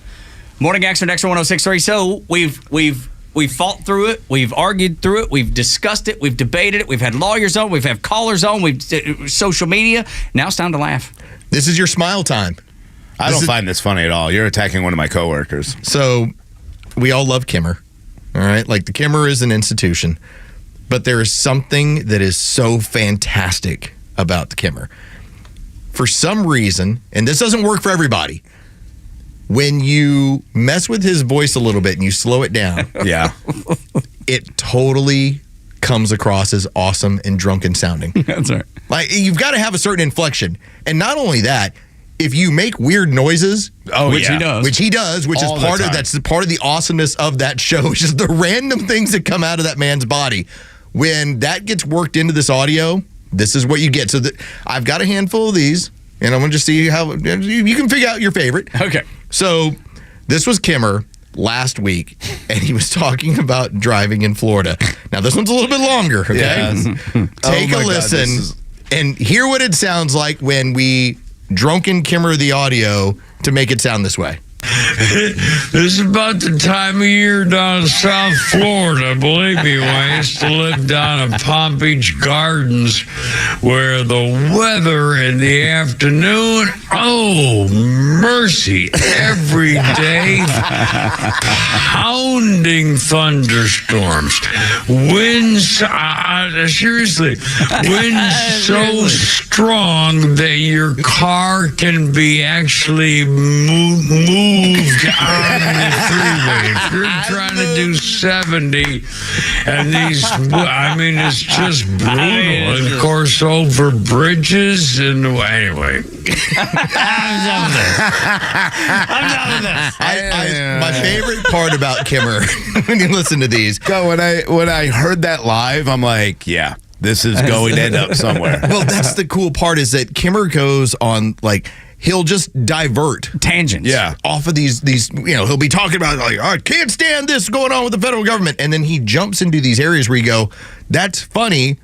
What would it sound like if it was drunkified? Yeah, that's right. Oh my gosh, so good. And poor Pete does his best, man. Oh, it's like trying to ride a hurricane. Yeah, I like when Pete and him, and then they fight and go back and forth. They spar. Which happens with more regularity. When Flounder put together the old gay couple promo. Yeah, perfect. Boy, it's perfect. The one that's running now, when he's like, I hate when you do that. It's like they've been married for 25 years. God, I hope that finds its way in this one. That was great. All right, how about this? So this was in reference to a Donald Trump rally. And apparently Kimmer, because as he's been known to do, was only paying attention to the girls on the TV. Oh, yes. I can't wait to hear this. Take a listen. I mean, there was a girl giving, somebody was giving the finger. There was some hot girl trying to take selfies and blocking the stand. I mean, what the hell? They couldn't have had a TV camera knowing wherever he's going to be. I mean, were they not paying attention? Can we re-rack that just the first part of that? Little few seconds of that. All right, take a listen to how he starts off with this comment. I mean, there was a girl.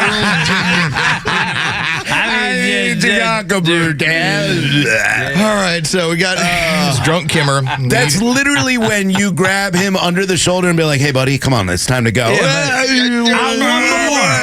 One more, Rhino. Let's do one more shot. I joke around about it. My soul, this is what I'm like at every tailgate for like Georgia or Falcons football. I'm like, I hate when you do this to me because my eyes water. Well, good. You're going to enjoy these because they keep getting better. All right, so take a listen to Kimmer. Hey, Schwartz.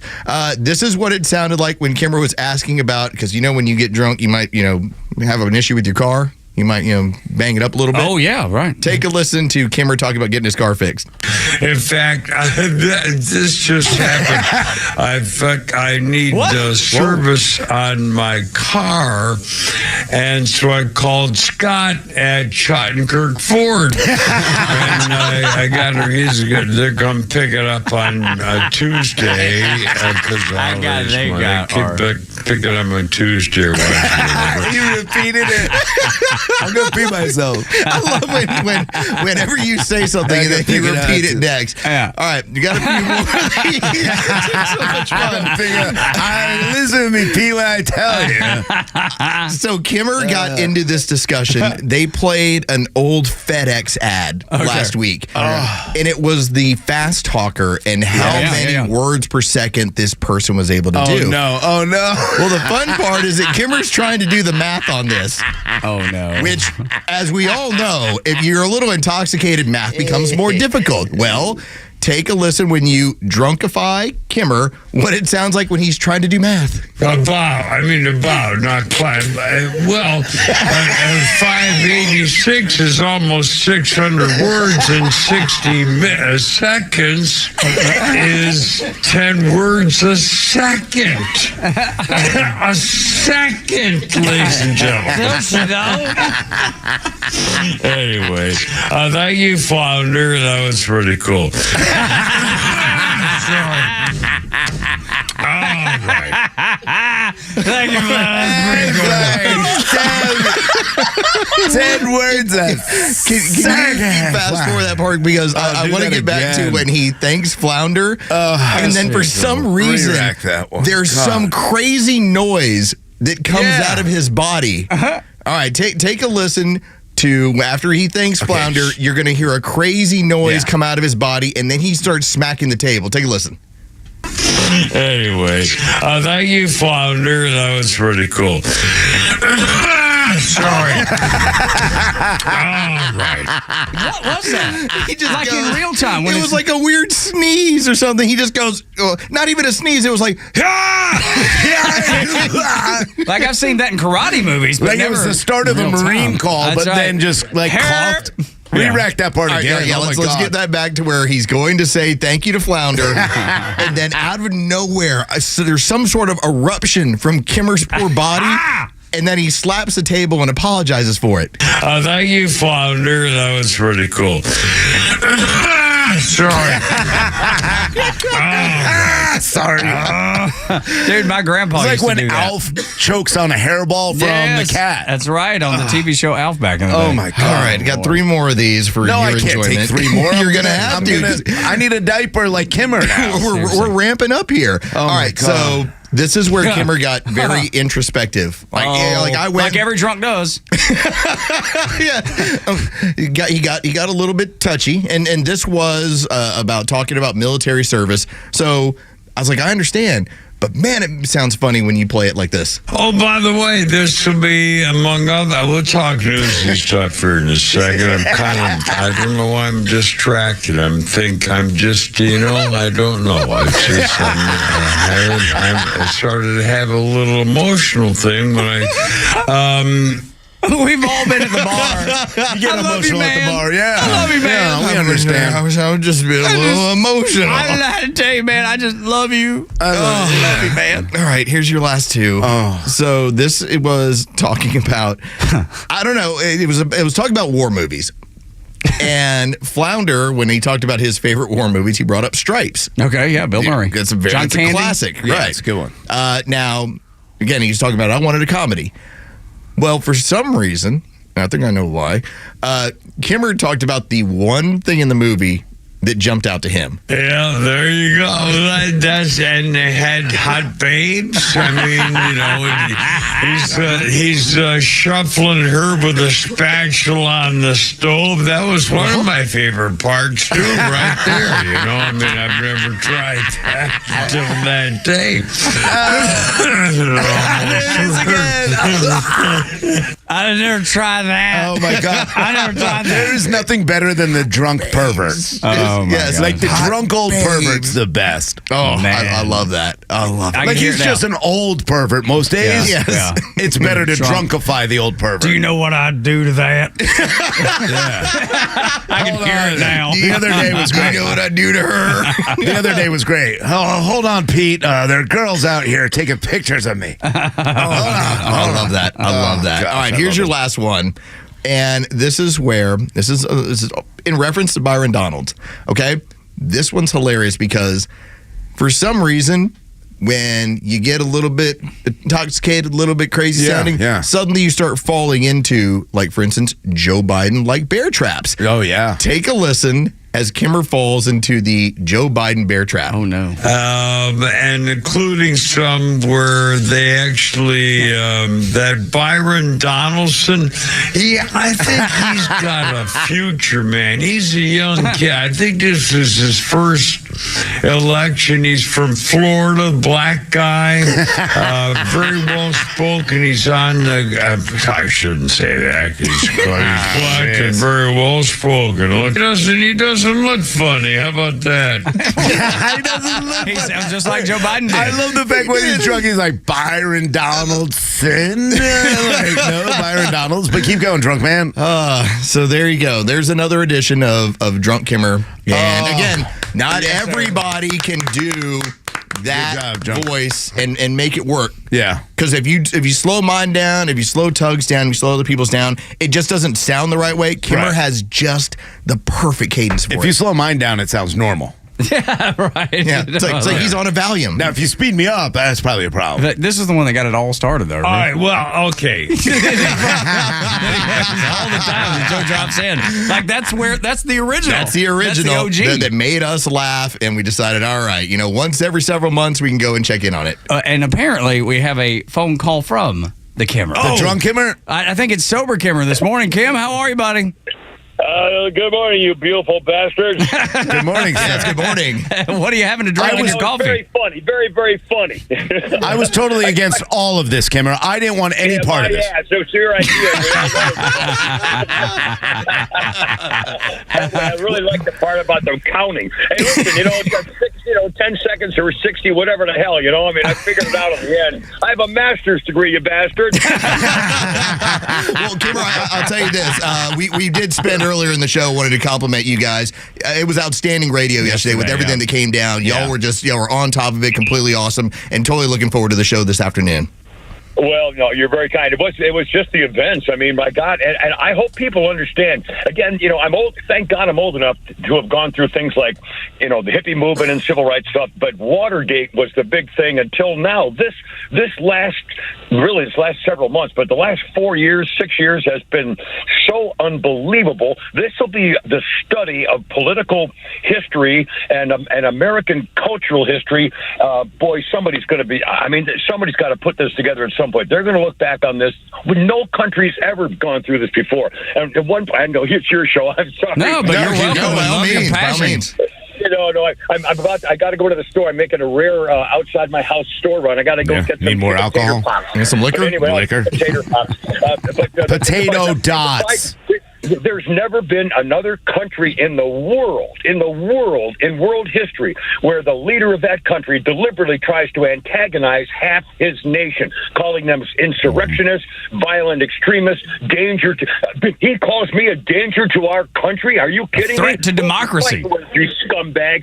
No president or no leader of any country has ever deliberately tried to antagonize half the nation as his only excuse to try to get elected about how bad the other guy is because he has nothing to brag about. I'm so offended by this guy. It's not funny anymore. I'm offended by he's a scumbag and his dirty, stinking, enabling wife who should have dragged him by the collar and said, "You're retired now, you idiot." And, is behind all this stuff. I'm so freaking mad about this. And honest to God, I hope people are reacting. And I feel it coming. I see it going in social media and stuff and on the news.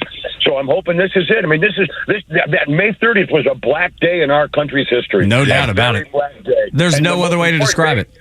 And the most important day, Trump is right, is going to be November 5th. God, you're so well-spoken when you're sober, sir. That's right. Why don't you stick to what it? makes you think I'm sober?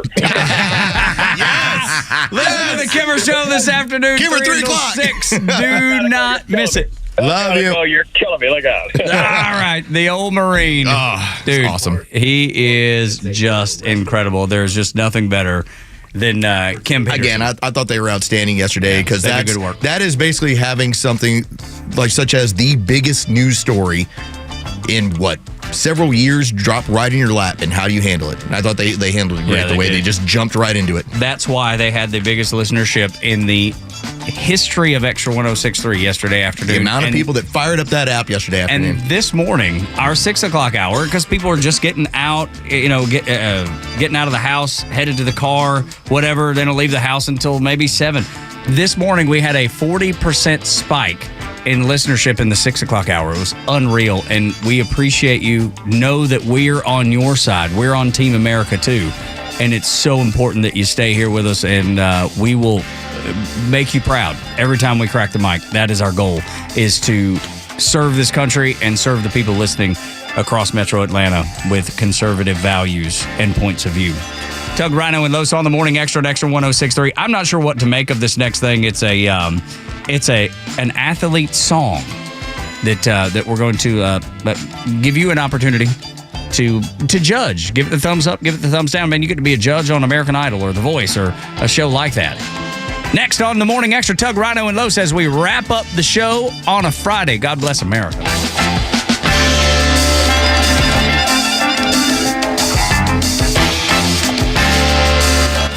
The Kimmer Show is only live on Extra 106.3 every weekday afternoon on your drive home. It's true. Every single legal analyst, including on the liberal networks, are now admitting, but it's clearly this is a kangaroo court. This is Venezuela. This is Cuba. This is Russia. The Kimmer Show every afternoon from 3 to 6 p.m. on Extra 106.3 and the Extra app. The warm air, the beautiful weather, and the sounds of baseball. It's got you thinking about hitting the road. And no matter where your adventures take you, Subaru of Gwinnett has a vehicle to get you there safely and in style. Like the 2024 Subaru Outback, which will take you as far as you want to explore. With standard symmetrical all-wheel drive, plus up to 32 miles per gallon. And if you're up for adventure, it'll get you off the beaten path with up to 9.5 inches of ground clearance, more than the Honda CR-V or Toyota RAV4. Or the 2024 Subaru Forester, the SUV for all you love. It's the right size SUV for all the adventures ahead, with a spacious and comfortable interior for everyone you want to bring along. No matter where adventure takes you, it starts on Satellite Boulevard in Duluth with the amazing staff at Subaru of Gwinnett. They'll help you find the Subaru that you'll love and be there every step of the way for everything you need. Start your shopping online at SubaruofGwinnett.com. Marketing is everywhere. From the billboards on the highways to the notifications on your phone, we are constantly bombarded with people trying to sell us stuff. What makes good marketing? Are you doing enough in your life personally and professionally to market yourself? You have questions, and the Marketing Madmen have answers. Tune in every Saturday, now at 4 p.m., right here on Extra 106.3 to get practical marketing advice from expert guests who are shaping and reshaping the business world. They say marketing is a madman's game. Join the Marketing Madmen every Saturday at 4 p.m. to find out why. This is House Call for Health. People with food allergies have some new ways to have an easier experience ordering food. Uber Eats launching new features earlier this week. Restaurants will now be able to let customers know if they can accommodate food allergies, and customers will be able to write their food allergy-related needs in a new special instructions field. There will be a list of common allergens for customers to choose from and to save to their profile. And lastly, depending on whether the restaurant receives calls, customers will be able to contact them directly to disclose their food allergies. The American College of Allergy, Asthma, and Immunology says almost 6% of U.S. adults and children have a food allergy, the most common being shellfish, followed by tree nuts, peanuts, and fish in general. There are no cures for food allergies. For more health news, go to foxnewshealth.com. House Call for Health. I'm Lisa Brady, Fox News. This is the Morning Extra, bringing you Atlanta's best local conservative talk. And it rolls on from 3 to 6 p.m. with a Kimmer Show on your ride home, only on Extra 106.3. The last half hour of the show has been nothing but laughs because for 3.5 hours we talked about frustration and anger and disappointment and worry about our home. There is nothing more important in the world than the place that you call home. I mean, it's where you go. That's your safe haven. When the world is upside down, you go home and you are in a place that you feel secure, you feel better, you feel shielded, and your home has been under attack. Your home has been under attack. So it's been a heavy, heavy morning, and we appreciate everybody being here. I appreciate all the calls that have come in, all the comments on the YouTube channel that Rhino has read off and been keeping up with for us. And that engagement was so incredible. We appreciate all the social media posts. It's just been a heavy morning, and then the return of Drunk Kimmer made us laugh. Last segment, and we got something funny too. And Sober Kimmer. And Sober yes, Kimmer. that's right. Actually, Sober Kimmer called too. Yeah, I forgot about that. Yeah, it was so weird to hear him like that. Like, sober. just on point, sober. That's right, because So he's great. so drunk. Yeah, it is great. And yeah, of course, we do appreciate everybody, but that's why we want you to spread the word, because they'll do anything to keep us quiet. They'll do anything to shut us down and get rid of conservative talk or the talk about the government in general. They don't want that. So the more you spread the word, the more, look, we're right. We've been right for 4 years. Watch out. This is what's coming. And it happened yesterday and culminated yesterday. Carlos has been telling you for so long. We're already there. We're already there. Just keep watching. So it's time to fight back, and that's by listening. So spread the word. Robert F. Kennedy Jr. was on the talk show circuit this morning, and he joined over at Fox News last night and also this morning. And both times he's had the same message. Says, quote, "This conviction is going to backfire on Democrats. The DNC feels like it has a candidate that cannot win fair and square in the polls, and so they have to win in the courts. They have to win by clearing the deck and getting their opponents out of the race." Period. And that's a Democrat. That's exactly right. And he's 100% right. I mean, you couldn't be more correct about, and that's what we've talked about that from the get-go. Yeah. From everything that's happened, every time something happens in the courts, more people support Donald Trump. His polling continues to go up. If he was not a threat to their power, they wouldn't have to do this. Exactly right, man. Yeah. 100% correct. That's how you know they are terrified, because they are using any means necessary. Oh, the Democrats will always tell you who they're scared of. Whoever they're talking about is who they're scared of. But yeah, that's right. Yeah, and they've done that for the entire time. So I'm glad that we're at a point where people are starting to wake up and see what's happening, because you've heard it, you know. I mean, the media is not going to let you know. They've been complicit in it, and you've seen it. But even when CNN tells you, yeah, this is probably not going to go, and then it does, they got a lot of questions to answer too. So my respect for you guys, especially musically, is overwhelming. Well, you're kind. Because, Tug, I know your history. Rhino just has a good ear for this stuff. And so every now and then when an athlete brings something to the field of play, I go, man, we should play that and see what the guys think. So Darren Waller, who most recently has a 4-year, $30 million contract with the New York Giants, formerly of Georgia Tech, was a guy who went through some substance abuse issues early on, cleaned up his life, and now he's a responsible member of society. He was married to WNBA star Kelsey Plum. Kelsey's an attractive young lady and also has a giant fastball when she throws. Like, you can still find her like throwing T-shirts out at an NBA game and like, whoa. Is that the one that launched it? Yes. That's her? Yeah. That's Kelsey Plum. Holy cow. Yeah, she's a badass. So they were married for a year. They're now divorcing, and she went public saying, "I tried everything with this man. I bent over backwards for him." Well, he decided that what he was going to do is create a song. You guys want to hear this? Yes. This is Darren Waller. Okay, good. This could be great. New York Giants tight end. Okay, yeah. Singing about his divorce. You know, in life,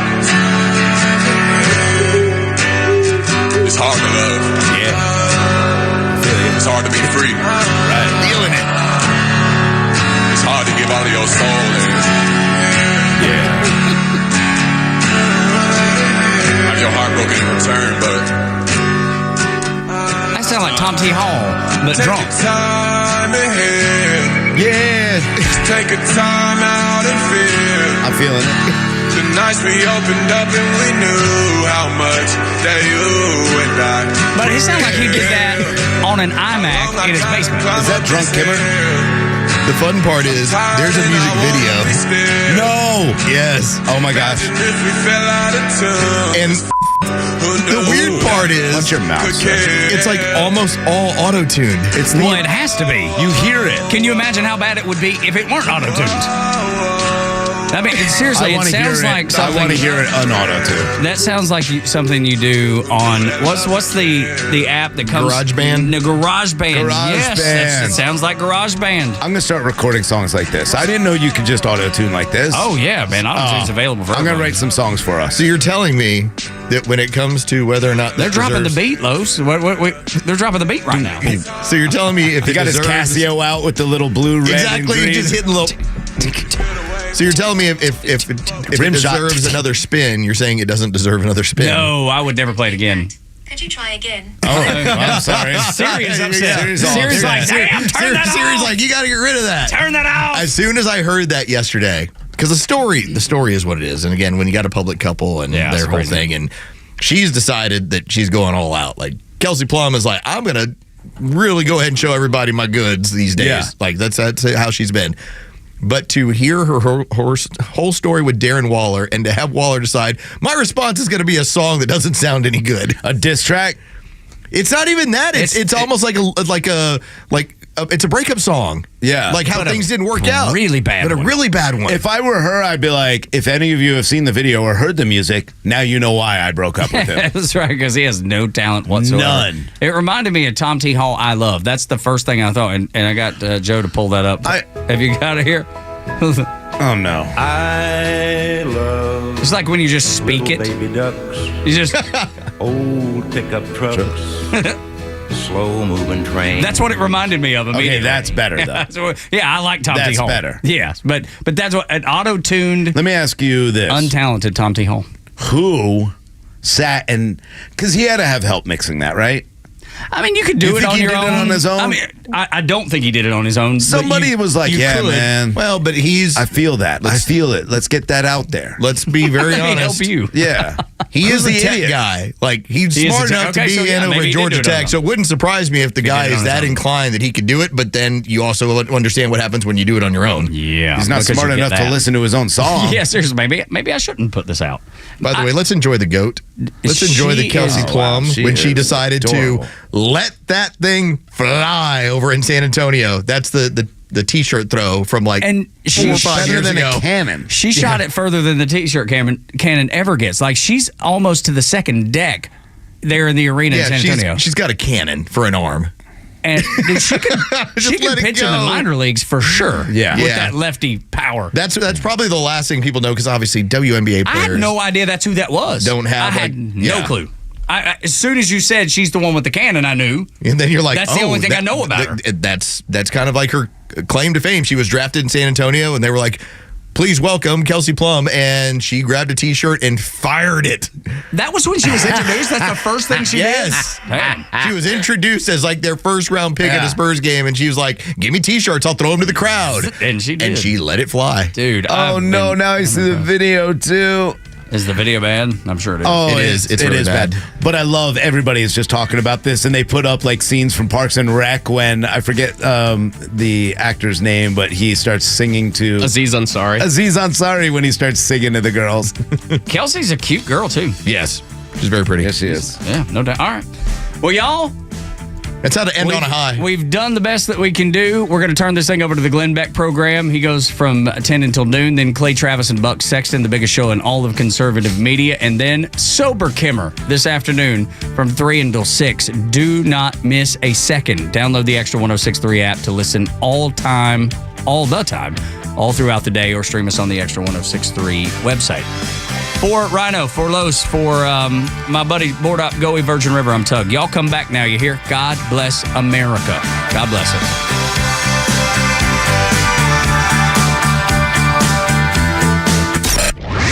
Hey, it's Tug. The Morning Extra has you covered from 6 to 10, and Kimmer's got you on the ride home.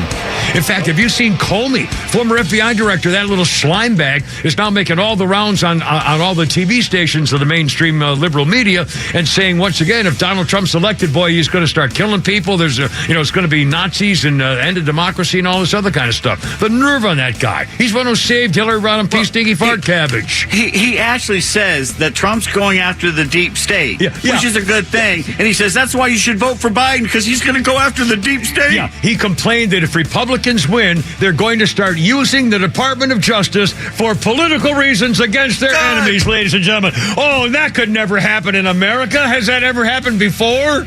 I mean, the nerve of these people.